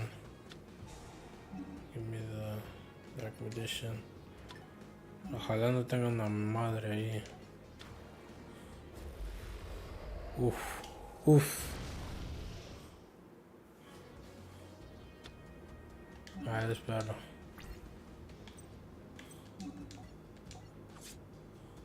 Easy.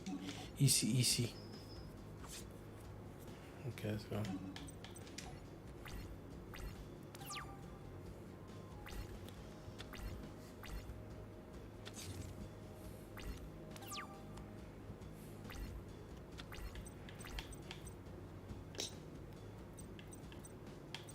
Might as well just put no samurai there. Mother trucker. Bitch.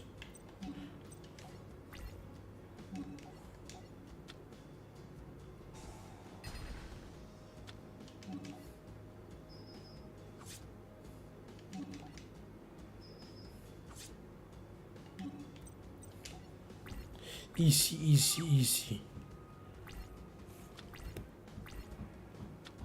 Oh my god. Oh, what? Dude, you're stupid. I don't know. What does this do?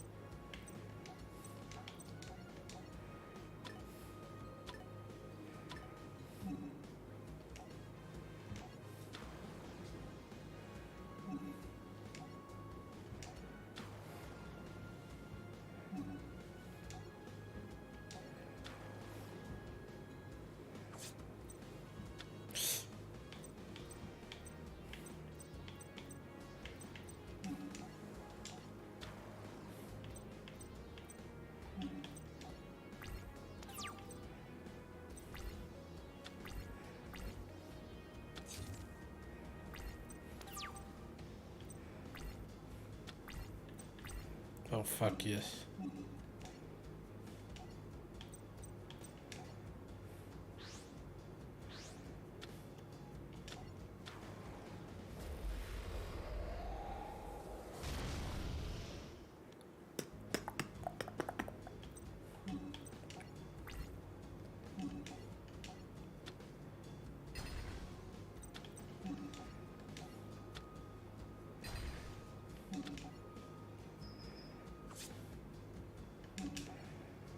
So we won. Too easy.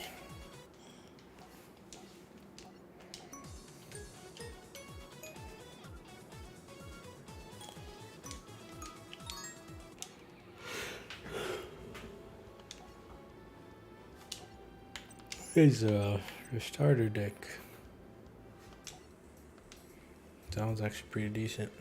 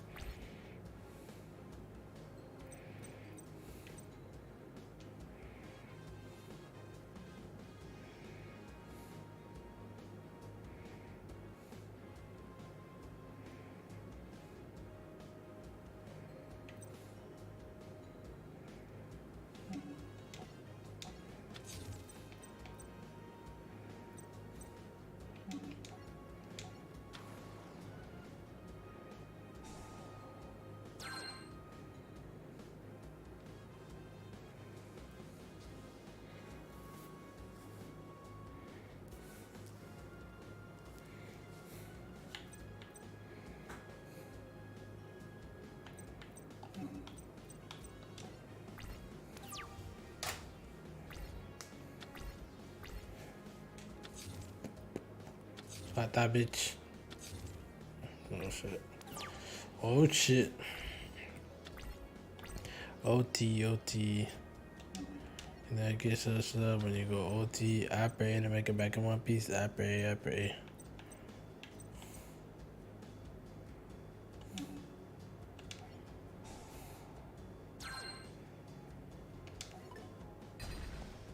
Okay.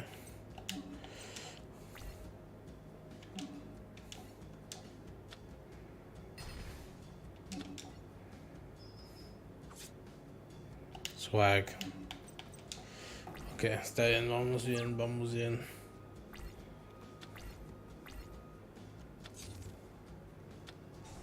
What the fuck is that?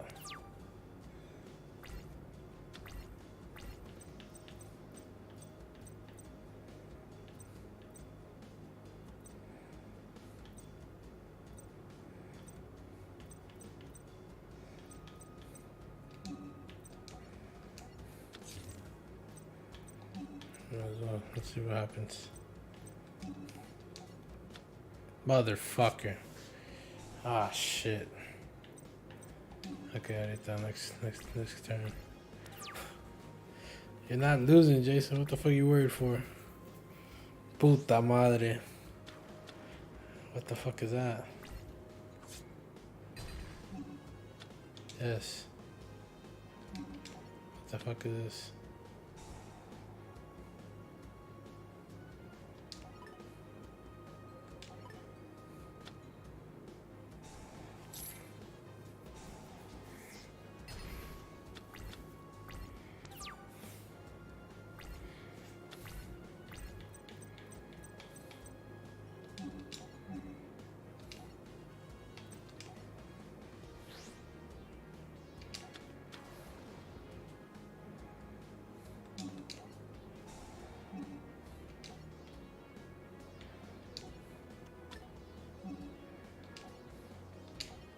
Fuck with me.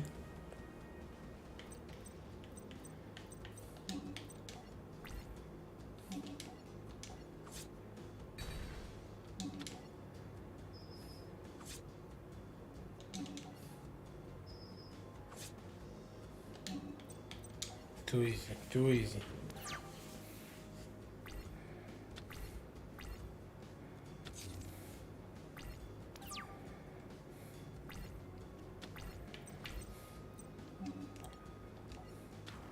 I'm gonna do this effect, a ver si sirve.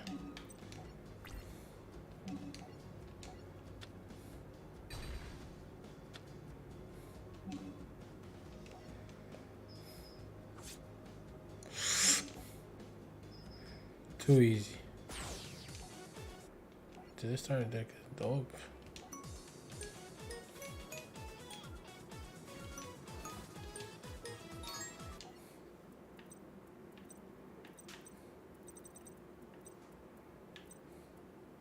Oh, we could beat him on this one. With the user deck, hell yeah. I ain't even gonna let him get a chance. I ain't gonna let you get a chance. Let me do these. I ain't getting no Exodia on my ass. Hell no. Hell no, boy. I don't believe it. What the fuck are these?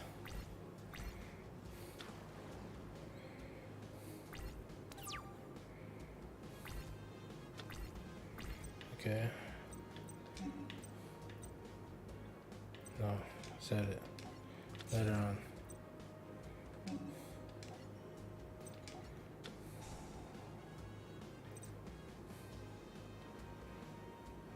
Draw cards. You can number someone in your deck phase. Place one greed counter on this card. You can send this card with 2 or more greed counters. And draw 2 cards. Okay, might as well. Whatever the fuck this is. System. When you play one monster from your graveyard, normally summon or set one monster from your hand. Your main base. Okay, whatever. Damn, these things have so much fucking words.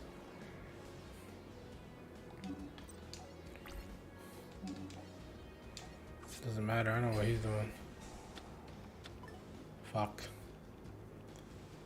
It's a race against time. I ain't gonna let you get the chance, my boy. Yes. What is this? Puta madre. Oh my gosh. Motherfucker. Motherfucker. Bitch. Yes. You can see that shit. Give me another one. Fuck yeah. Set this bitch. Yes. What does this do? Give me Ken Dog. And then I can summon the other one, no? Hell yeah, let's go. It's working out.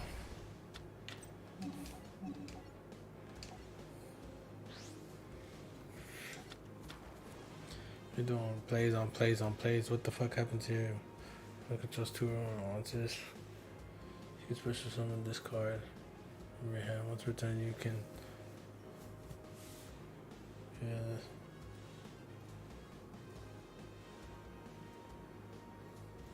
Okay. We don't need it right now. I don't think we need it ever. Okay.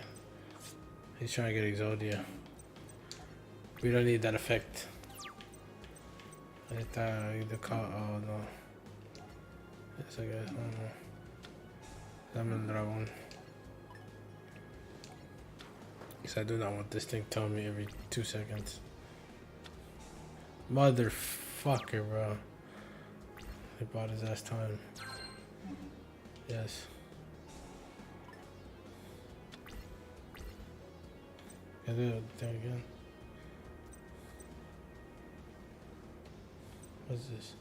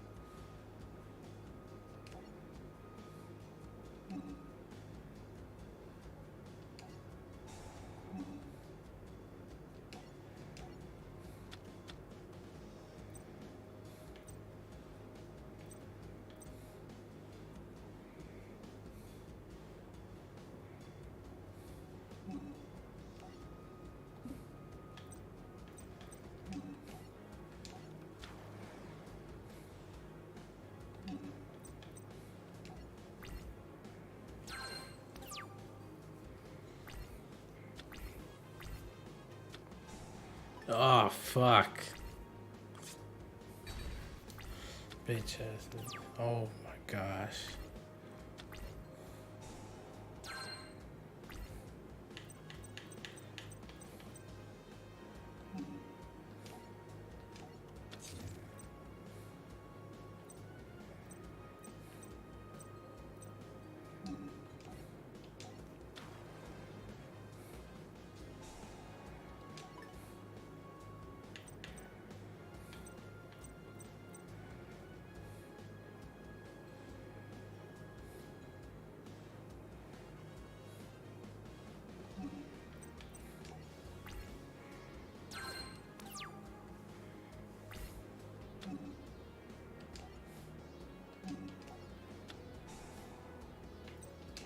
Now you buy my master, bitch.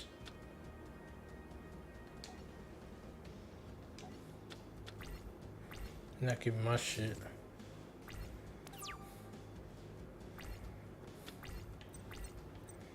Oh fuck yeah.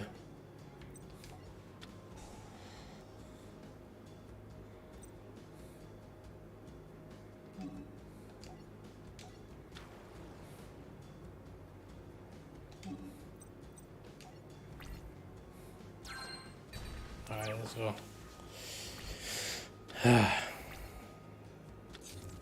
Let's go. Puta madre. Oh my gosh, what the fuck? Yes. Ah shit. Yeah.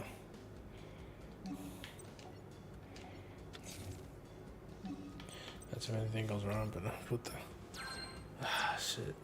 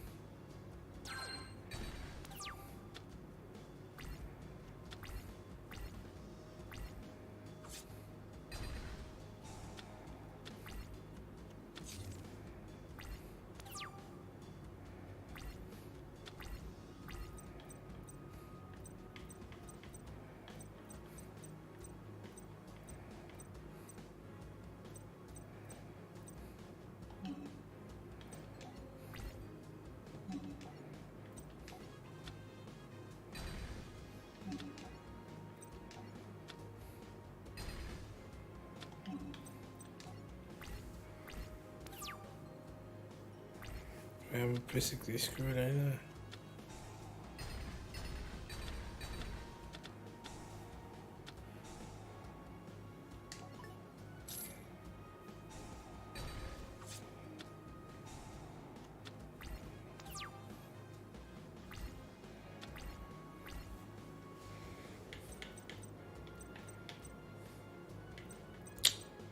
Damn, I don't have anything.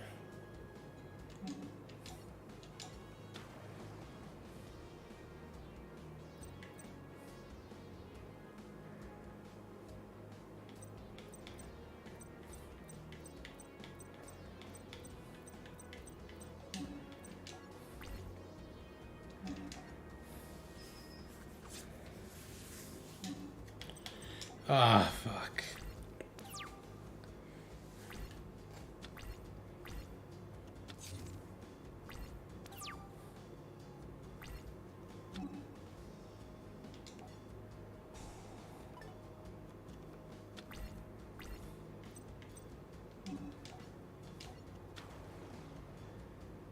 Okay, it can work.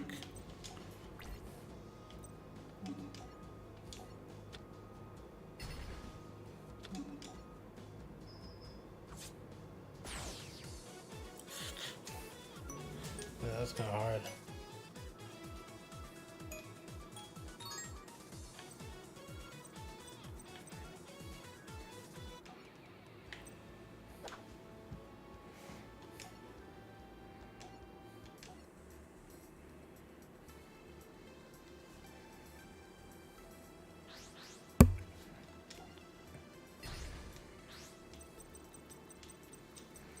Nah, you're not beating me, Yugi.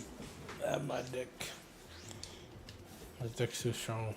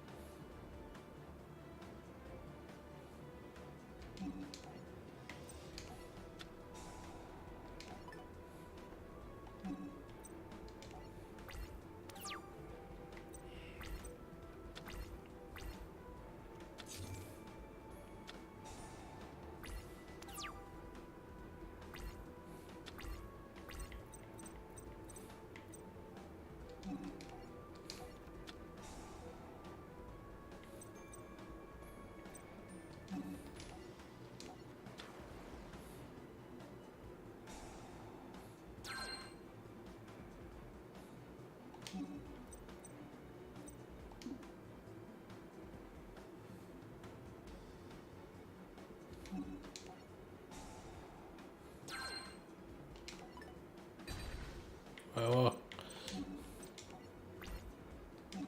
fuck with me.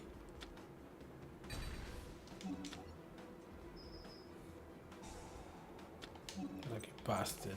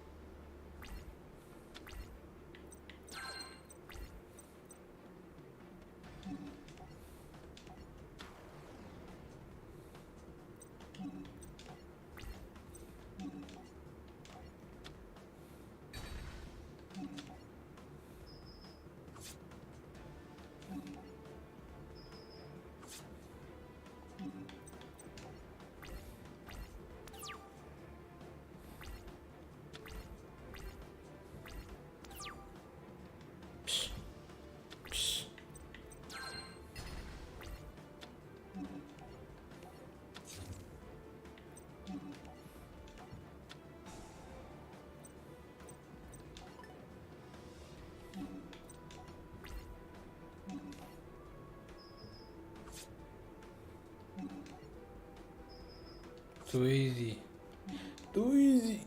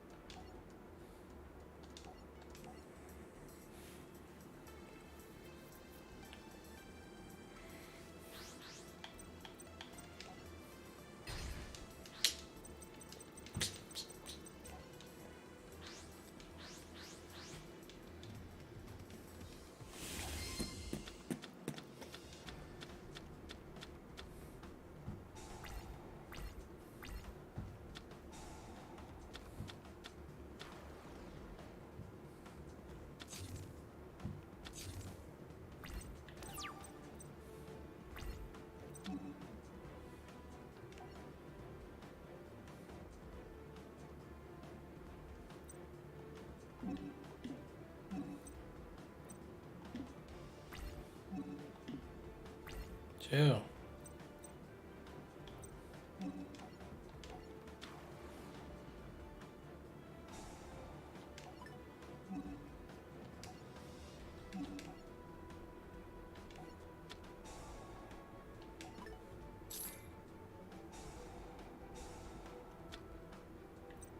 Wait, what the fuck?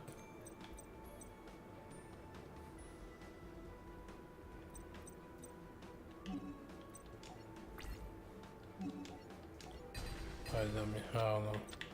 No sé qué puta así. Ah, what a dummy. Shit to the. Oh, fuck. It made no sense. Why? What? I got away with that shit.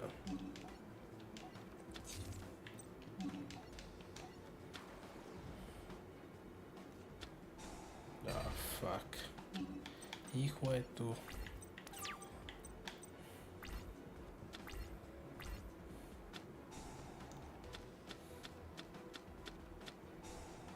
Oh shit. Oh shit.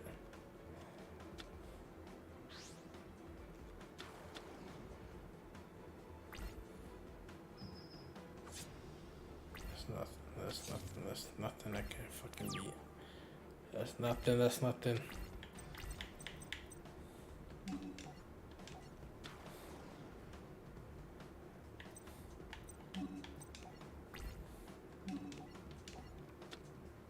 What the fuck is going on? Ah, shit. Yes. Beating me for real.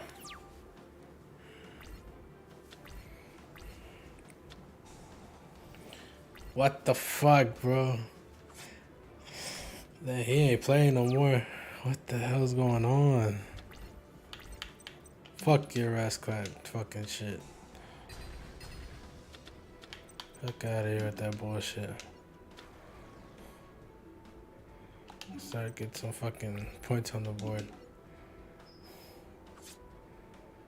Bitch. Bitch. Damn, me la aplicó bien bonito. That was fucking really good. Whoa, what the? Oh, hijo de puta, bro.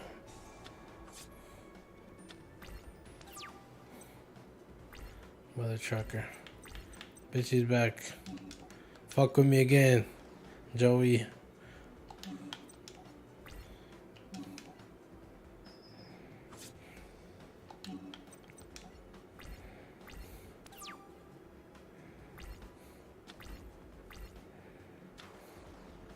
Ah, shit.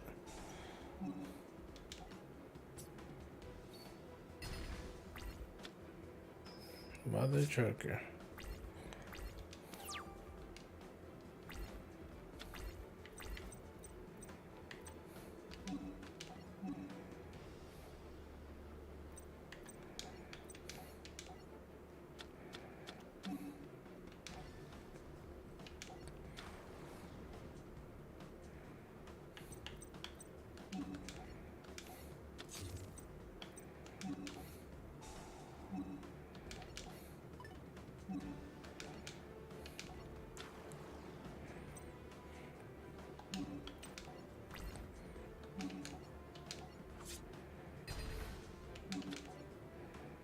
Oh, I fucking won. Let's go.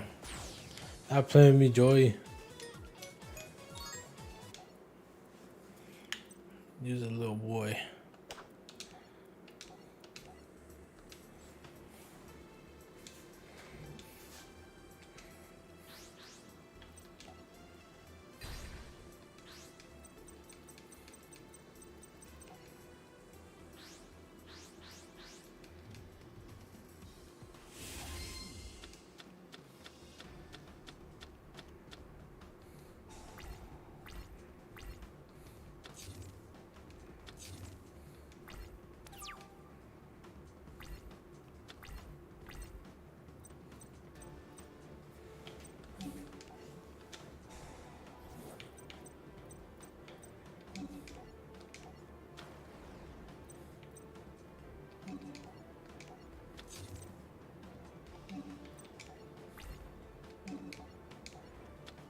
Motherfucker, bro. Ah.